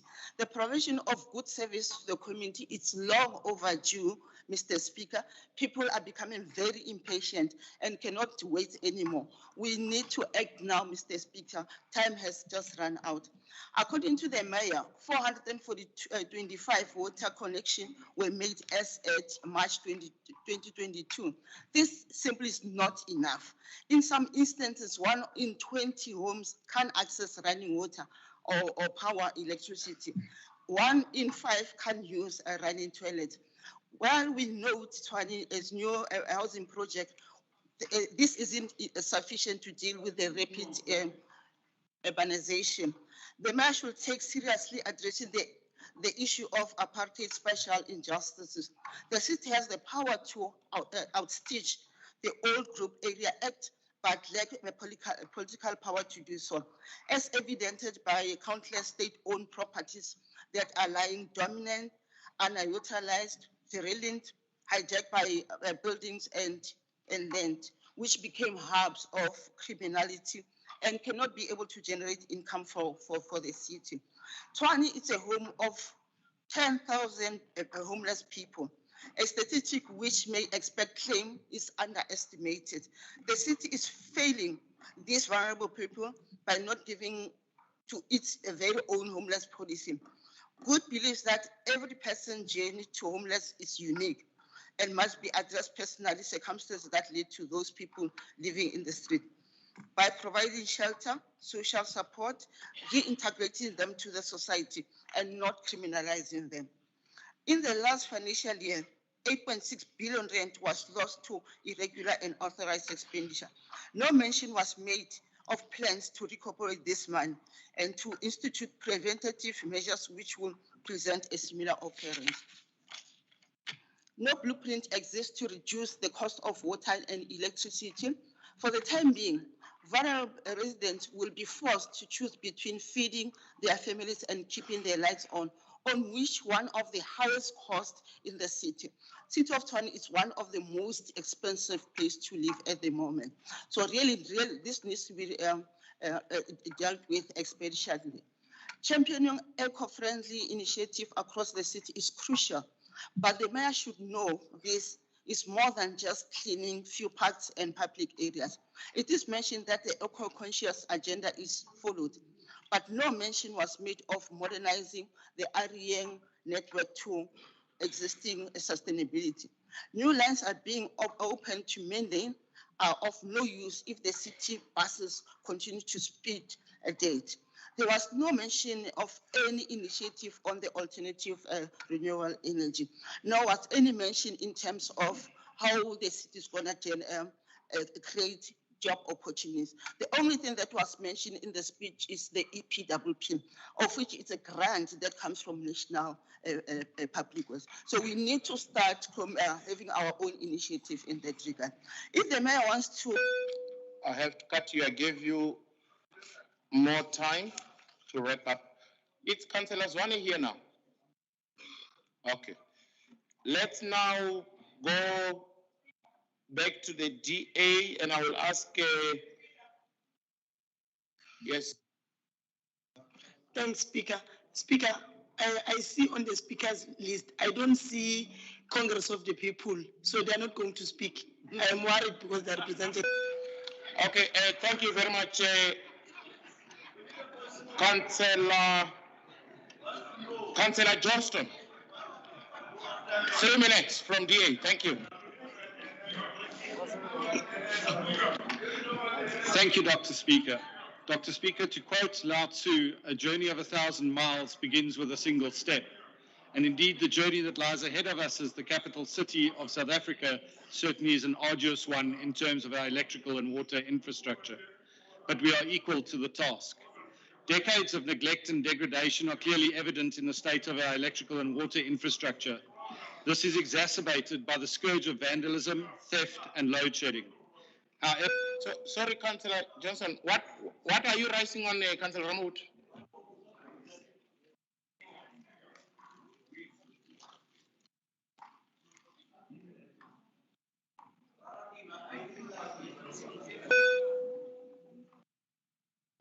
Councillor Ramoud, what's your point of order?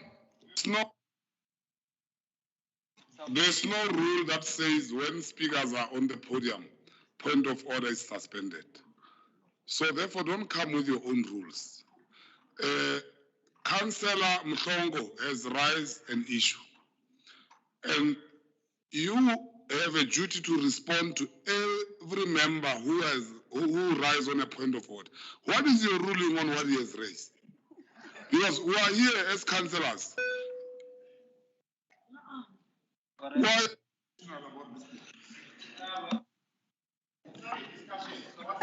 No. Councillor Mhlongo says, these are the party that are in council. Who's going to speak for COPE? Councillor Ramoud, you are not a representative of COPE. Thank you very much. Let's proceed, Councillor Johnson.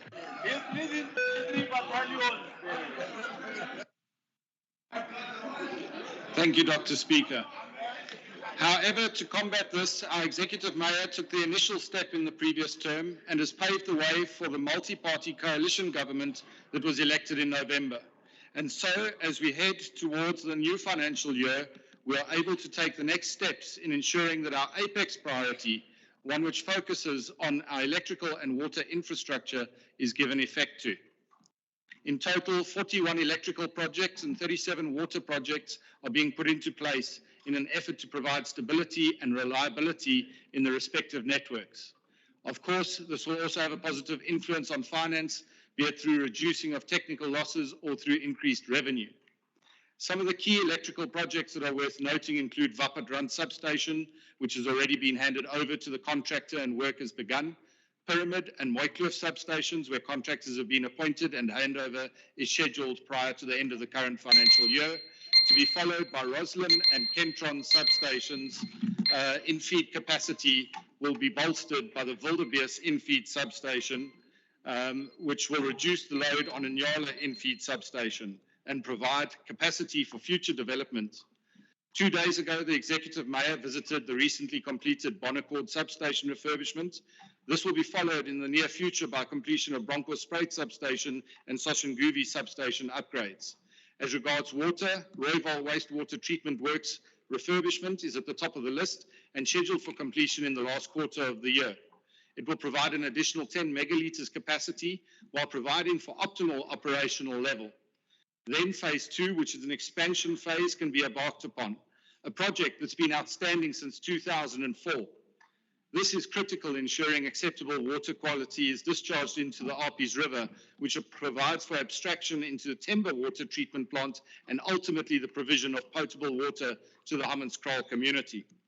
Furthermore, non-revenue water losses are of great concern and have therefore been targeted.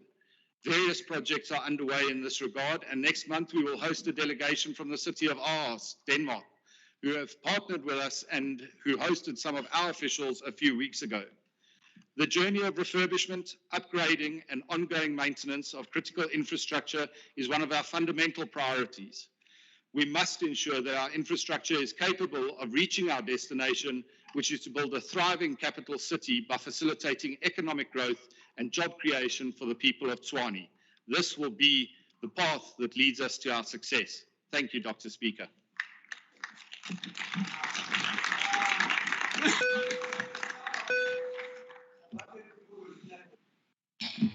Thank you very much, Councillor Johnson. We will now go to the leader of the PAC, Councillor Tabadi. 3 minutes for you. Thank you. Thanks, Dr. Speaker.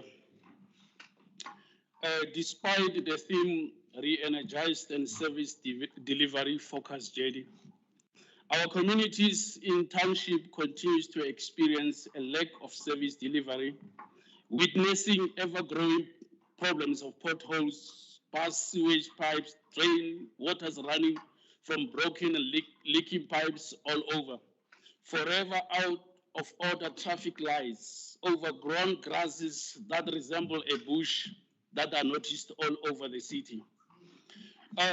Communities continue to suffer electricity shortage, with Lotus Gardens cited by many as an example. Electricity installations for other communities, despite the attempt to call for the city to install electricity for them. So there are still communities within our city that are still living in dark areas. So as PAC, we are calling for the city or the mayor to start taking our people seriously and render the much needed services to them. And on daily basis, fix the emerging potholes, fix all the water pipes, cut grasses for the safety of our people. The city must make provision of electricity to every citizen in Tshwane. Water and electricity infrastructure development and maintenance. Not only the electrical infrastructure in Mooitloof, Vaparand, and substations had aged, but even the electrical installation and sewage pipes have aged, particularly around bigger buildings like hostels, stadiums, and arenas. Previously, in the areas like hostels, there had been yearly budgets that were set to upgrade and fix the aged pipes, but up to so far, we are in the dark in terms of the budget that was yearly allocated.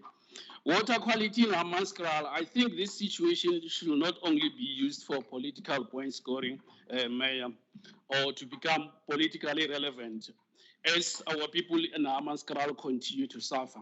The city must speed up the process to correct water situation in Hammanskraal, as this affects the health of people of Hammanskraal.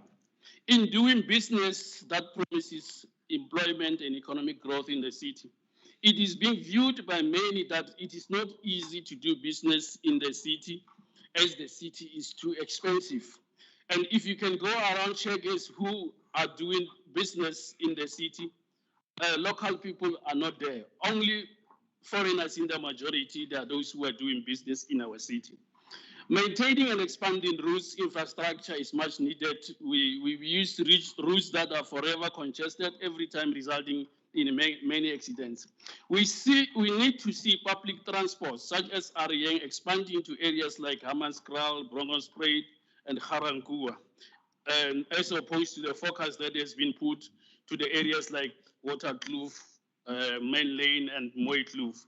In planning for the city should by all means make land available for people from far or in the townships to relocate closer to the city. And in closing, we as the PAC would love to submit the land issue to be adopted by council as a standing agenda item for the period of council, as it holds all answers to the problems regarding service delivery. Speaker, thanks.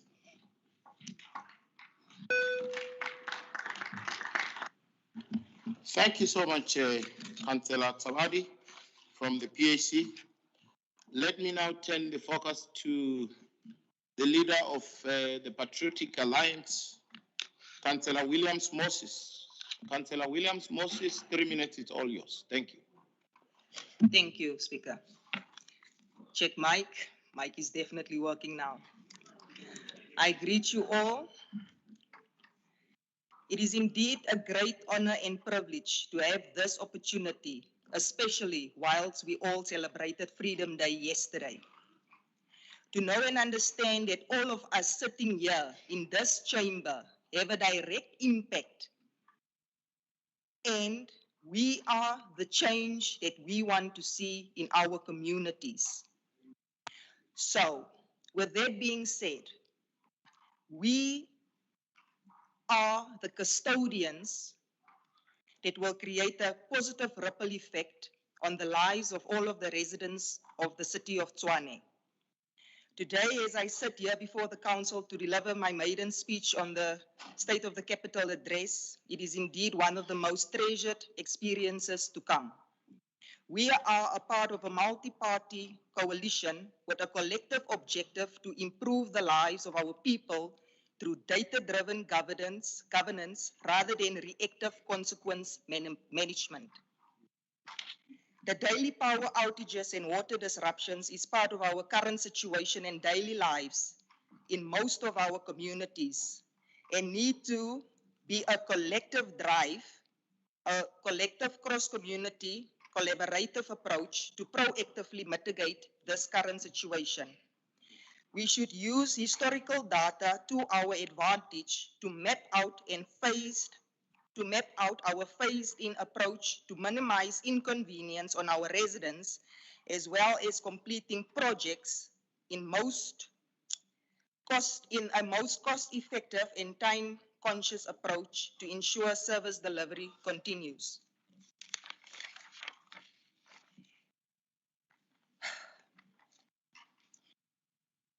To ensure that EPWP is inclusive, we need to create work opportunities for all. 11,725 work opportunities was created, but none to my own ward. May we please ensure that we are all inclusive of all communities and not certain areas which are classified as previously disadvantaged. For us to be the key drivers of economic development within our communities, where we formalize and educate our informal traders to stimulate entrepreneurs to assist the markets and to thrive and grow within our own areas of engagement. We should also strive to provide training to our community members to ensure that we create a culture of self-sustenance and self-empowerment. Teach a man to fish philosophy rather than waiting for somebody to do it for you. In supporting the vulnerable, this need to be a top priority in these trying times, post-lockdown, and in these negative times of COVID. We need to proactively engage and assist on the ground level to ensure that our communities are aware of services available to assist them where possible. Ensure that campaigns are done across board and all inclusive to relieve needs available. To assist with affordable repayment options, to assist our residents with arrears, and to assist us as the city of Tshwane with our collections moving forward. Dignified human settlements is a key driver to alleviate our housing crisis and to mitigate our growing population. Currently 600 units in Chantel, 607 in Timberlands, and 1,200. Sorry, I have to cut you now. You are well beyond your allocated time. Thank you very much. I will now go to Action SA. Councillor Skosana, remember, I'm giving you 1 minute. Thank you.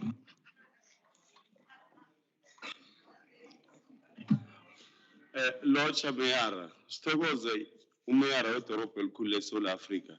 Sizwile inkulumo yakho begodi siyamukela. Abantu abatsha beTshwane balahlekelwa lithemba ngenkulumo yakho ngoba indingo zabo ziwela endlebeni ezingezwako. Enkulumeni yakho asikakuzwa ukukhuluma ngamathuba ombereko, ukhulume nge-EWP kuphela. Noma amathuba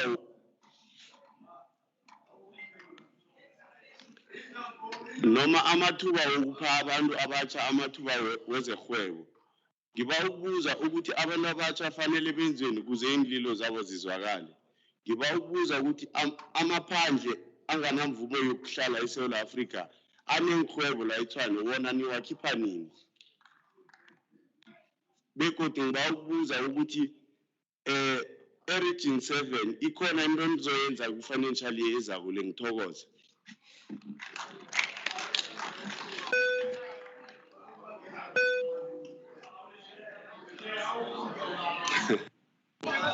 Thank you very much, Councillor Skosana. You were just on time. And what are you raising on, Councillor Ramawut? What point of order? Which section? So, I don't know, Speaker. According to this rule book, we must have a translator. And our fellow there has spoken a very beautiful language, but he has raised issues. I won't say they are critical because there are some that I don't agree with, but it's a discussion for another day. But he has raised issues and some controversial issues. Now, can we afford this mayor a chance to tell us what was that guy saying, the council? Because it means that we are wasting our time here. No, we are wasting our time. Tell us we must just waste time because the mayor won't be able to attend on those issues because the language that is spoken by our councillor there, it's not the language of Cape Flats. It's the language of our people in Bronkhorstspruit. This Cape Flats mayor can't even understand what is happening. So let me tell us what is that councillor saying, because that councillor has raised issues. Can he tell us? We are led here by people who are not from here. I have to cut you now. I think we got your point. The mayor will have an opportunity. We are nearing his time. He will speak. Thank you very much. Let's proceed, Councillor Skosana. Thanks for sticking to your time. Let's now take the leader of RCT, Councillor Middlebeck. 3 minutes.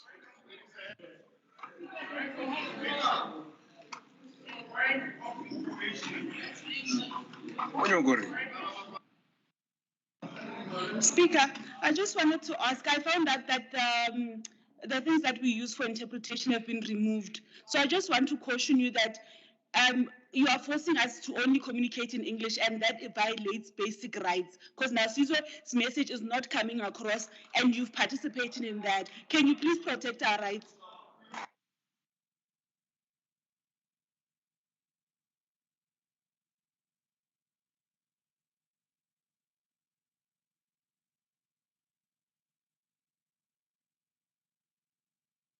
Can we request for a break while they are preparing the earphones?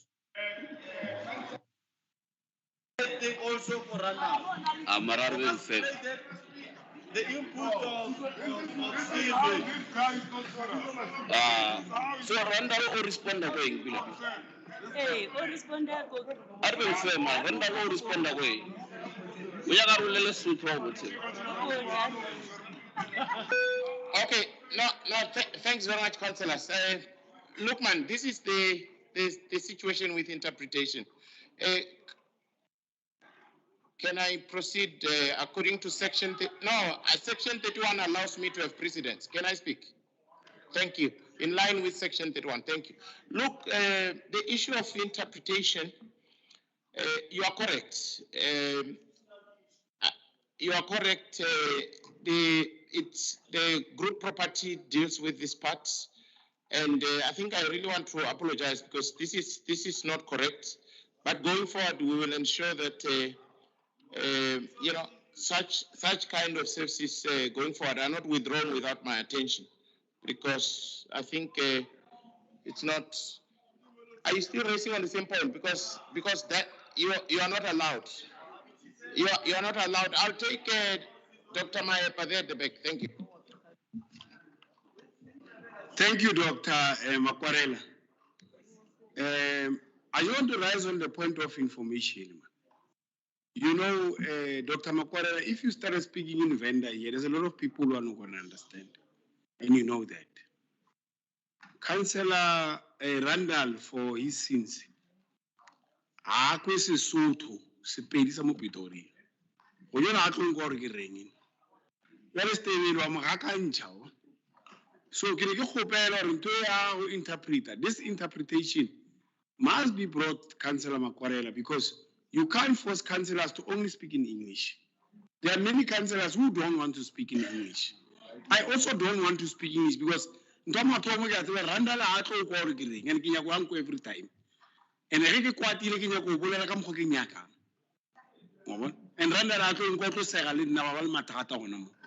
So I was just saying, please, I'm asking for the sake of Randall and my other friends there from Action SA, you know, they only want to speak English. We want to understand them. They are forced to only speak in English. But we want to understand them in interpretation in Sepedi. So we are just asking, you know, Tau now, we know Sepedi more than anything, but he's forced to speak English. Tau doesn't want to speak in English. Thank you. Thank you very much. I think I've ruled section 38.4. I've ruled no discussion going forward. Let's proceed. Councillor Alex Middleback, 3 minutes. I have ruled.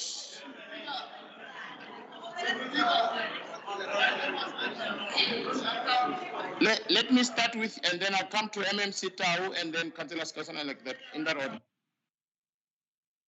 Speaker, can I get a clarity on this issue?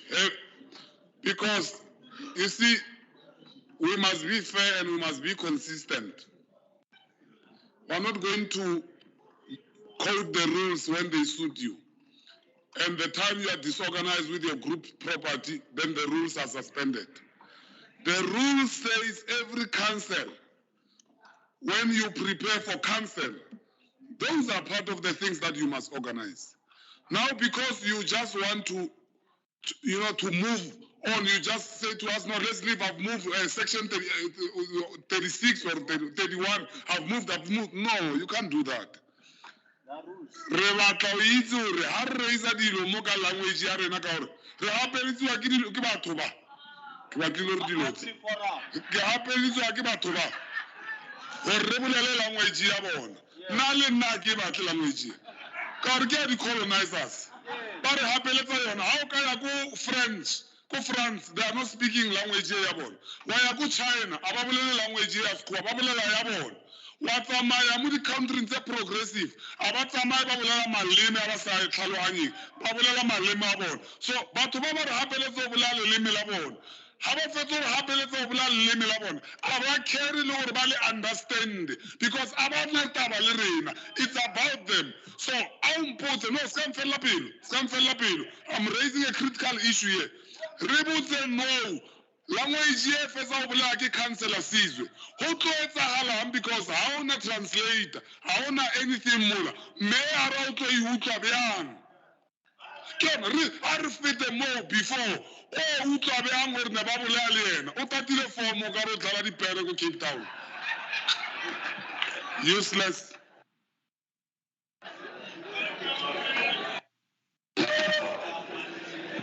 Speaker.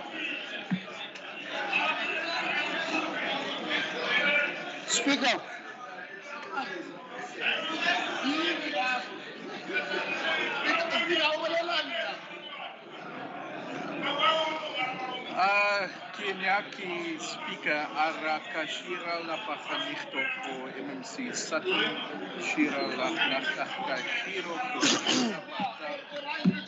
You understand my language? Yeah. MMC Tau, no, I've taken MMC Tau before you, Councillor Makaling. MMC Tau and then MMC Councillor Skosana in that order, and then Makaling in that order. Yeah, thank you very much, Speaker. Ke nyaka go leboga Kgosi Dr. Kgosi Maepa go mpolelela e ka tla ba boima tabe. Speaker, but they are right. Le nna ke nyaka go bolela Spitori.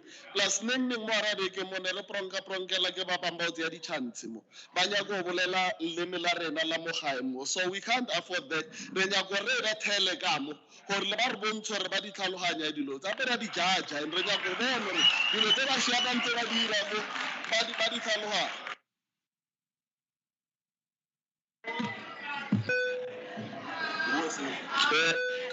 Councillor Skosana.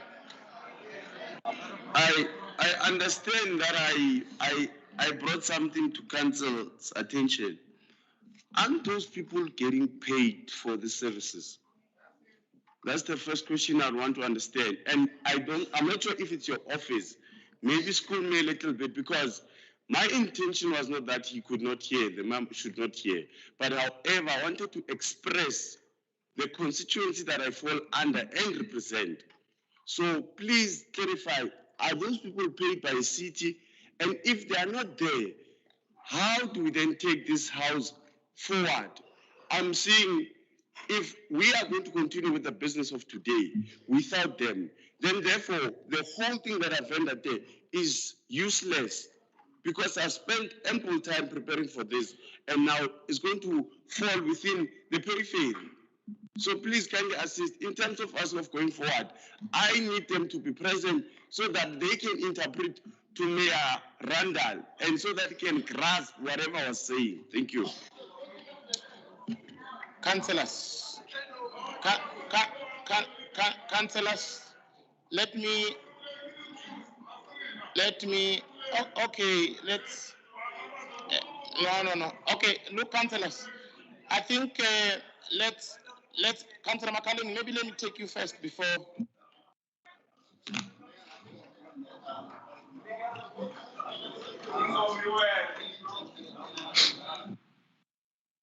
We only have Speaker, we are in a snap debate, and people are debating to register certain points. And therefore, a point of order, it should be directing us to a certain item that we are in. And you are perpetually allowing people to speak on a debate, not an item to reflect on it. A point of order should be utilized to bring council back to the matter that is under discussion.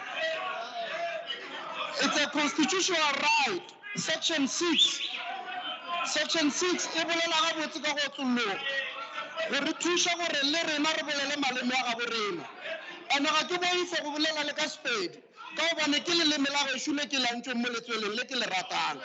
And wena bjale Speaker, bothata jwa gago ke gore o tšwela pele gape o ba dumelela ba bolela mo le gore o thibeletša bothata jo bongwe gape ka kobo jwa taba jo ba boledi.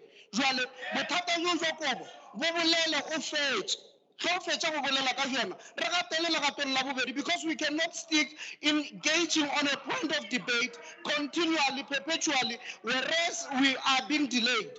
So, Honorable Speaker, don't allow the House to degenerate. Let's continue. Let's move to the next point. Thank you very much. Let me.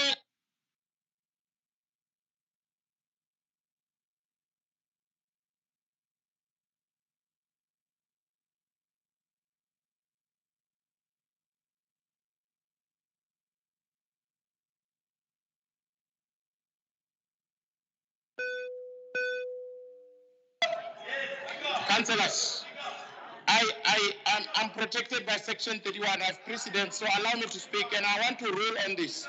Otherwise, we are diverting.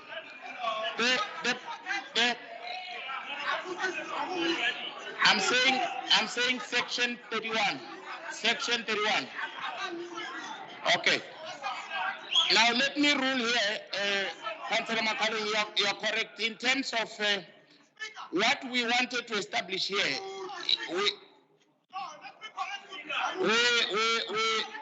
we couldn't proceed while others didn't understand. Hello? Can you hear me? Oh, okay. No, thanks very much. I have already ruled that for today, those SFCs are not here. And going forward, myself with group property will make sure the SFCs are there. There's very little we can do about that. I have ruled that we are proceeding. Executive Mayor will respond to all the speeches that were made directed to him. Thank you very much. Let's proceed.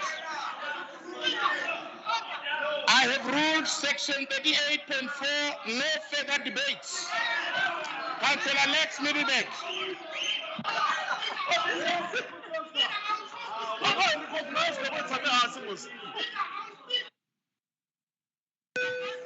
Councillor Middlebeck, I'm not opening this for further discussions. Councillor Middlebeck, 3 minutes. You are protected. Thank you.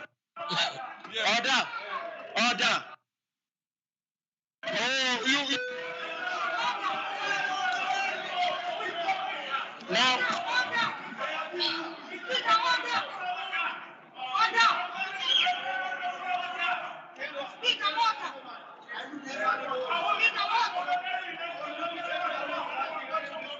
Okay, Councillor Matebula, please sit down. Councillor Matebula, please sit down. I'm giving you the last warning, Councillor Matebula. Please sit down.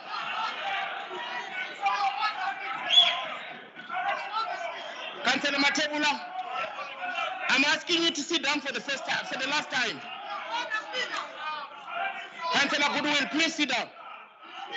Councillor Goodwill, sit down. Councillor Goodwill, sit down. Councillor Lex, please, 3 minutes. Mr. Speaker. Speaker, no, Speaker, please, don't make, no, Speaker, no. Are you suspending the rule? Councillors, I have ruled, and I'm ruling according to the rules, section 38.4. That's the rules. Once I've ruled, no. No, sit down. We can't listen to you now. I've ruled. Councillor Lex, 3 minutes. Thank you. Mr.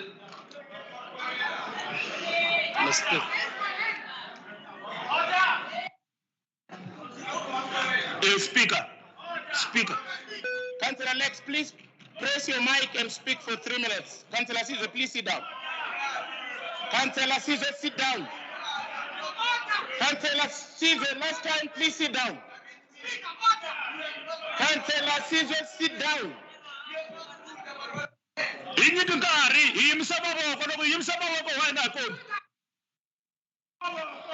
Speaker, may I raise a point of order again? Thank you. Speaker, I'm on the floor. Speaker. Councillor Shabane, please address us on a point of order. Councillor Lex, please. They're making it so difficult. Mr. Speaker, the state of the... Oh, Lex, just a second. I just want to take this point of order. Just a second. Thank you. Yes, Councillor Shaban. Order! Order! Can we be recognized? Order! Speaker, can we be recognized? Councillor Shaban, please press your mic. Otherwise, I'll go back to Councillor Lex. Because those applicants want to... Honorable Speaker, thanks for the opportunity to raise a point of order on you. You are starting to disrupt council. Firstly, you're not consistent with time frames. And what you are saying that we should raise on a point of order, which is not a discussion. Councillor Mahale has addressed us for over 15 minutes on a point of order, according to you. And nothing happened to him continuing. So I'm saying to you, apply the rules uniformly. If you are allowing us to speak over a matter, please give us equal time to speak to that. The issue that was raised by Councillor Sizu is very critical. Immediately after this, if you are leaving it hanging, you are then saying to this House that whatever he was raising in one of the 11 official languages, of which there is a report that we're going to discuss on that, then it's useless because the mayor must respond. So if the mayor is not going to respond to anything said within the 11 official languages and it does not matter to you, then I don't know where we are going with this. Thank you very much, Councillor Lishabana. Let me just rule again on your point. Councillors, the thing is, if you don't listen, you don't even understand what I'm ruling on. You can't just continue speaking and then you degenerate the House. No, Councillor, please. No, Chapo, please. Let me speak. I want to rule. Let me rule first. Okay. Now I have ruled that today those services are not available. Okay. There's very little you can do about it. It's a fact. Are they supposed to be here? A big yes. All right. Are they paid by council? Another big yes. But they are not here. So if we want to proceed, the mayor, trust me, the mayor has taken cognizance of all the speeches directed to him. Now, you will be underestimating. No, you can't now pretend that he didn't understand. So allow, in future, we will make sure that group property avail those services to us going forward. So that's the treatment of this going forward. Okay. So thank you very much, Councillor Shaban. Councillor next. Point of order. Order, Speaker. Order, Speaker. Councillor next, I have addressed. You are not happy with that. What other rules are you talking about? Huh? No. I ruled. Councillor next, let's proceed. Speaker, I'm raising on a point of order. Order, Speaker. Is he running to the bathroom?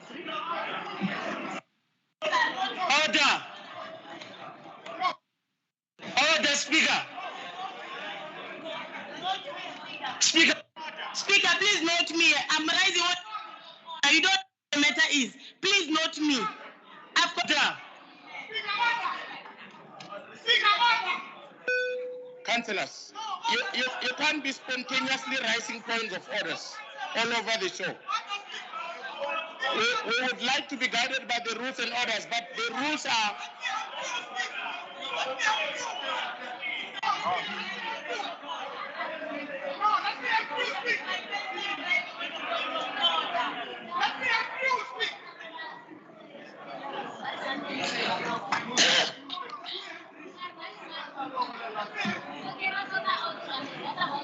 Exactly.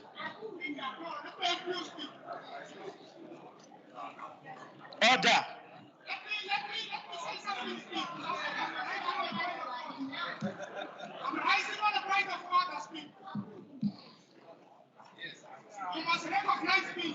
Now, thanks. Let's. Okay, councillors, let's do it this way. But listen first. No. Let's, councillors, let's do it. Let's do it this way. I will start with you, Councillor. I will come to Councillor Ntrapo, then I'll go to Councillor Mutlongo, and then Councillor Marshane. I hope, Councillor Benjamin, please. No. Now listen, we can't talk endless. Let's councillors. I implore you. I implore you, councillors. I'm imploring you here. Councillors, I'm imploring you here. Let me take these hands and let's see if they take us forward. Okay? I've recognized these hands and I want to believe that they should take us forward. Can I recognize those hands in that order, please? Let's see if they will take us forward. All right? Let's start with you, Councillor. Chairperson of Council, you are making a very big mistake. Let me stand up again. Councillor Makalen is on record. He's saying you are allowing these people. Chairperson of Council, we have got the rule book here. We are not these people. We are councillors here. Immediately when he says these people, he's regarding these members of council as something else. We are requesting for withdrawal through you for that. Thank you very much. We are not these people. Okay, thank you very much.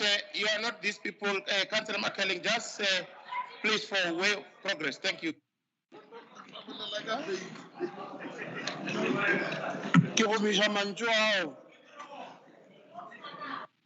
Thank you very much, Deputy Whip McCalling, for taking us forward. I will go to, is it Nshapo and then Mfongo afterwards? Yeah. Okay, let me repeat. He has apologized. Yeah, I'm amplifying.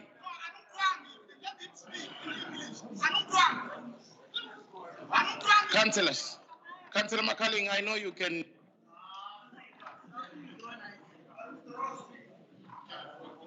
Did you hear that, Councillor? Umpin? No. He has withdrawn. No, thank you, Councillor Nshapo. But I must speak through a speaker, miss.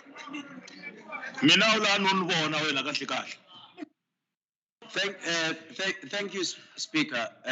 Safe to say, when I was raising my hand, it was on a point of information, trying to assist, and also to acknowledge where there are issues.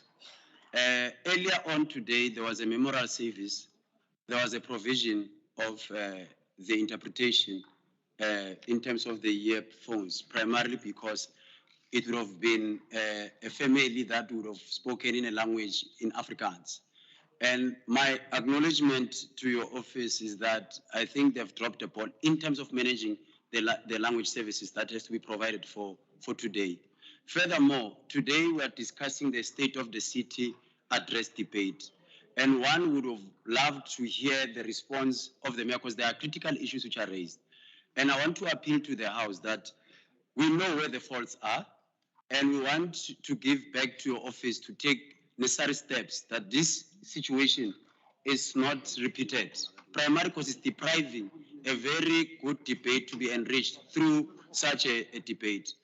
I'm worried that we are going to end up going back and forth on a matter that all of us, we know that there was a drop of the ball. Everybody has acknowledged it. We just want to put it to office that, Speaker, the provision of its standard, whether the services are going to be used or not, it is standard that they must be present in such a sitting, and it's befitting to give the House the respect it deserves. Thank you, Speaker. Fair enough, Councillor Nshapo. We look to it that, as much as the House wants the service to be here, they have to be here. So I think we will treat that matter going forward with the team. Thank you very much, Councillor Nshapo, for taking us forward. Councillor Mhlongo. Thanks, Speaker. Speaker, mine is a point of order. I want you to clarify me, Speaker, if we have suspended the language policy of the city, because section 10.2.3 of the language policy reads as follows: any of the official languages of the city may be used in any debate or proceedings of council. The city must, most important word, the city must therefore provide for simultaneous interpreting from and into its official languages. I'm asking you, Speaker, have you suspended the language policy of the city for the purposes of this council meeting? Because if you are not providing the interpreting services, it means that policy has been suspended, and as councillors who are allowing you to suspend any policy of the seat at any time you like is going to create problems for all of us, Speak. Another day will be here, Speak. You can decide that today I don't want EFF get out. Because if you allow you today to suspend any of the policies of the seat, tomorrow we'll have problems, Speaker. We can enter here and find bodyguards waiting for us, say, EFF are not entering. What are you going to do, Speaker? So explain to me if that policy has been suspended for the purposes of this sitting. If it's not suspended, then interpretation must be here. Speaker, Councillor Mahaleng was speaking. Myself, Speaker, I'm a proud Swati girl. I could not hear a single word you were saying. I don't know when people are speaking Sipedi or Setswana or Shivenda or Setsonga, what must happen to me? Because I'm a member of this council. I've got every right to hear every word they are saying here. Nami Speaker, sina ukuthi mangiqeda kudeva, ngikhona nami ngiphinde ngiphendvule ngelimi lami lengifuna ukuliphendvula. Mara babakhuluma ilimi mina lengalivisisi, Speaker. Uthi kwendekeni ngami. So ngichazele ke Speaker ukuthi wende njani nge-language policy yamasipala uyilahlile kwanamuhla kumbe uyibekephi? Sit, Speaker. No, thank you very much, Councillor Msongo. I think aligned with Councillor Nhlapo, I think we have admitted that the services are not here for today. It ought not to have been the case. And yeah. So, Speaker.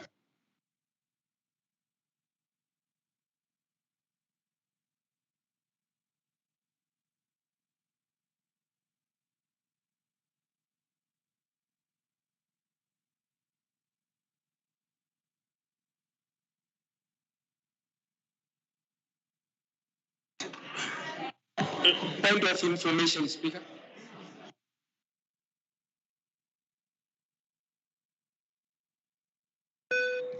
No, thanks. I think let me clarify. The information I have is that in the morning, the language services were not here. What happened is that headsets were brought in here, but but like I said, I think councillors are of the view that the language policy should not be suspended, and going forward we must ensure. And I think I've taken interest myself to make sure that like the ball has been dropped. Yeah, the arrangement is we don't have services. We don't have them, and I think for the purposes, in as much as I really don't want to force anyone to speak in English, the fact is the language services are not here. And going forward, yes, Councillor Msongo, so going forward, we'll ensure that in line with what you've said, provide such services so that all councillors are able to understand, yeah. So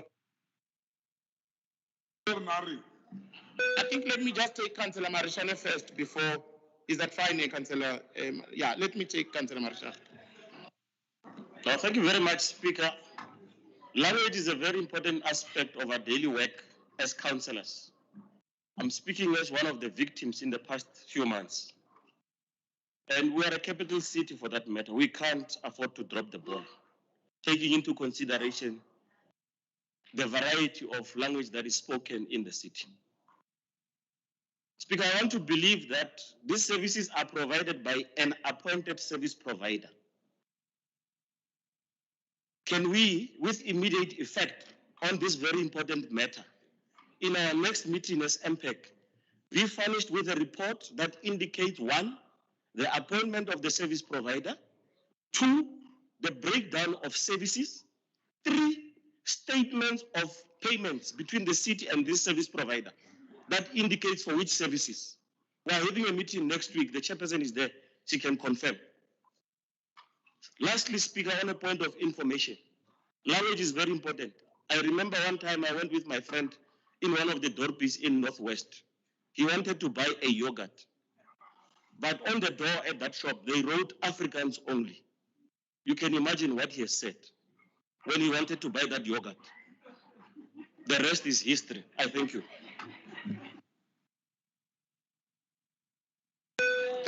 Thank you very much. I think a way forward has been. Okay, yeah. Yeah. Speaker. Every time you nominate me to speak, but later you make rulings without considering my contributions. Honorable Speaker, this House acknowledges that we have got 11 official languages. A discussion has been made in Ndebele, which was not interpreted. An admission is made by the House that there are people who are supposed to offer that service and they are paid continuously. We don't know how they are paid. It's not an issue now. But the matter now is there is either a question or a comment made by a member of this House in his home language. Immediately after all have been said, the mayor is expected to respond even to things that he did not hear. Now, whatever he has said, whatever advice or comment that he has made is supposed to reach the ears of the mayor. And apparently, assumptuously, the mayor may have not heard what Councillor Sizwe have said. Now, how is he going to respond to that? Does that mean whatever Sizwe have said is useless or should not be dealt with? If it is important for it to be dealt with, now two things must happen. The first possibility is that Councillor Sizwe must then be requested, which is a waste of council's time, that he must then be requested to make his contribution in a language that the mayor understands, preferably Afrikaans. Secondly, or in the alternative, is that then the mayor must not speak until that which has been said is interpreted by those who should have been here to interpret it. So those are the two things that I think should happen. Either we postpone his reply until he hears what has been said in a language he does not understand. Then we must postpone his reply.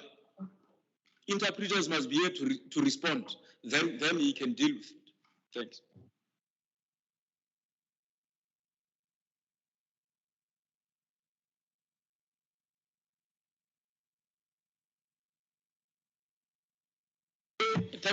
The speaker has his own head, please. Yeah, we can use allow him to think. The speaker has his own head and he has applied his mind.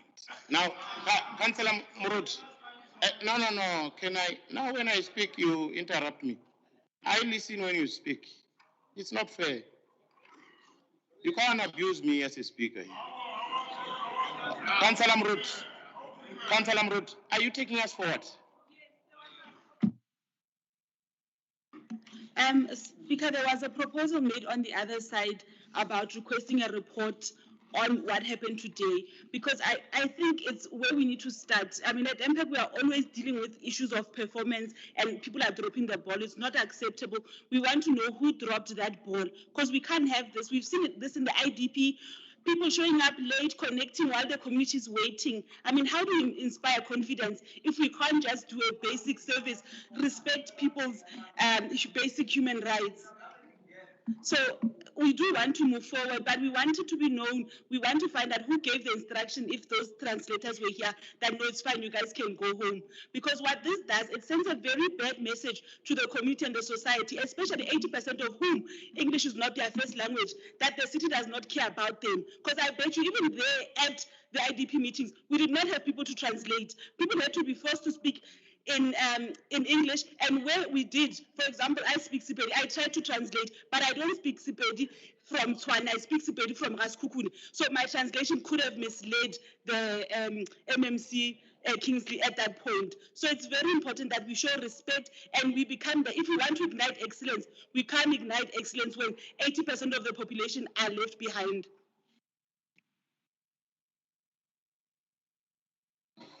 Yeah. I thought you wanted to take us forward, but you were repeating.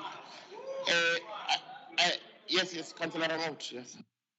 No, Speaker, you know, one person will think that this issue is not important. I can tell you that this issue that we are busy arguing about is how our people are not giving service delivery in the townships. Exactly what is happening here. So this that you can provide here, what about water in Hammanskraal? So the way this government is just a mess, it's a concoction of everything that is ugly. Yes, because there's nothing that comes well in this arrangement. Translate. So I'm proposing that we go to section 6 of the rule book. Let's postpone this sitting until you are organized. Because you can't subject us to this. Let's postpone. No, don't be emotional. I'm showing the rules. When I agree you want to suspend the rules, now I'm showing you the rules. Let's suspend this. There's no way Councillor Randall is going to respond to something that he didn't hear. Okay, can we be fair? Let's give Councillor Randall a way forward. Let Councillor Randall, within 1 minute, he's our mayor here. We have hired him. He's getting paid. Let Councillor Randall tell us what is CISO saying. Just for 1 minute. Yeah, because that's what he must respond there. Let him tell us what is that CISO was talking about. Then we move forward. Yeah, sure. Usikhathela kithi neso ibile ushela le ka councillor ushela ka mcheka the rules. Wait Mayor Roman. Executive Mayor, thank you. Thank you, Dr. Speaker. Dr. Speaker, I will definitely respond to the EFF councillor. Now, I hear the EFF councillor referring to me as if I'm from the Cape Flats, as if it's a badge of dishonor, a badge of disgrace. That's the way he's referring to it as. It reminds me of apartheid when that was done. Now I want to inform Dr. Speaker, I want to inform the councillor from the EFF. I can trace my forefathers 120,000 years back in Southern Africa. His forefathers came here 600 years ago as visitors. One of my forefathers are sitting at the union buildings waiting for engagement with the president. So please, if you want to speak about ownership of this country, refer to the first nation of this country, the Khoisan people, and not as a visitor that came here 600 years ago. Thank you, Chair. Point of order. Thank you very much, Executive Mayor, for responding. I want Councillor Kosi. Let me. Wait. Randall, how do you lead the city with so much tantrums, Mara? How woman?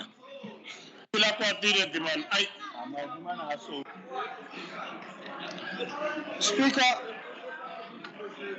can we have 10 minutes caucus?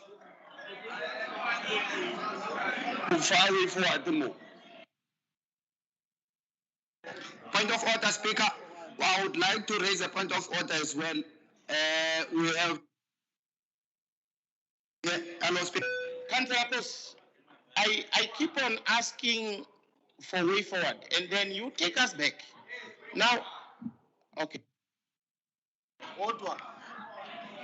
Speaker, I want to do justice to this house. Yeah? I'm only going to read or structure my response to the soccer by the EM there in English. Only on one condition, that the service provider for those languages are not going to be paid for today. Yeah. Huh? No. We are not going to harass service providers because of these people who are not organized. Okay, I just got the information. There's no service provider appointed for this. That's the information I got. Okay? So you can you interpret in English, please, Councillor Sizwe, please. Councillor Sizwe, can you interpret so we can proceed? Speaker, I call. Never. People are running around more looking for gadgets as if detail one contract more. So they lied to us. Hello, Speaker. Councillor Sizwe, please interpret as you offered. Thank you. Speaker. Speaker. Speaker. Speaker, note me on a point of order. Councillors, Councillor Leofi, he really assisted on a way forward. Now, can I finish, Councillor Ramabut? You just all the time.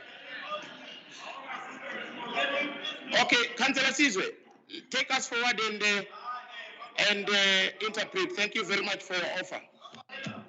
Speaker, before Sizwe twana tweet ya mchana. Ubulete couple ya kwenu. Interpreter di mchana do interpret. You can't do that mchana. Are you going to sell us out? Our Sizwe, come on mchana. Tomorrow this man is out of. Alderman Malek, please. Alderman Malek. Thank you, Speaker. Speaker. No, Alderman Malek, please. Speaker. Yeah. No, Speaker. No, Mara. No, you're harassing me. Councillor Ramabut, can you allow Alderman Malek to speak? You can't monopolize discussions. It's not fair. No, you can't talk alone here. It's not correct. Alderman Malek, you are protected.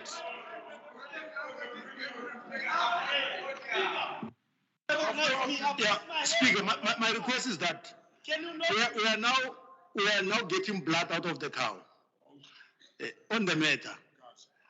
Then we said there should be consequence management on those who have dropped the ball. Let's move forward, Speaker. Please. Thank you so much, Alderman Maleke. We now, no, he wants to. Can you allow him to interpret what he said first? No. Sorry, Councillor Sizwe. Point of order, Speaker. Speaker.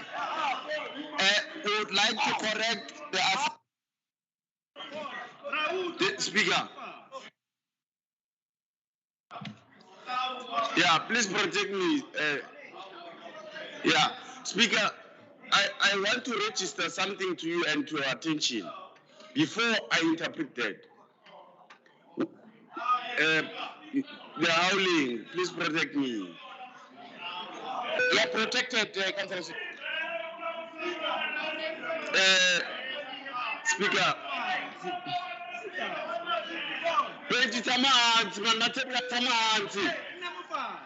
Councillor Matebula, I've warned you to sit down now. I think I've reached a point that I have to ask you to leave this meeting. Councillor Odalis, please retire him from this meeting. Councillor Matebula, leave this meeting.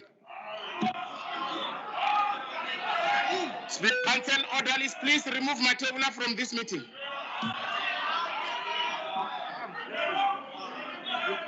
Speaker.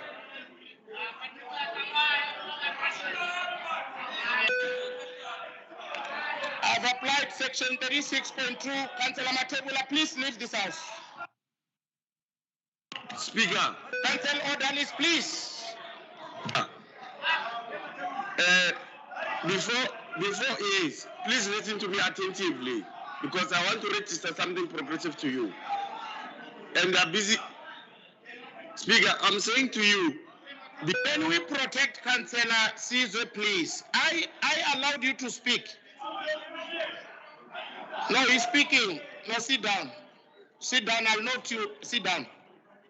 Sit down, I'll note you. Yes, sit down. Councillor, no, sit down. I'll note you. Yes. Speaker, I want to register something to your attention.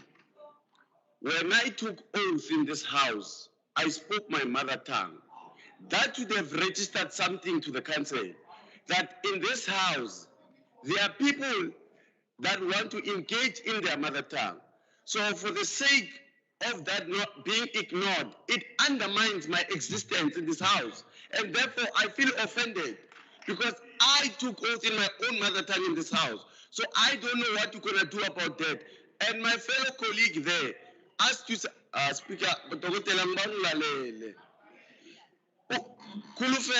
Councillor Kulufelo said to you that, look, they are focusing you. I'll wait.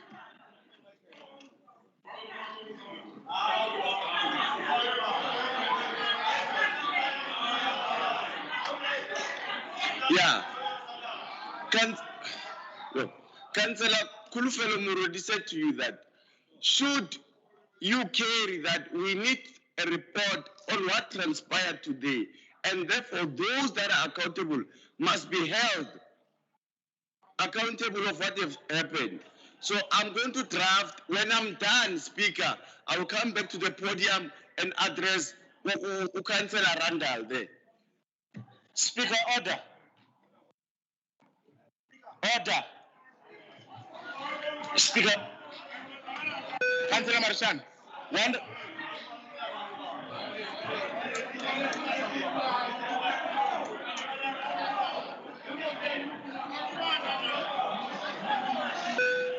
Councillor Marshan, order. Yeah, but there's commotion there. You want that man to be killed?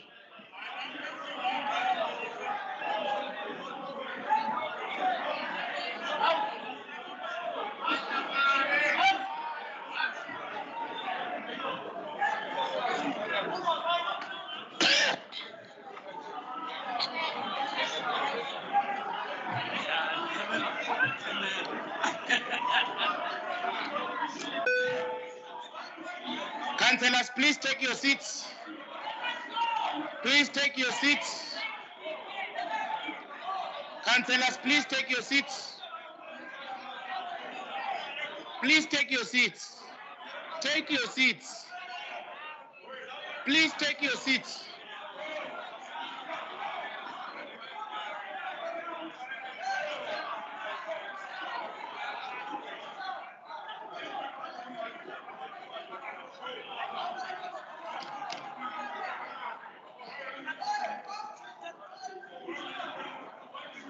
Councillors, please take your seats.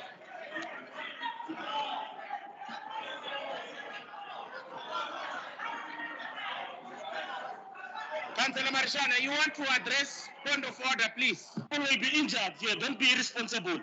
Correct that thing first, that situation first. Please take your seats. Yeah, but take your seats. Yeah, but you take your seats.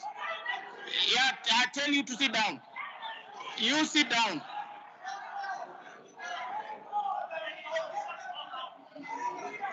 Then go when you sit down. You sit down. Awana.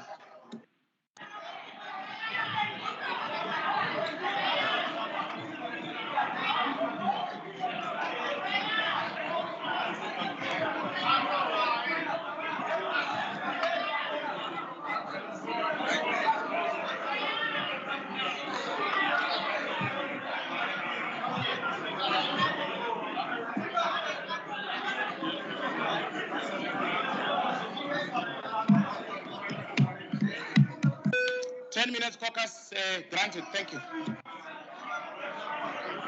When we come back, I'm on a point of order.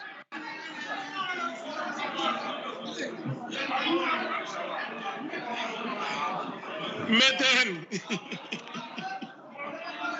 Can my time President back? Speaker Ekuruleni gave you green light.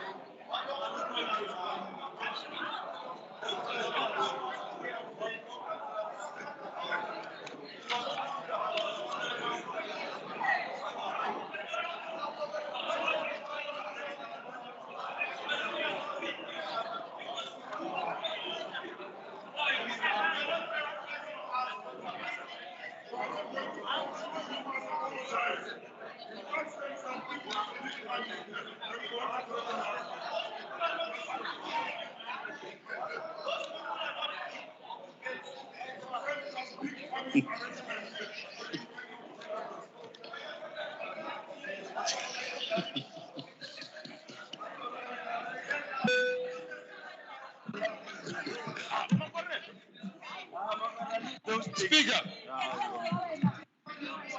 We are on a 10 minutes caucus break. You didn't hear that? we are on a break. You can come to me. How do you dismiss someone from the caucus? Literally go breaking. And another thing, Speaker, we love the people of Cape Town, those people of Cape Flats. The mayor said we don't love those people as the EFF. We have thousands of membership there in Cape Flats. And if he speaks Concession for real, he must support those people in union buildings. He must start being the first citizen of the city.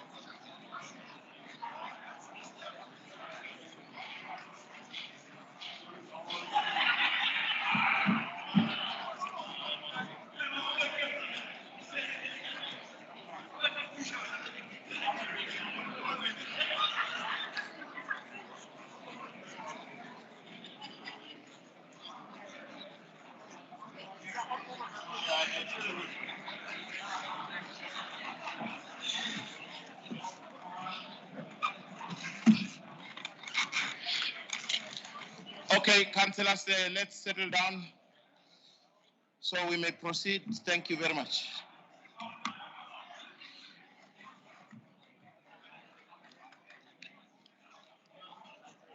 Eh?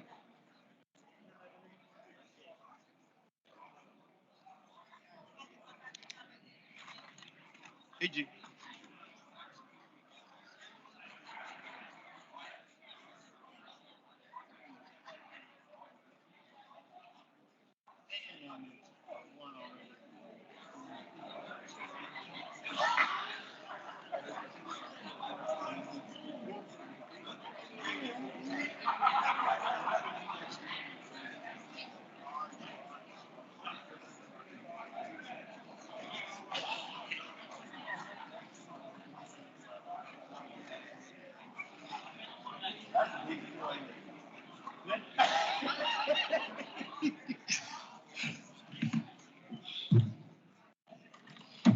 Mutili. Torina Mutili.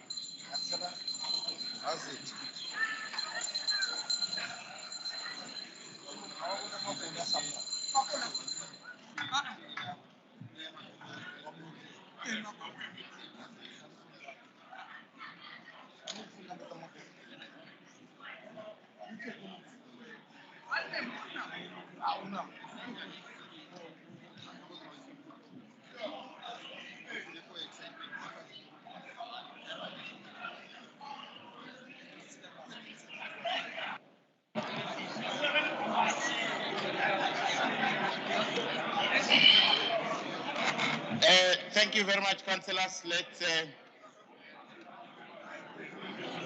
settle down.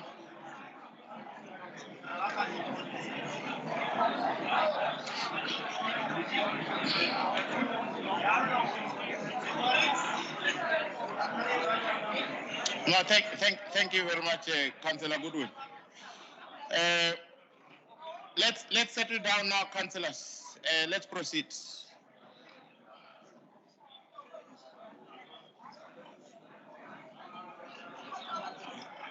Thank you. Councillor Macaulay.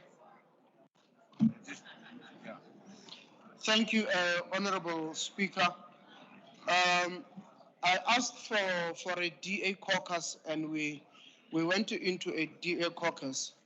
We agreed that it was going to be prudent to move forward, finish the debate, and also finish up the report.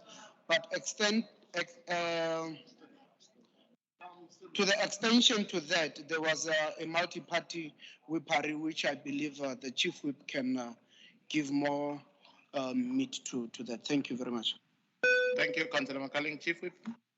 Thank you, Speaker. Yeah, just a report back on the multi-party whippery. We all reached consensus, and we can continue with the debate. And then after that, we can continue with the rest of the agenda of the council meeting.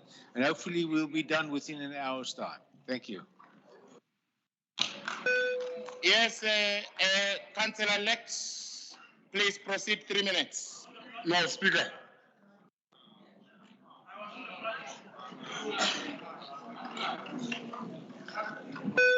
Councillor. We can continue, but those guys that you send here, when you can't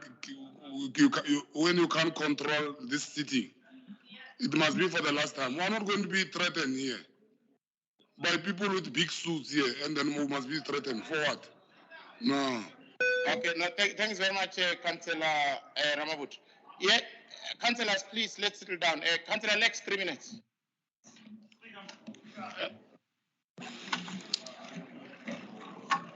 Councillor Lex, 3 minutes. Speaker? Yes, sir. I need protection. Speaker, I was confronted outside, and I'm asking that Councillor Dikeledi be referred to Rules and Committee for taking what is in council to go outside and confront me. I want her to be taken to task.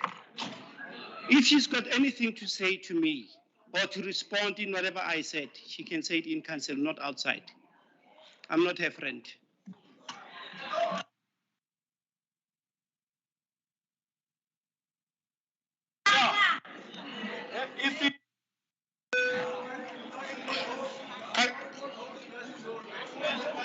Councillor Lex, 3 minutes, Councillor Lex.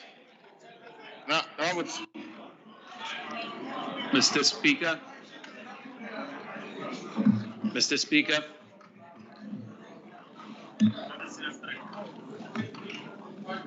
Mr. Speaker, please remember to add 45 minutes to my time for all these interruptions. Thank you.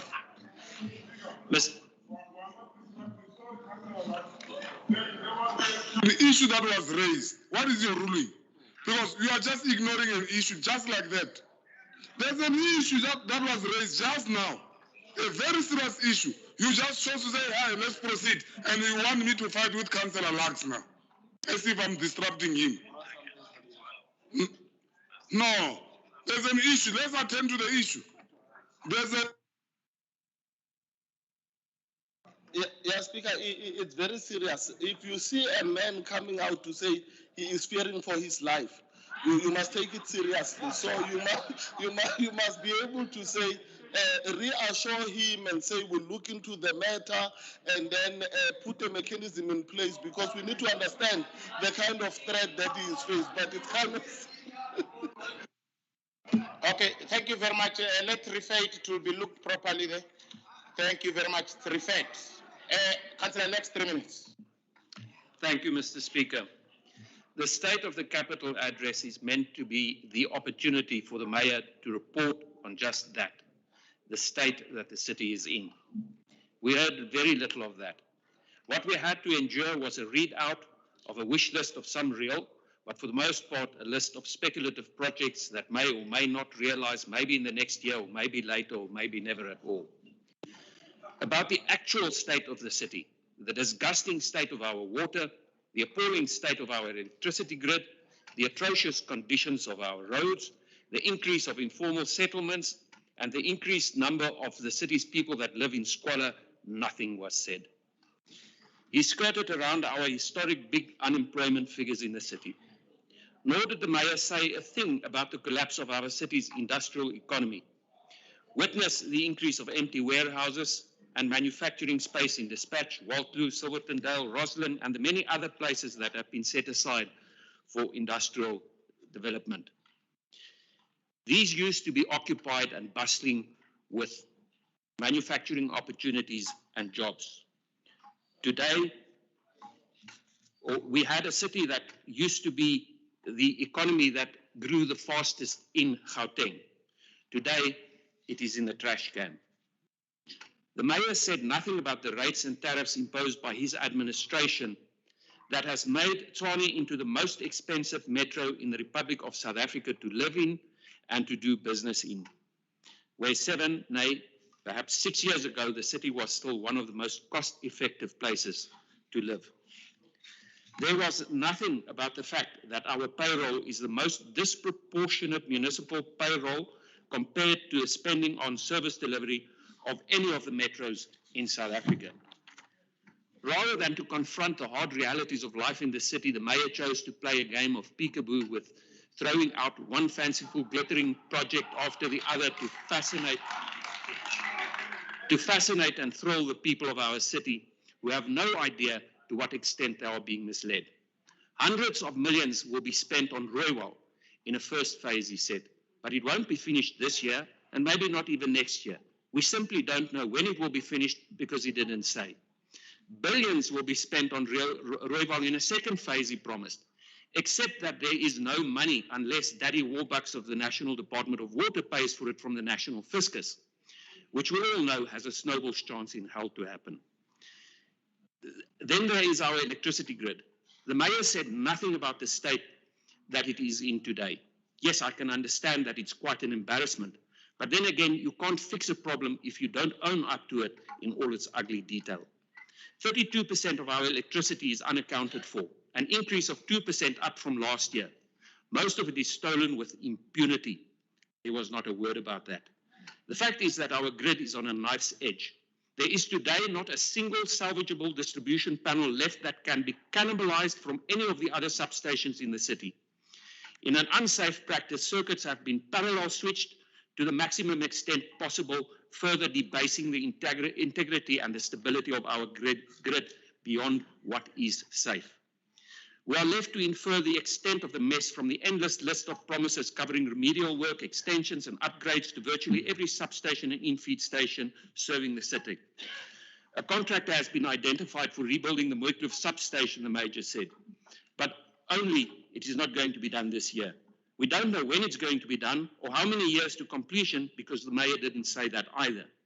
If we go by the example of Wapatrand, where the Mayor said days before the elections that the contractor will be on site commencing work by the 15th of November last year, and the work will be done in 18 months, when in fact the contractor only turned up in March of this year, a year later, and the contract term was extended to 3 years to completion, then those people who are fed from the Mooikloof substation is in for a long wait indeed.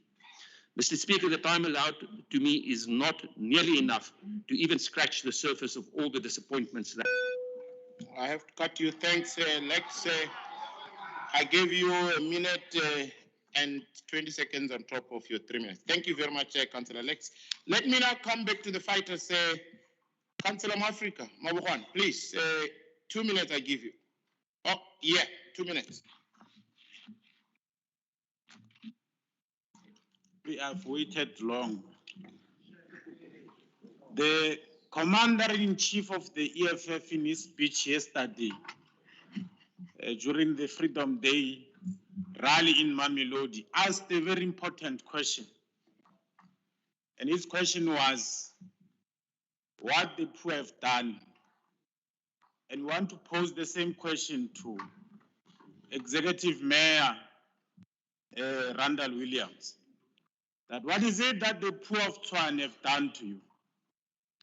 We're asking this question because as the EFF, we are unashamedly speaking for the poor. Now, you are striking heart of the poor as the DS evident when you took time to give progress on the maintenance of Centurion Lake to prevent flooding as one of the highlights and a core project in your speech, whereas you don't say anything about the people of East Fabric, the people who Councillor Tau went and promised that they are going to be relocated.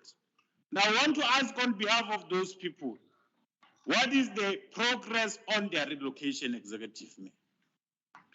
Executive Mayor, you are striking hard for the poor is shown by your government of the DA-led government. When you go at length to state your effort to rebuild the Wapatrand station, which is something that we commend. However, you don't say anything about the people of Valmanstar, the people who need roads, the people who want access to electricity.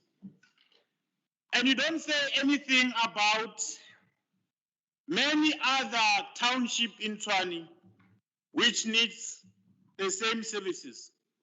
Executive Mayor, it's not a favor to give poor people in the townships what the affluent areas are getting. We know that you may have learned this in the province which your organization, the DA, governs Cape Town. But you must know that our people in the townships, they too need these services. How do you finish a speech without saying anything about drug abuse when you know that the city you are leading is a Nyaupe capital of the world? This goes to show that you are not in touch with the ground. You have failed to guarantee and address residents of Tshwane their safety because the day you took over as the DA, the crime in the city skyrocketed. Mr. Executive Mayor, criminals are running amok in the central business district and in our township. And this is because you have failed to reinstate the surveillance cameras which assisted the law enforcement to be efficient in catching some of these criminals. Issues are many, but lastly, I want to say that Speaker, if you take credit of winning awards, you must also take responsibility of the state of the terrible state that also our townships are in. So you can't just come here and say, no, we are winning what's in the township. What councillors have got a responsibility, Sizwe. Thank you. I have to cut you. I gave you 1 minute, 30 seconds on top. Thank you. Now, let me come back to the ANC. Alderman Maleke. Alderman Maleke, I'll give you 6 minutes. Thanks, Speaker.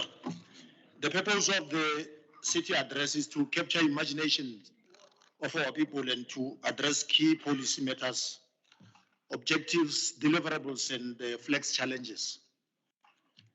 But let me take from what the DA has attempted to deduce and bring a summary of what the mayor said. Councillor Mazibandaba writes a poem to praise the mayor and the former leaders who enjoyed privilege and agreed to segregation laws.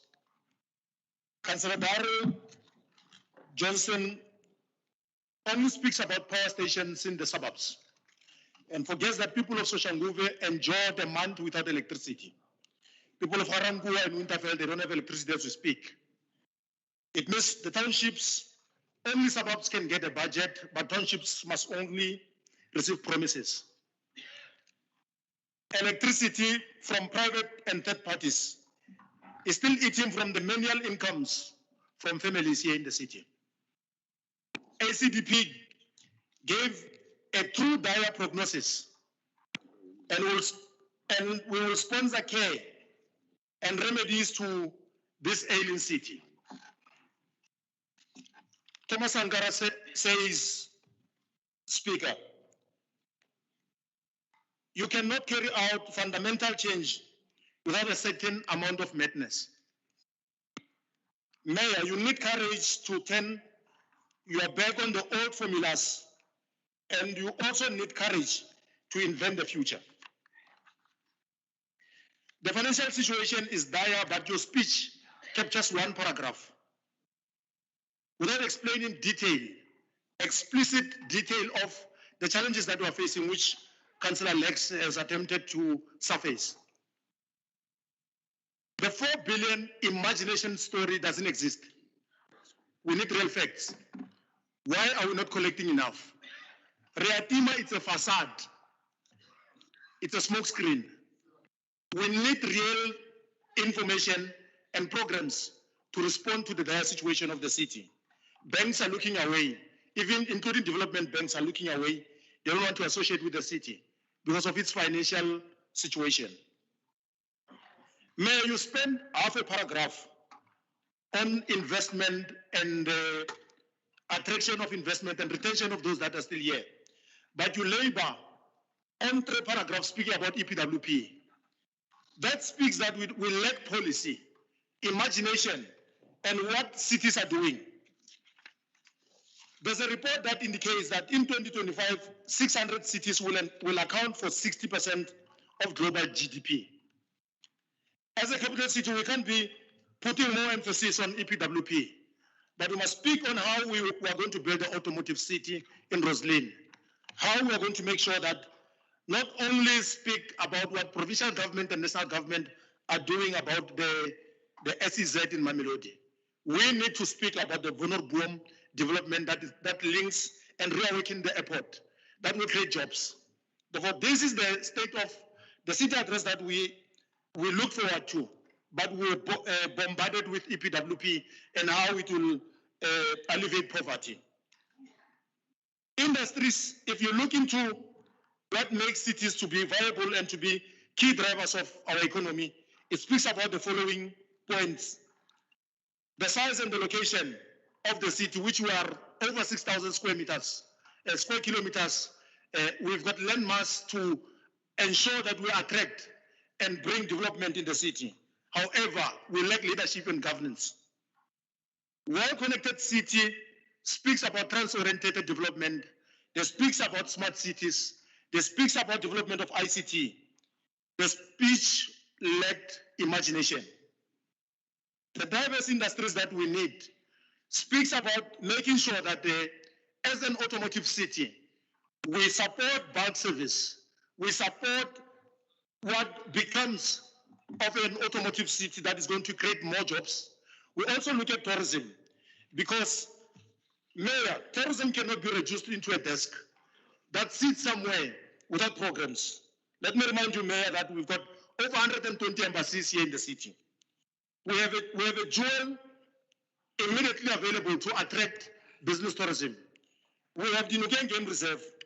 We have Mamelodi Grave, that is a home to the former president of the African National Congress, President Sibako Makatu, which is also the home to Solomon Mahlangu. Those are immediate tourism attraction that must bring many of international tourists into the city. We've got Swaying crater in the South Bank Road, which we are not making sure that we attract investors that will come, develop around these jewels that I've indicated, so that we get spin-offs and job creation. Anyone who visits Moscow, they go to the grave of Moses Kotane. Anyone who visits any country, they go to the capital city. Our capital city is dead when we speak about tourism. The only thing that we had from the speech, Mayor, it's a repeat of what you said and many other mayors since 2016. There's been 7 years of waste. There's been 7 years of nothing. Promises, infights, and this is what we're witnessing today. The infights have been extended even to the coalition. There's lack of governance and lack of imagination. We need a broken window theory, Mayor, to rebuild the city. Pretoria West has been hijacked. Sunnyside is another country. It's a paradise of crime and drugs. We are asking, Mayor, reimagine city of Tshwane, reimagine its townships. Let's make sure that we service our people without prejudice. I thank you.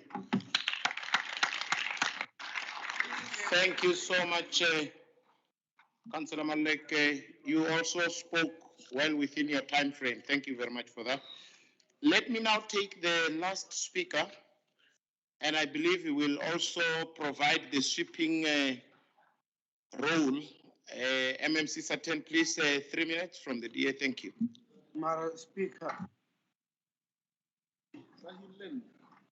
Can I go? Thank you, Speaker. Speaker, firstly, let me thank the Mayor for his State of the Capital or City address. And Speaker, he cleared up very directly what the focus will be and where we need to go. And a key focus of that will be the financial stability of the city, which we know is not in a good place. We know the challenges that we have. It's common knowledge. It's been reported. But that's going to be the major focus that we as Group Finance, where I'm the MMC, needs to focus on and to get right to support the Mayor. And I want to give the assurance to the Mayor today that we're here to support him. We're going to focus on that. Speaker, the capital projects that is put out that the Mayor has spoken about are not just going to make a difference in the lives of residents, which is a key focus and the most important, but they're also revenue enhancing. They're going to help us to focus and to increase revenue, which is critical. We need to increase our payment levels. We will focus on unlocking some of the revenue streams that are currently blocked, and we will continue with our revenue campaigns and our credit control actions, which is, we can call it by any name we want to, but it's stipulated by the Municipal Systems Act.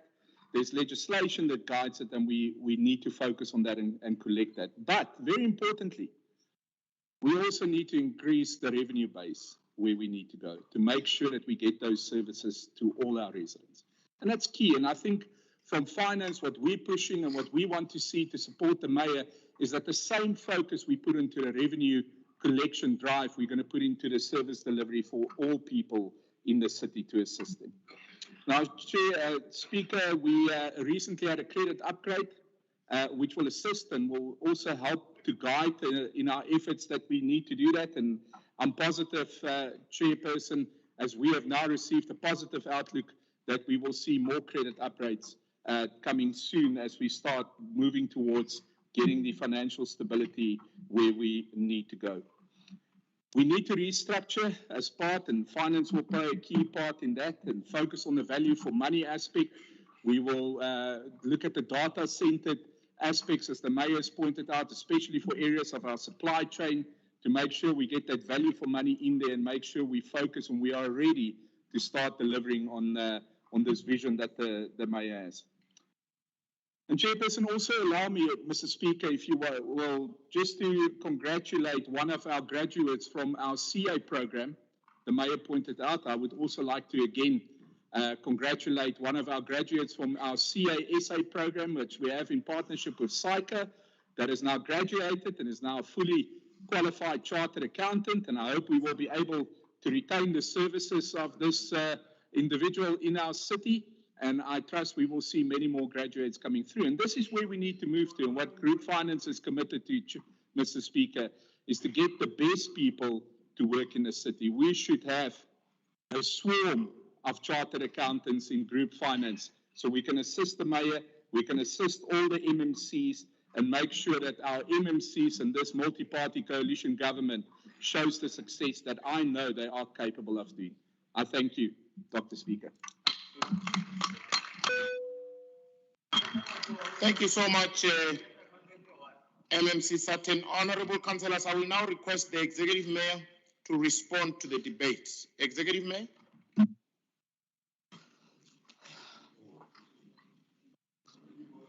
Dr. Speaker, I'm going to cover a few areas. First of all, there are one or two councillors like Councillor Maluleka. Although I do not agree with what he said, I think he's got his view and it's fair comment. So I will address that. Others here just went into wild allegations. So for those ones, I want to respond in detail to the wild allegations. So as far as this council meeting is concerned, Rule 10 of our Rules and Orders bylaws have not been suspended. And Rule 10 concerning questions requires that questions be written in writing, because I want to respond in writing so that we can have it properly on record. Dr. Speaker, in his State of the Nation address, the President announced we've now got 64 dysfunctional municipalities. 64. Amongst them, one of our metros, previously were under the administration of the provincial government, Free State provincial government, Mangaung, is now under administration by national government. Because what happened in Mangaung, certain councillors here want that to happen. We must just spend left, right. Like, for example, the one councillor from ACDP says, where's the money? Where's the money? I told him there must be money. And I told him in the war room apparently that there is no money and I'm not going to provide services for Lotus Gardens. I want to, fortunately for us, though all the war room meetings are online and it's recorded, so I'm going to listen to the recording and I'm going to make it available, whether he and I had that engagement. And I would advise him to stop complaining of the salary that he earns as a full-time councillor and concentrate on service delivery. Maybe he'll be able to help the communities.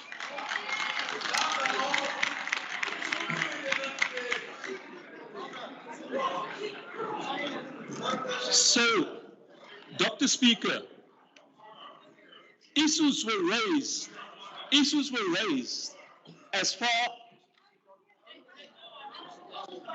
emotional, point of order, Executive Mayor, just sentence. Point of order. What is your point of order on Councillor Ramawut? Yeah, let's deal with this one first. I'm rising on section 38, which is a point of order.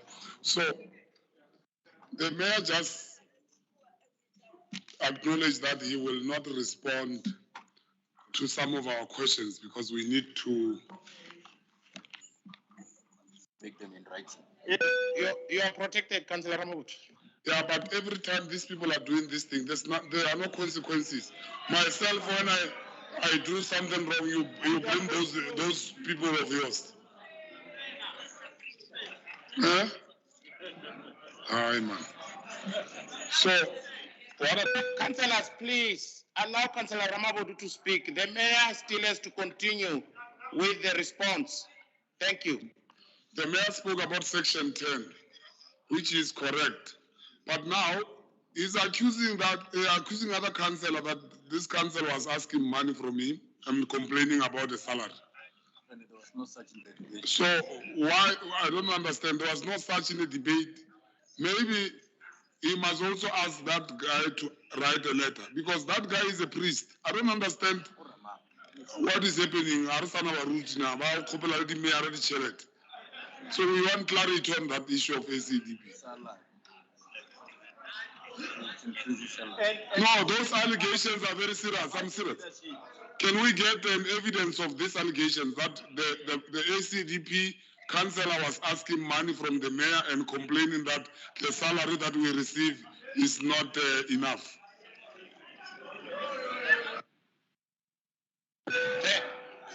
Thank you very much. Was there another? Is that the end that was raised alongside? Yes, Councillor Mrek, please.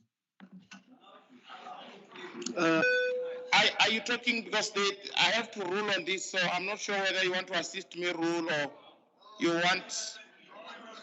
Oh, okay. The Honorable Mayor must talk to the subject at hand and concentrate in the speech that I was talking to. And I've never had a meeting with the mayor. It will be a privilege that I have a one-on-one with the mayor.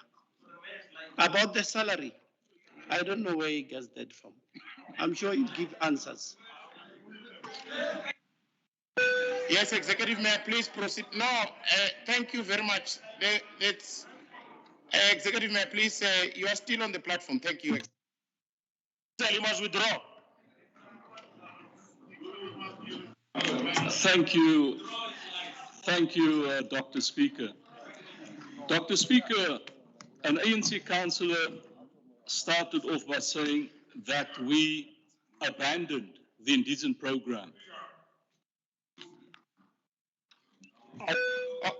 Sorry, Executive Mayor. What is that, Councillor Robert?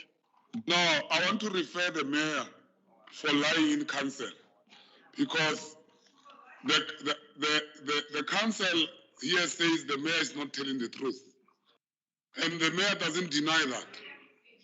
So I'm referring the mayor so that the mayor must go to rules committee and to explain, to ethics, to explain these allegations. We are not going to listen to the mayor bringing false allegations here in council. Every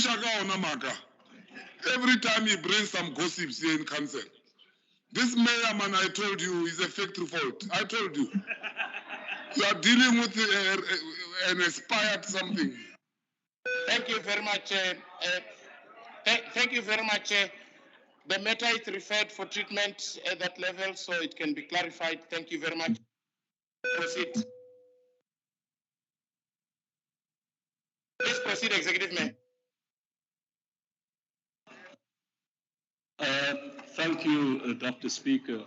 I would gladly appear if I had to. I don't lie in council. One of the ANC councillors said that we abandoned the indigent program. This is simply not true, Dr. Speaker. We currently have more than 42,000 families on our indigent program, and we're going to expand it. So far from abandoning it, we're improving on it. And as far as TMPD guarding substations, TMPD never guarded substations. We had a plethora of security companies that were supposed to have 4,000 security guards guarding our infrastructure. When we advertised to insource them, only 1,500 applied, 1,500 security guards applied. So all these years, we paid for 4,000 security guards, only for 1,500 to have been guarding the infrastructure of the city. Now the issue of Glad Africa that keeps on coming up. When we were sitting in council, we were the ones that disclosed the issues around Glad Africa when it came to the notice of the mayoral committee. Twice, we brought reports to council to suspend the city manager. Twice, the ANC and EFF voted against the suspension. So that doesn't say much about the ANC putting Glad Africa at our door. When we wanted to act, they prevented us from acting. And again, the EFF wants us to end up like Mangalung. We must go out and we must provide land for people, buy up land and give land.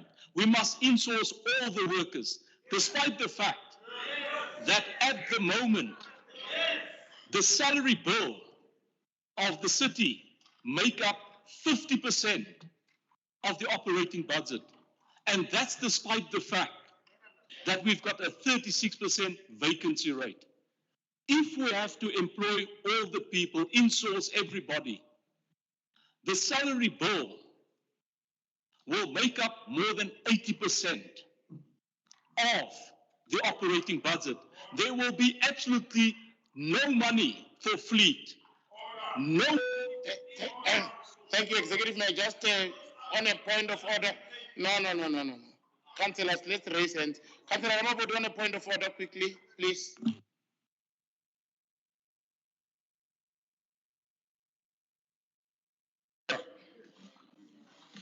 I'm happy that this mayor now, who's there with the vote of Action SA. Action SA that has told our people that they are going to install security guards. Is the mayor saying the security guards are not going to be installed? What's the point of order, Councillor Ramabodi? Point of order. What is the point of order? The point of order is that is the mayor acknowledging that he's not going to install the workers? That's not a point of order. Thank you. Proceed, Executive Mayor. Thank you.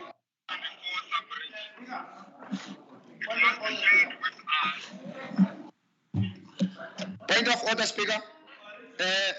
Yes, I'm there. Let me take your point of order. Sorry, Executive Mayor, just a second. Yes, thank you very much, Speaker. But we must also acknowledge that what's your point of order? Yes, it's part of what I'm saying.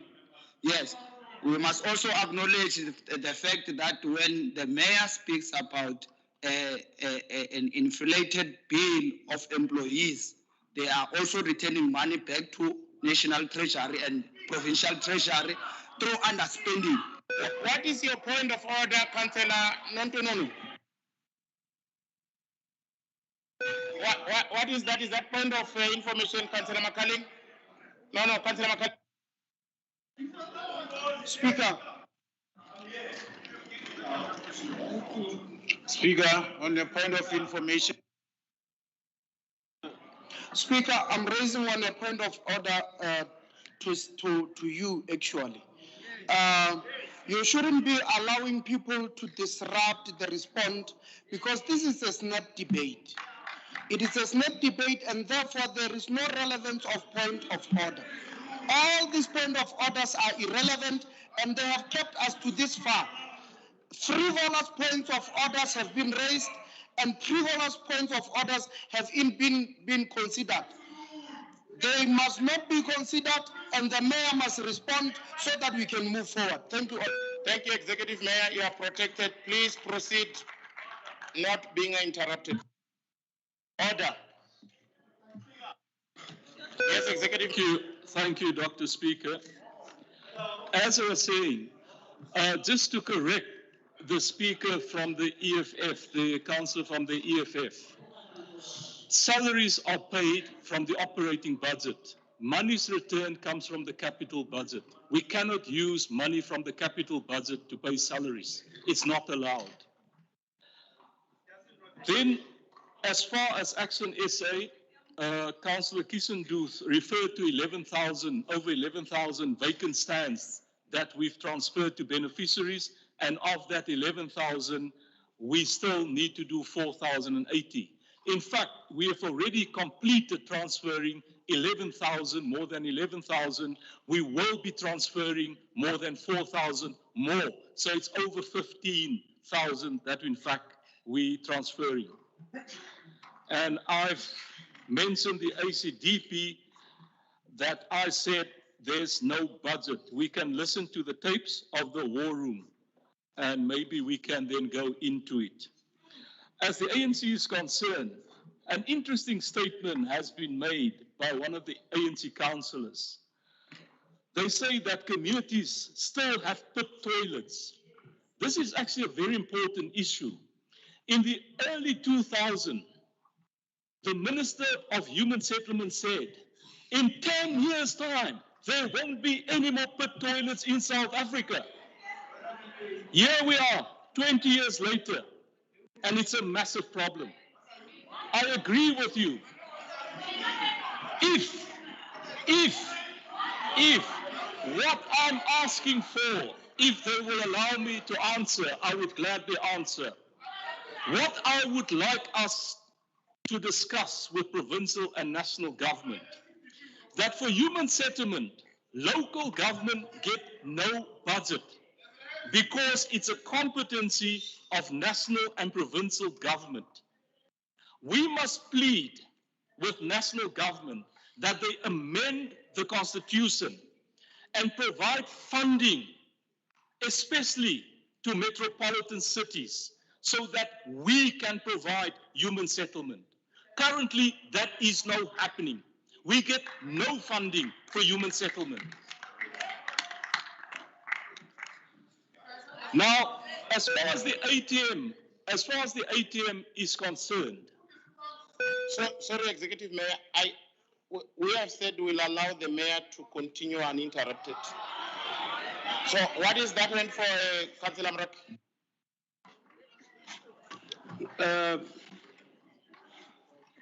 The mayor responds out of context in that, can I be protected? Can I be protected? Councillor Mrak, I have ruled that allow the mayor to respond because he has not even finished responding. And now you will miss on his response on a number of questions raised. Allow him to respond. Thank you, Executive Mayor.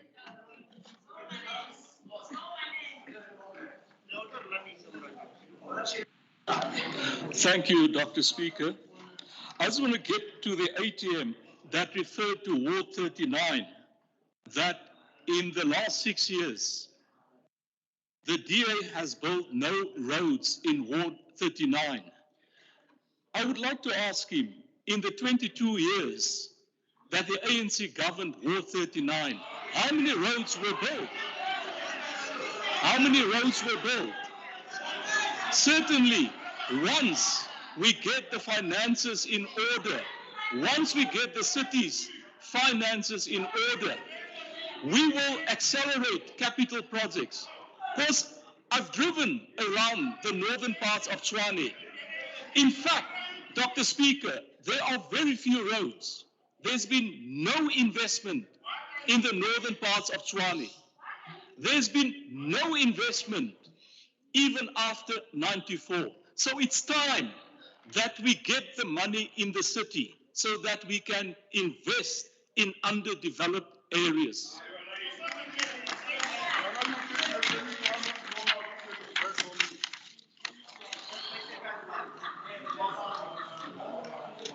And let me pick up on the issue of Good, where she referred to 425 water connections only.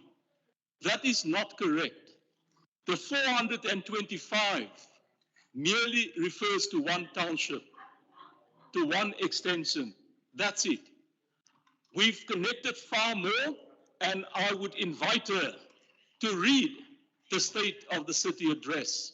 She'll be able to calculate for herself how many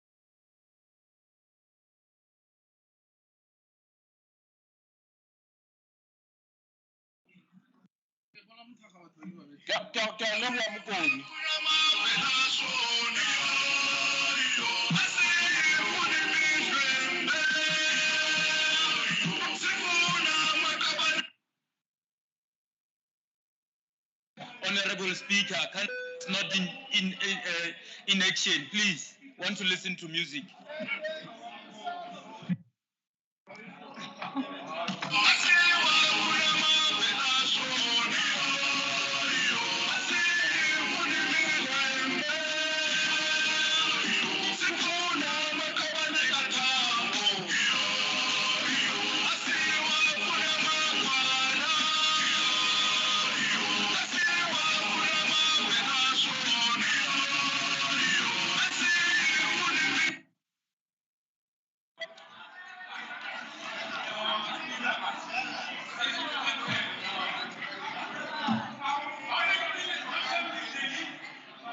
Goodwill.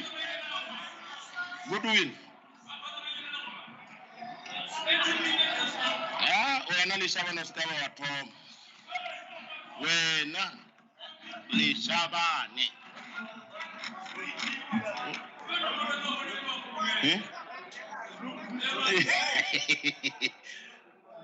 Lo fukwile ba re look who's talking.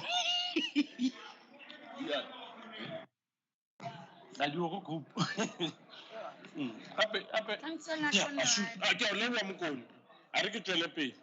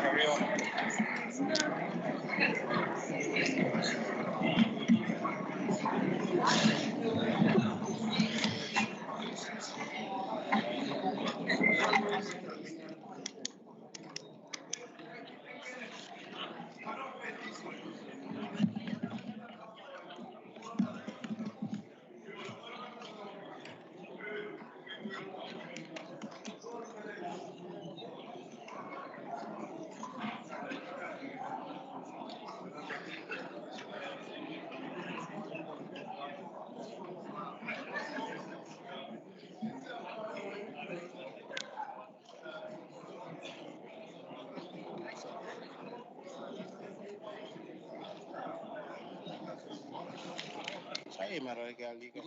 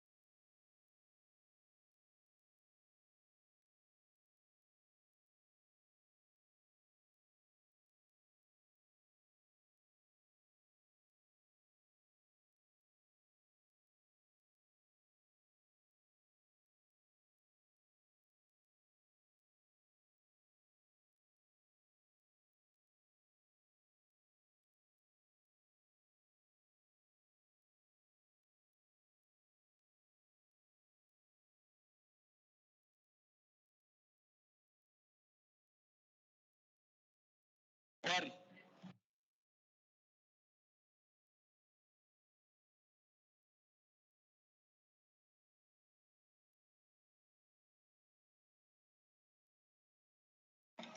Thank you very much, councillors.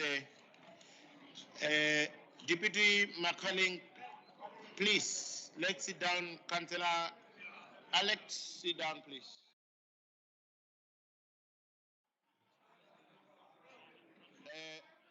Let's settle down. Alderman Erasmus, thank you. Thank you, Honourable Speaker, Dr. Speaker. We thank you for the opportunity for the caucus break, and once again our apologies, and we would like to thank the House for the extension. Honourable Speaker, we had conducive engagements and discussions, and we are ready to take this House forward. I thank you. Thank you very much. Yes, Councillor. Thank you, Honourable Speaker. I think that the House is not yet properly constituted because there's a lot of movement that we are not advising on, and there are a lot of discussions.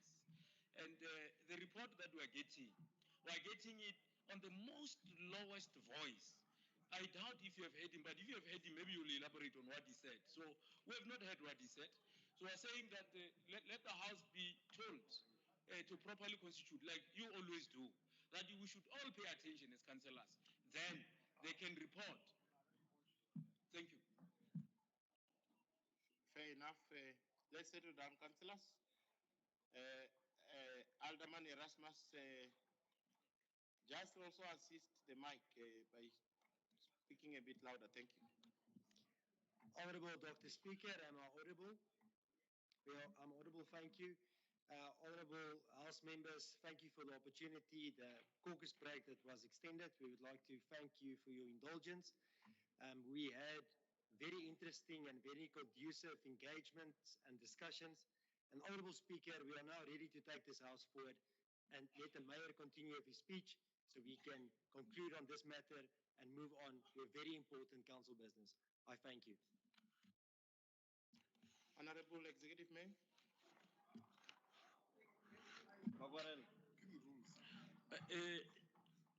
Honourable Speaker, I think I was to be next before that request was made.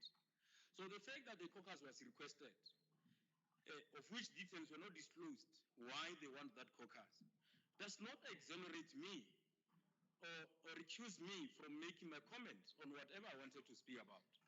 So, should I? Thank you. Honourable Speaker, Dr. Makwarela, I want to first quote a few sections from the City of Tshwane Rules and Orders. I'm going to refer this House to Section 36, subsection 1, read with subsection 2, as well as Section 37, subsection 1. And perhaps if the point is not made properly, I'll go to subsection 2. Let me read it before I say anything. Section 36 provides that the Speaker may call attention of a member to unbecoming language or any breach of order on the part of that member, and may direct the member, if the member is speaking, to discontinue his or her speech, or in the event of persistent disregard of the authority of the Speaker or relevant chairperson, to retire from speaking.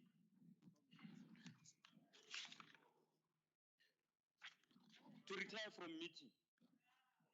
Subsection 2. Am I protected? Not going to be undermined. Subsection 2 says, the Speaker may direct a member to apologize or withdraw an allegation if the allegation injures or impairs the dignity or honor of a member or an official of the City of Tshwane or any other person. I proceed now to Section 37 thereof.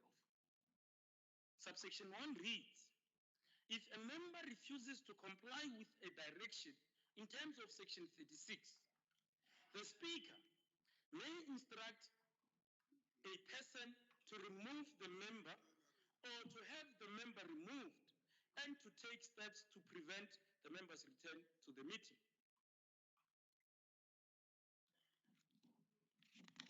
On this basis, Honorable Speaker, the expected to be most respectable member, most respectable councillor, or a senior councillor, by virtue of the office he is holding, the office of the executive mayor, has called an EFF member with the word fucking, and that is on record. As the Speaker, you have made a ruling that the executive mayor withdraw and apologize.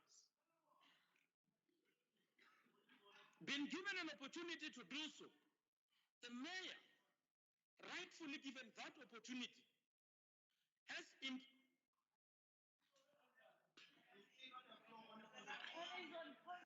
Can we allow this point to be finished? You can't raise a point of order on top of a point of order. Let's allow it to finish. I've noted you. Thank you. Thank you, Honorable Speaker, for being fair and protecting the House. Now, the Honorable Mayor has been given an opportunity to withdraw and to apologize. He opted to make a future promise that I will withdraw. In context and by interpretation of his statement, he's giving us a promissory note for a future activity. When you say, I will withdraw, you are not withdrawing. You are promising us that in a next date which you have not determined, you will withdraw. That does not speak to the conduct. A withdrawal has not been made. Now, when this matter was brought back to you, Honorable Speaker, by members again, you referred it back to the executive mayor to withdraw again. Now, on that context, not even asking him to apologize. Now, he says to the House that he is going to defend himself. He's not going to withdraw. And that on its own says that this House can howl, can call specific insults to any member here. We are not equal. Councillor Sizwe made a very worrying statement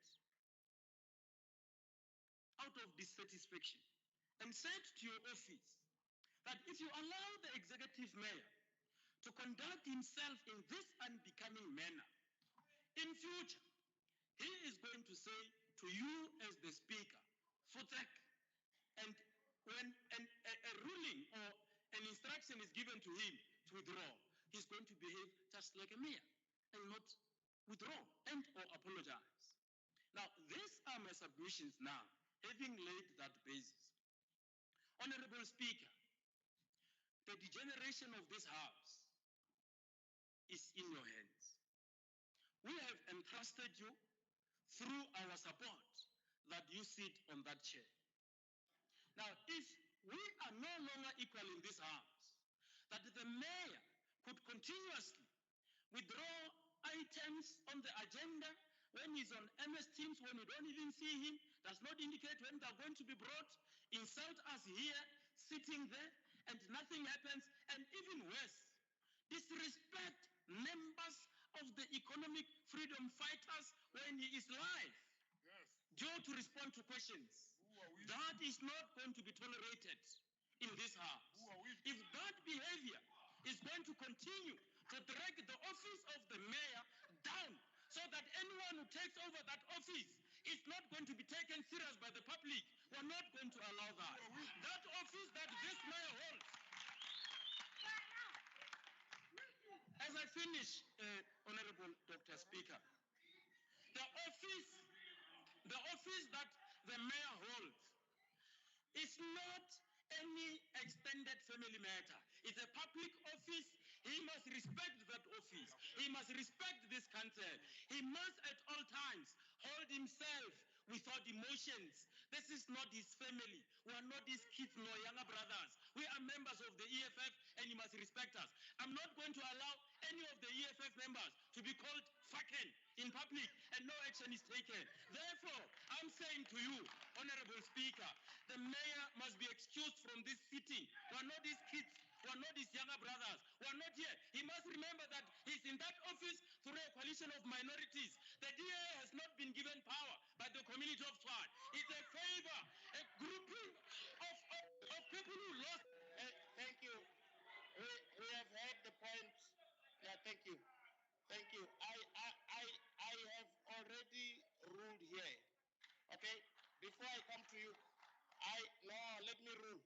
I have ruled executive mayor, maybe for the purposes of my ruling, because apparently my ruling is being construed.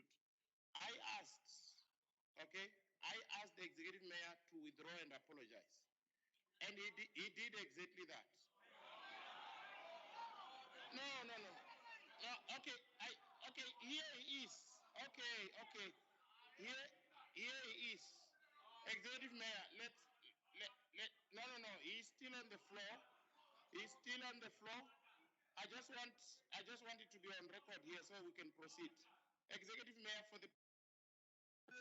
can you withdraw and apologize so we can proceed? Thank you. Dr. Speaker, if we check the recording of this meeting, I've done so twice, and I also want to refer you in terms of consistency, Rule 37, removal or exclusion of member. Rule 37.1, if a member refuses to comply with a direction in terms of Section 36, the Speaker or Chairperson of a committee may instruct a person to remove the member or to have the member removed. That's exactly what you did. You instructed a member of the EFF to leave this House. They refused to do so as a caucus. They protected him. So please, consistency, Dr. Speaker. Thank you very much. Disrespect, council. No, councillors. Let's take.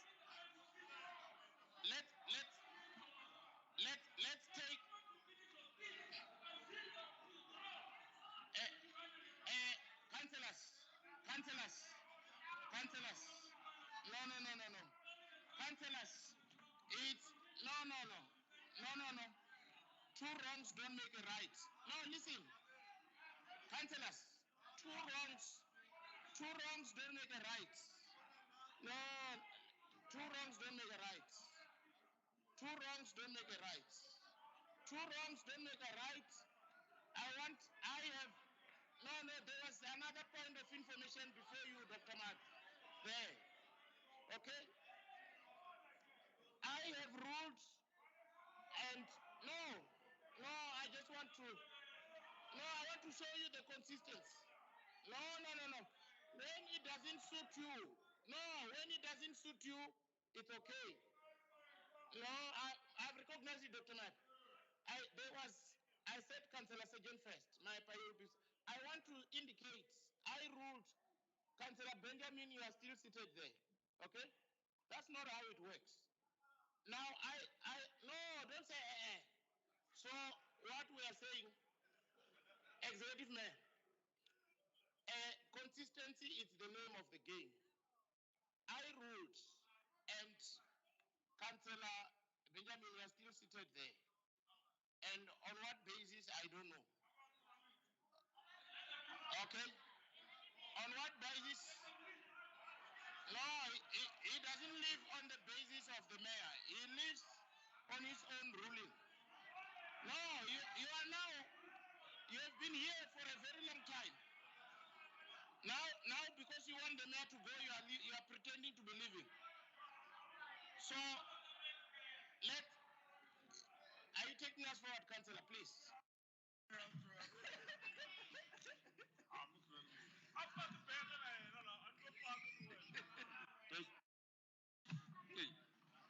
Let them live together, Honorable Speaker.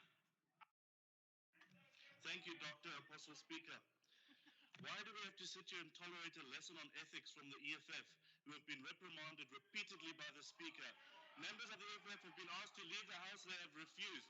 They have attacked the mayor and he had to defend himself. The mayor withdrew twice, and it is on recording. Mr. Speaker, I'm rising on relevance. Please move on with the agenda.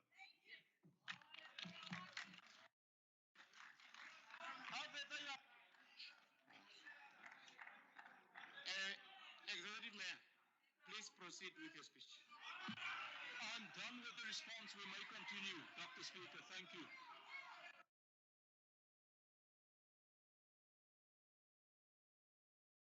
Sorry, Dr. Maipa. Sorry, Dr. Maipa. Dr. Makorela, really. Okay, let me say, Professor, you are a bit higher than me.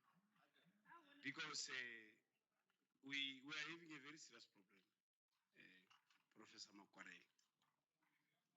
As a scientist, I think you must just apply your scientific tools to manage the incomprehensible attitudes that we are experiencing. As a Speaker of Council, you are the second most senior person in Council. We cannot have a mayor calling F-words to people in the Council. Now, the dear people can clown and scream, it's fine. They're not going to do anything to me. They can just do it the whole time. They can turn red if they want to. But I'm going to say this. No, I'm talking here. I am talking here. We are not going to allow the attitudes, bad attitudes, to come, and bad attitudes. We are not going to allow that to speak. But I'm going to put it here to this council that the African National Congress is disgusted that the executive mayor uses F-words and is allowed to continue with a discussion of state of the city address. If you allow the city mayor, I want to put it to you, Professor Makwarela. If you allow, with the decorum and the ethical moral high ground you carry, they can scream at me and insult, it's okay. I'll have my turn. If you allow the executive mayor to call F-words, and you leading this beautiful city of ours in council here in a public platform, you will not, and I can tell you today, you will not tomorrow tell anyone to withdraw anything. I promise you here. No one ever will listen to you when you say they must withdraw. There was a suggestion made here by the EFF that the executive mayor, and you said two wrongs can make a right, then both of them must leave. So if you choose one and you say the mayor must continue, I will know even personally myself as a councillor here today.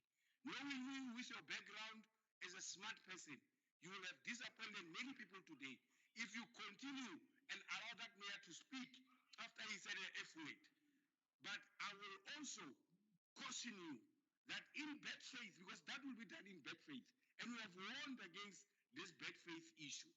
If you continue doing that, Councillor Makwarela, as a speaker of this council, carrying that responsibility, we will know that no one actually in this council cares about council or about communities, because we can't have people who come and use F words when they're emotionally unstable, when they don't have emotional intelligence. We don't know if they're drunk. So I'm asking you to say, you as a speaker, to clean your conscience. If somebody must leave here, it's both of them, including the executive mayor. He shouldn't be allowed to speak forever or anymore today. He must leave. If you allow him, we will know that we don't have to respect you also from our side. No, you can't speak twice, Councillor Sajan. No. Allow others. You have raised your point of, you can't speak twice. I want councillors, I want us to proceed, and you know that you are putting me into a serious predicament. No. Can I rule? No, but when I rule, you keep on speaking. Yes, Councillor Man. Yes. Many times. Earlier on, I was telling you about my friend. He actually said Johad. Councillor Marshan, I thought you are taking us forward. Now, Executive Mayor, for the last time, Executive Mayor, can you withdraw the F words? Withdraw the F words and apologize. Then we can continue, Executive Mayor. Thank you. Dr. Speaker, the first time you asked that question, I said I withdraw the word, and I also added that if an EFF member comes here again to attack me, like the EFF council did to switch off my mic, I have the right to defend myself. The second time when you asked me, again I withdrew the word. I said I withdraw the word, I apologize. And then again I added, I also want the EFF councillor that came over here to attack me also to apologize. So I've done it twice.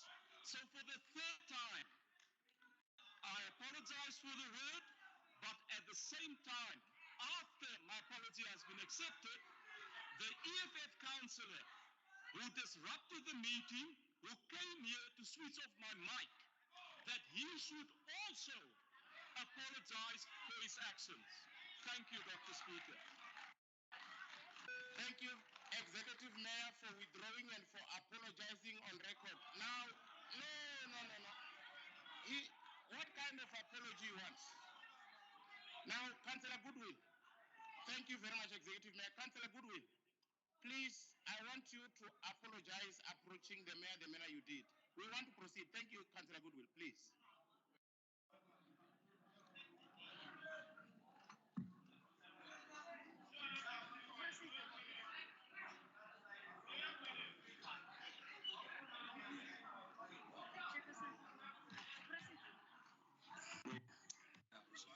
All right, thank you very much, Dr. Speaker. Dr. Speaker, I was humiliated by the mayor.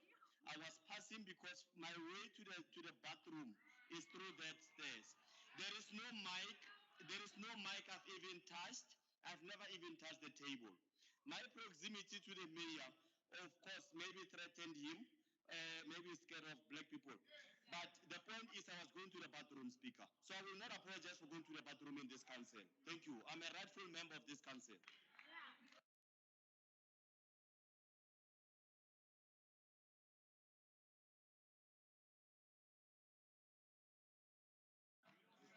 Thank you, Dr. Speaker. May I refer you to two incidents? Let me see if I can take this forward. If I refer you to Rule 41.3, the last portion, and I want to refer to two specific areas. The one says where in foul language, crossing the floor, open space directly in front of and just below the podium. And we have seen the EFF done that a number of times in the last few council meetings, where they've crossed this space and onto your podium. We've seen that a few times. Thank you, Chair. And then the second part, Speaker, if you allow me, in the case of a council meeting where the space between the speaker and the councillor who is speaking, etc., which in the opinion of the speaker, chairperson, compromises the dignity of council. That councillor of EFF has crossed the space between yourself and the mayor when you were speaking. And Rule 41.3 does not allow that. And we request him to withdraw and apologize to the mayor as well.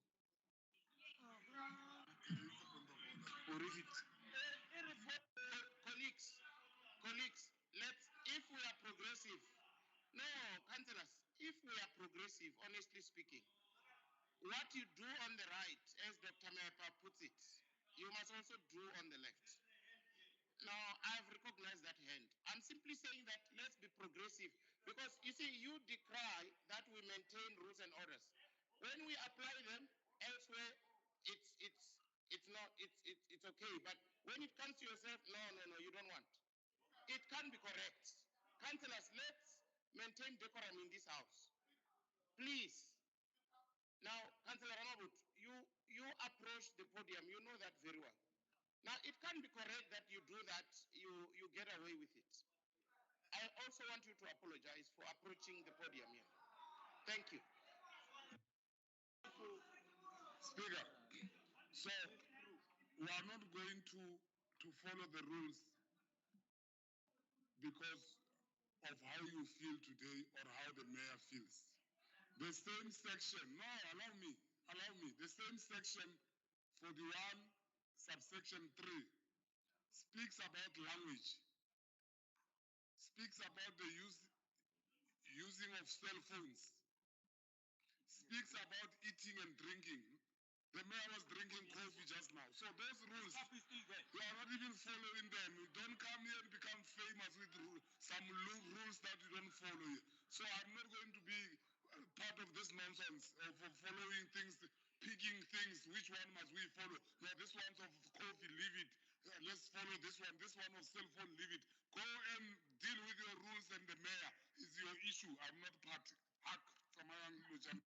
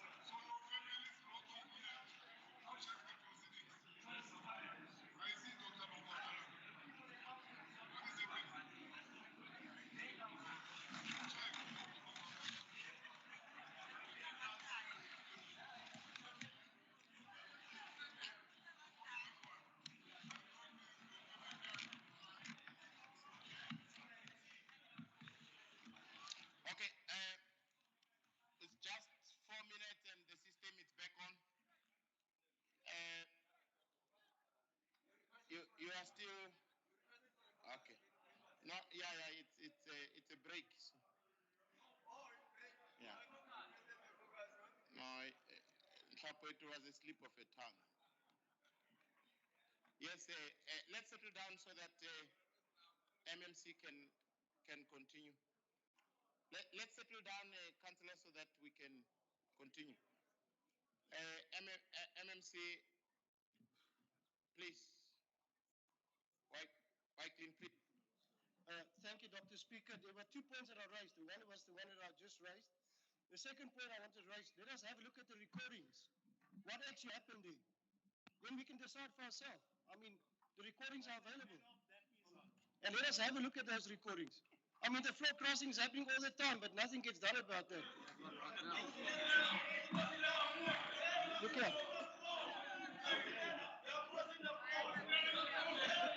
Make a point.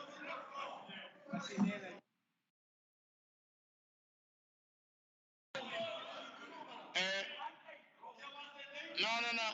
Thank you very much. We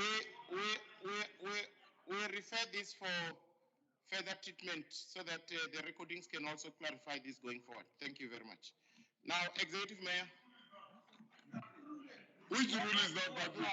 Further treatment. Which Are you saying if you pass or further treatment? Thank you very much, Executive Mayor. Please, those floor podium and so on, let the rules and ethics investigate. Just investigate and come back to us. Executive Mayor, please proceed with your speech.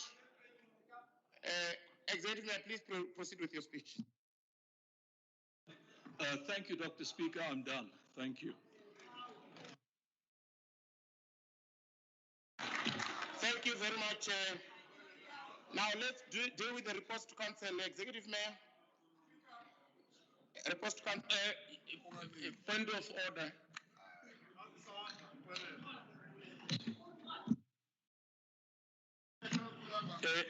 Honorable Speaker, Mayor Ngadile mo enaso ulele silo kama njawule tengi season.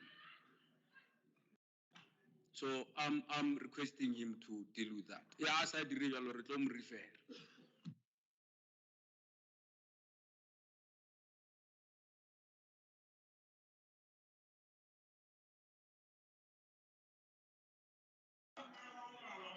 Executive Mayor, please reports to Council. Thank you.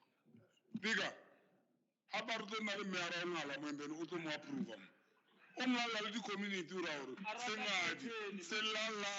cry baby. Responsible for the whole metro.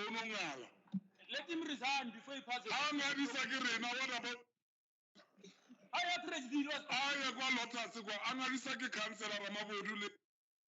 What?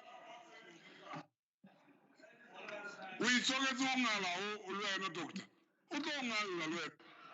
Honourable Speaker, Honourable Chief Kokana and his entourage, Honourable Chief Maslangu and his entourage, Chief Whip of Council, Leader of Executive Business, members of the Mayoral Committee, leaders of all political parties represented in Council, Honourable Aldermen and Councillors, members of the press, ladies and gentlemen, in the gallery, City of Tshwane officials, good evening and a warm welcome to you all in this council seating for the month of April. Honourable Speaker, we are gathered here this evening just a day after the country commemorated Freedom Day. Freedom Day is a significant date in our calendar where South Africans from all walks of life voted in the first democratic elections in 1994.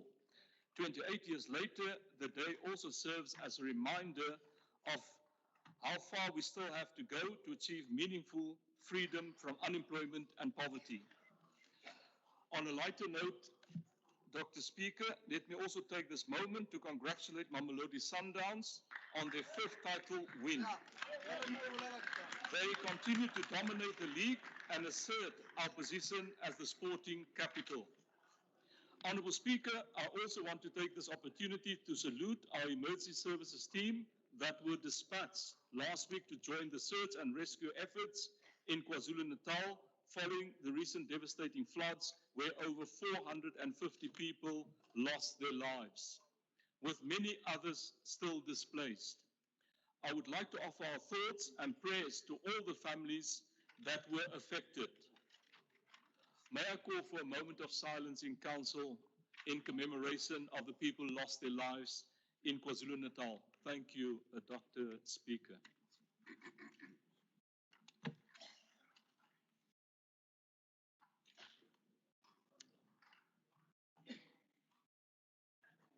Thank you very much, Dr. Speaker. Just to add on to that, our teams are expected to return this week from KZN. Honourable Speaker, last week I announced the appointment of Councillor Darrell Johnston as the new MMC for Utility Services and Regional Operations. This portfolio is one of the largest in the city.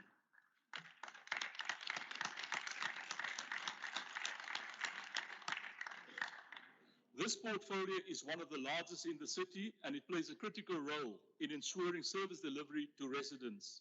The portfolio incorporates the Energy and Electricity Department, the Water and Sanitation Department, and the Regional Operations and Coordination Department, which includes a variety of maintenance and urban management functions. Councillor Johnson has our full support in driving the work we have embarked on in prioritizing the maintenance and refurbishment of our critical water and electricity infrastructure.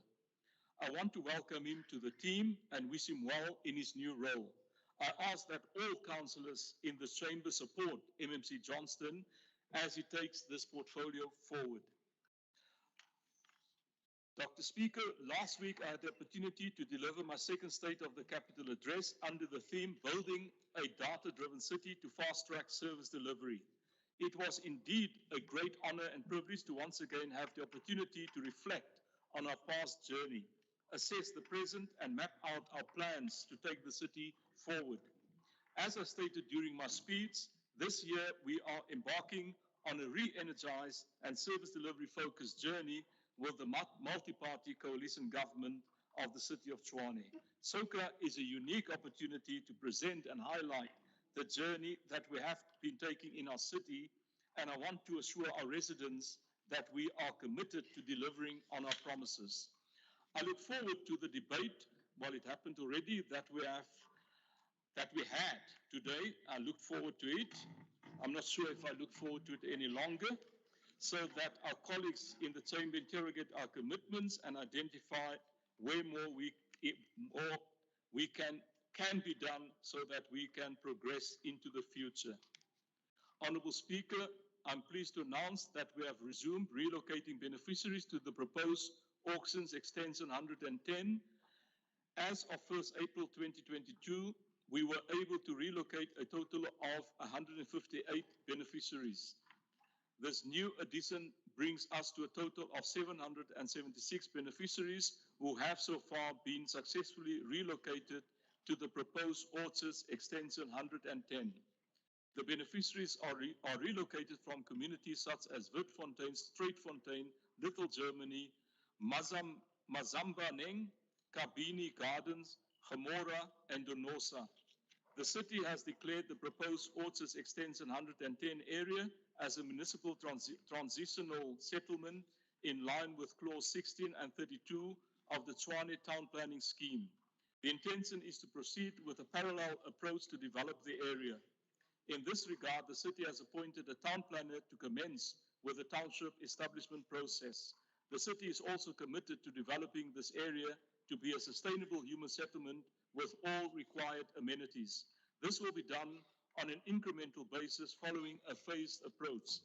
Currently, the city provides interim basic services through water tankers and chemical toilets while pursuing an incremental formal development process. The Human Settlements Department team is working hand in hand with other stakeholders, such as the Community Safety Cluster and the Department of Home Affairs, to ensure that only South African citizens benefit from this project. I want to acknowledge MMC Taal for his work and efforts on this process. Honourable Speaker, I'm pleased to report that the City of Tshwane has recently completed the Bonacor substation refurbishment project in Ward 96, Region 2 in Pretoria North.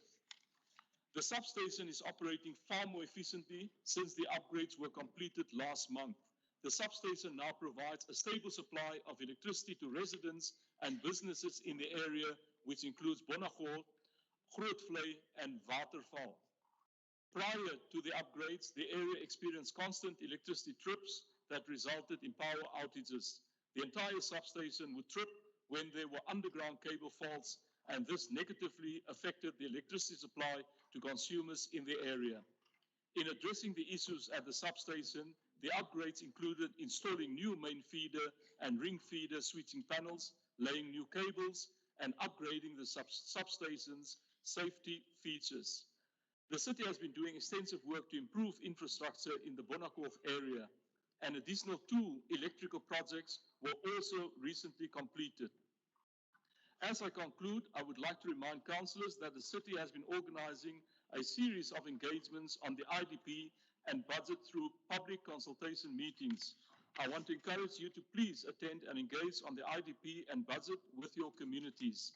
In the past few days, we have spread the political leadership out across the city with the support of officials to assist in facilitating public inputs. We value every input from our communities and stakeholders as we seek to ensure that we create an IDP and budget that caters to the needs of our residents. Honourable Speaker, that concludes my council remarks. The reports are tabled. Thank you very much.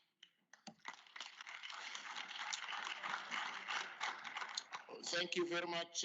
Part 1 from the Mayoral Committee meeting, 19 April 2022. The first report, reference number 81512/1, Group Property Department, request to issue power of attorney to Environment and Agriculture Management for the development of a portion of the remainder of portion 2 of the farm Shambok Sin Ode Kral 258 JR for the extension of Harankwa Cemetery. The report is on page 7 to 41 with recommendations on page 17. On this report, I have 2 speakers, one from the ANC and the second one from the EFF. I'll both give them 3 minutes. Let me start with Councillor Tema from the ANC, 3 minutes. Thank you.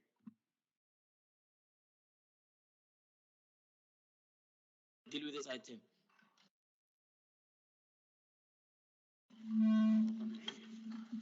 Thank you, Honourable Speaker. Having due regard the contents of the report, the ANC has no objections to the request made by the department to issue the power of attorney to the Environment and Agriculture Management for the development of a portion of the remainder of portion 2 of the farm Shambok Zin Odekral 258 JR for the extension of Harankwa Cemetery. Speaker, the city of Tshwane is characterized by numerous townships which were born out of the apartheid migratory labor set in motion by the bylaws of the British administrative traditions.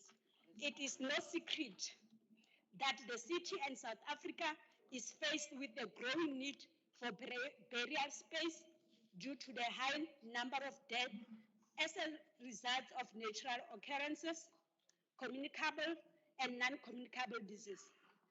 Speaker, cemeteries are conceived and designed both as gardens of the dead and as a memorial. From the African traditional religious point of view, cemeteries are not merely burial spaces, but they are highly revered spiritual sanctuaries where the deceased experience a transmutation into the domain of afterlife, where they are then referred to as ancestors.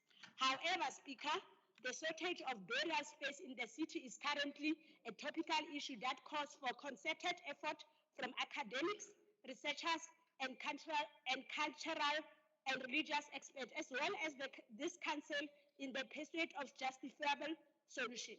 The inadequacy of burial space remains a sensitive problem. In light of this view, this municipality has to be instrumental in providing alternative means of burial that will not create conflict within the establishment cultural traditions of society. There are several alternative methods we can present to you, Speaker, that could revolutionize the way in which we remember our dearly departed. But as the ANC, we cannot be teaching you everything. Speaker, there is a need for education, for educating people about the burial spaces crisis and possible alternatives to burial such as cremation, an act of disposing the deceased by burning the bodily remains, recycling of graves, burying of one person on top of each other being separated by a few feet, and this only occurs after the first body has decomposed. Muslims burial chambers that are above the ground. These are said to be empty buildings that are made available and accessible to the public, and they have outward vases used by visitors when placing flowers as they pay their respect to the departed. The second intermed is the system that encourages families members to share a grave. Speaker, graves and monuments are also tangible and symbolic reminders of an individual, families, and community histories of bereavement. This history is as much concerned with the record of individual loss as with collective representation of suffering. It should also be noted, Speaker, that most of the cemeteries in the city of Tshwane, particularly townships, are not well maintained.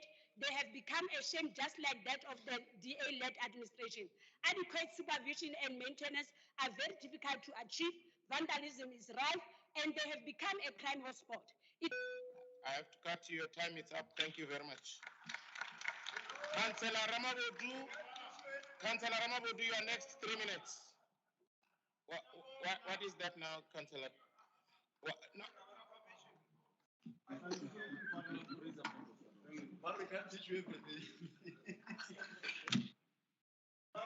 Thank you, Honorable Speaker. Definitely, we wouldn't be receiving anything from the ANC. We rather occupy the portion of the extended cemeteries than to take the lesson from there. Thank you very much. Yeah. Deputy Whip, I thought you are taking us forward, and that was not okay. Anyway, so Councillor Ramabodu, 3 minutes. Thank you.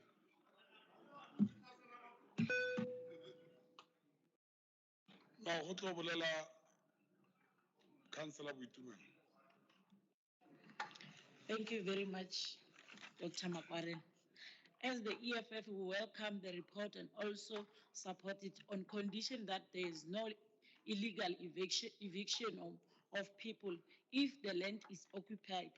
We therefore propose 2 additional recommendations. If the land is occupied, the people be relocated to an alternative place, to the municipality to cover the cost of relocation if there's any. Thank you. Recommended by Councillor Boitumelo Rasisi and supported by Councillor Godwin Ratikwane.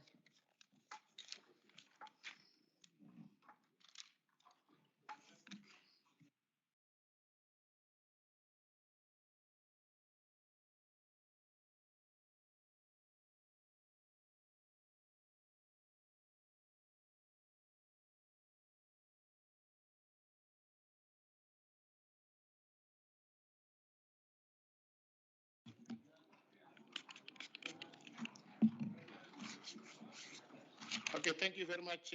There are proposed amendments. 2 additional amendments, recommendations. If the land is occupied, the people be relocated to an alternative place. 2, the municipality to cover the cost of relocation, if any. Councillors, those are the 2 amendments. Do you want to talk to that?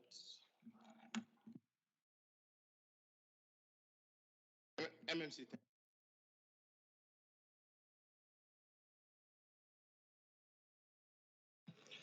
Thank you, Dr. Speaker. Unfortunately, we cannot support that.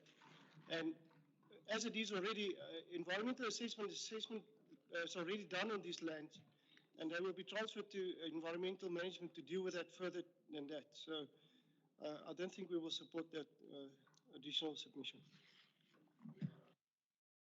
Speaker. No, it's an order. It's a point of information on that MMC. No, I raised the point of information on the MMC. Point of information is that we can't, he's not audible. We can't hear what he's saying. Can he please elaborate? We don't even understand. We can't hear you, Chief. Can you be audible? You are leading us. You are not leading your friends there. Please explain what you are saying. I just say, I don't even hear what you are saying. MMC, can you try again? Thank you. I'm sorry, as Councillor Ramabode has not heard me. What we are saying, we are not supporting the additional motion, the additional amendment. Thank you, Speaker. I think the EFF must just go. Councillor Mazibate, thank you. Thank you, Speaker. I was saying that I don't think that is necessary, and I agree with the MMC. There's no need for budgeting for whatever that they're asking for. I think Councillor Violet from the ANC spoke very well. Some of us are from that area. There's no need for relocating people. There's no need for moving people. So that motion is not necessary, Speaker.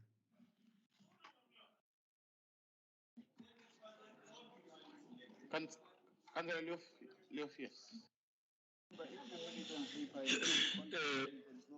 Thank you, Honorable Speaker. I think it was very clear from an EFF councillor that the EFF is supporting the motion. Now, the conditions that are imposed there is that we are agreeing, provided there are people who are in those areas which you want to extend the symmetry to. If they are there, if they are not there, then nothing will really, there's no prejudice on the recommendations that the Councillor of the EFF has made. So if there are people, the recommendation is that they must then be relocated. Yeah. These are our people, obviously. Those are possibly poor blacks who are unemployed, whom the city cannot employ. Now, we're saying that if they are there, please make an alternative for them. So what is difficult? If they are there. Now, if they are sure they are not there, then we will proceed. Because what we want to avoid is the EFF. It's unnecessary evictions. They're costing the municipality because some of these cases you are losing them. Thank you. MMC Tom. Thank you very much, Speaker. Just to, now that we are moving forward, just to allay the fears of the EFF, wherever there are people who we find have occupied land, whether illegal or whatever, we are compelled in law when we do relocations that we relocate them in line with our policy in the city. And therefore, it is covered in law. It's not something that we need to be guided for or have it as part of recommendations to council. That is standard practice. It is what we do as the city, as a department, that when people are in a particular piece of land where we need to do something else and there is a need for relocation, we will then relocate them in line with existing city policies. So there is no need for an additional recommendation. Thank you. Thank you. Councillor Leof, I think it covers that if part. Yes. Yes. If that is so, Honorable Doctor, if indeed there are no people, it's fine. We are saying already that we are agreeing. But if we're going to find that there are people there and they are going to just be played with, I will personally defend that matter. That should be on record. Thank you. Thank you very much, councillors. As recommended. Thank you. Let's go to item 2, ref number 48795/1. Yes. Yes, Councillor. That's me. Speaker, we in consideration of time and other matters, we are requesting for at least an opportunity to speak to other chief whips and also to take a position as the EFF. So we therefore request for a 5 minutes caucus. 5 minutes caucus break granted. Thank you.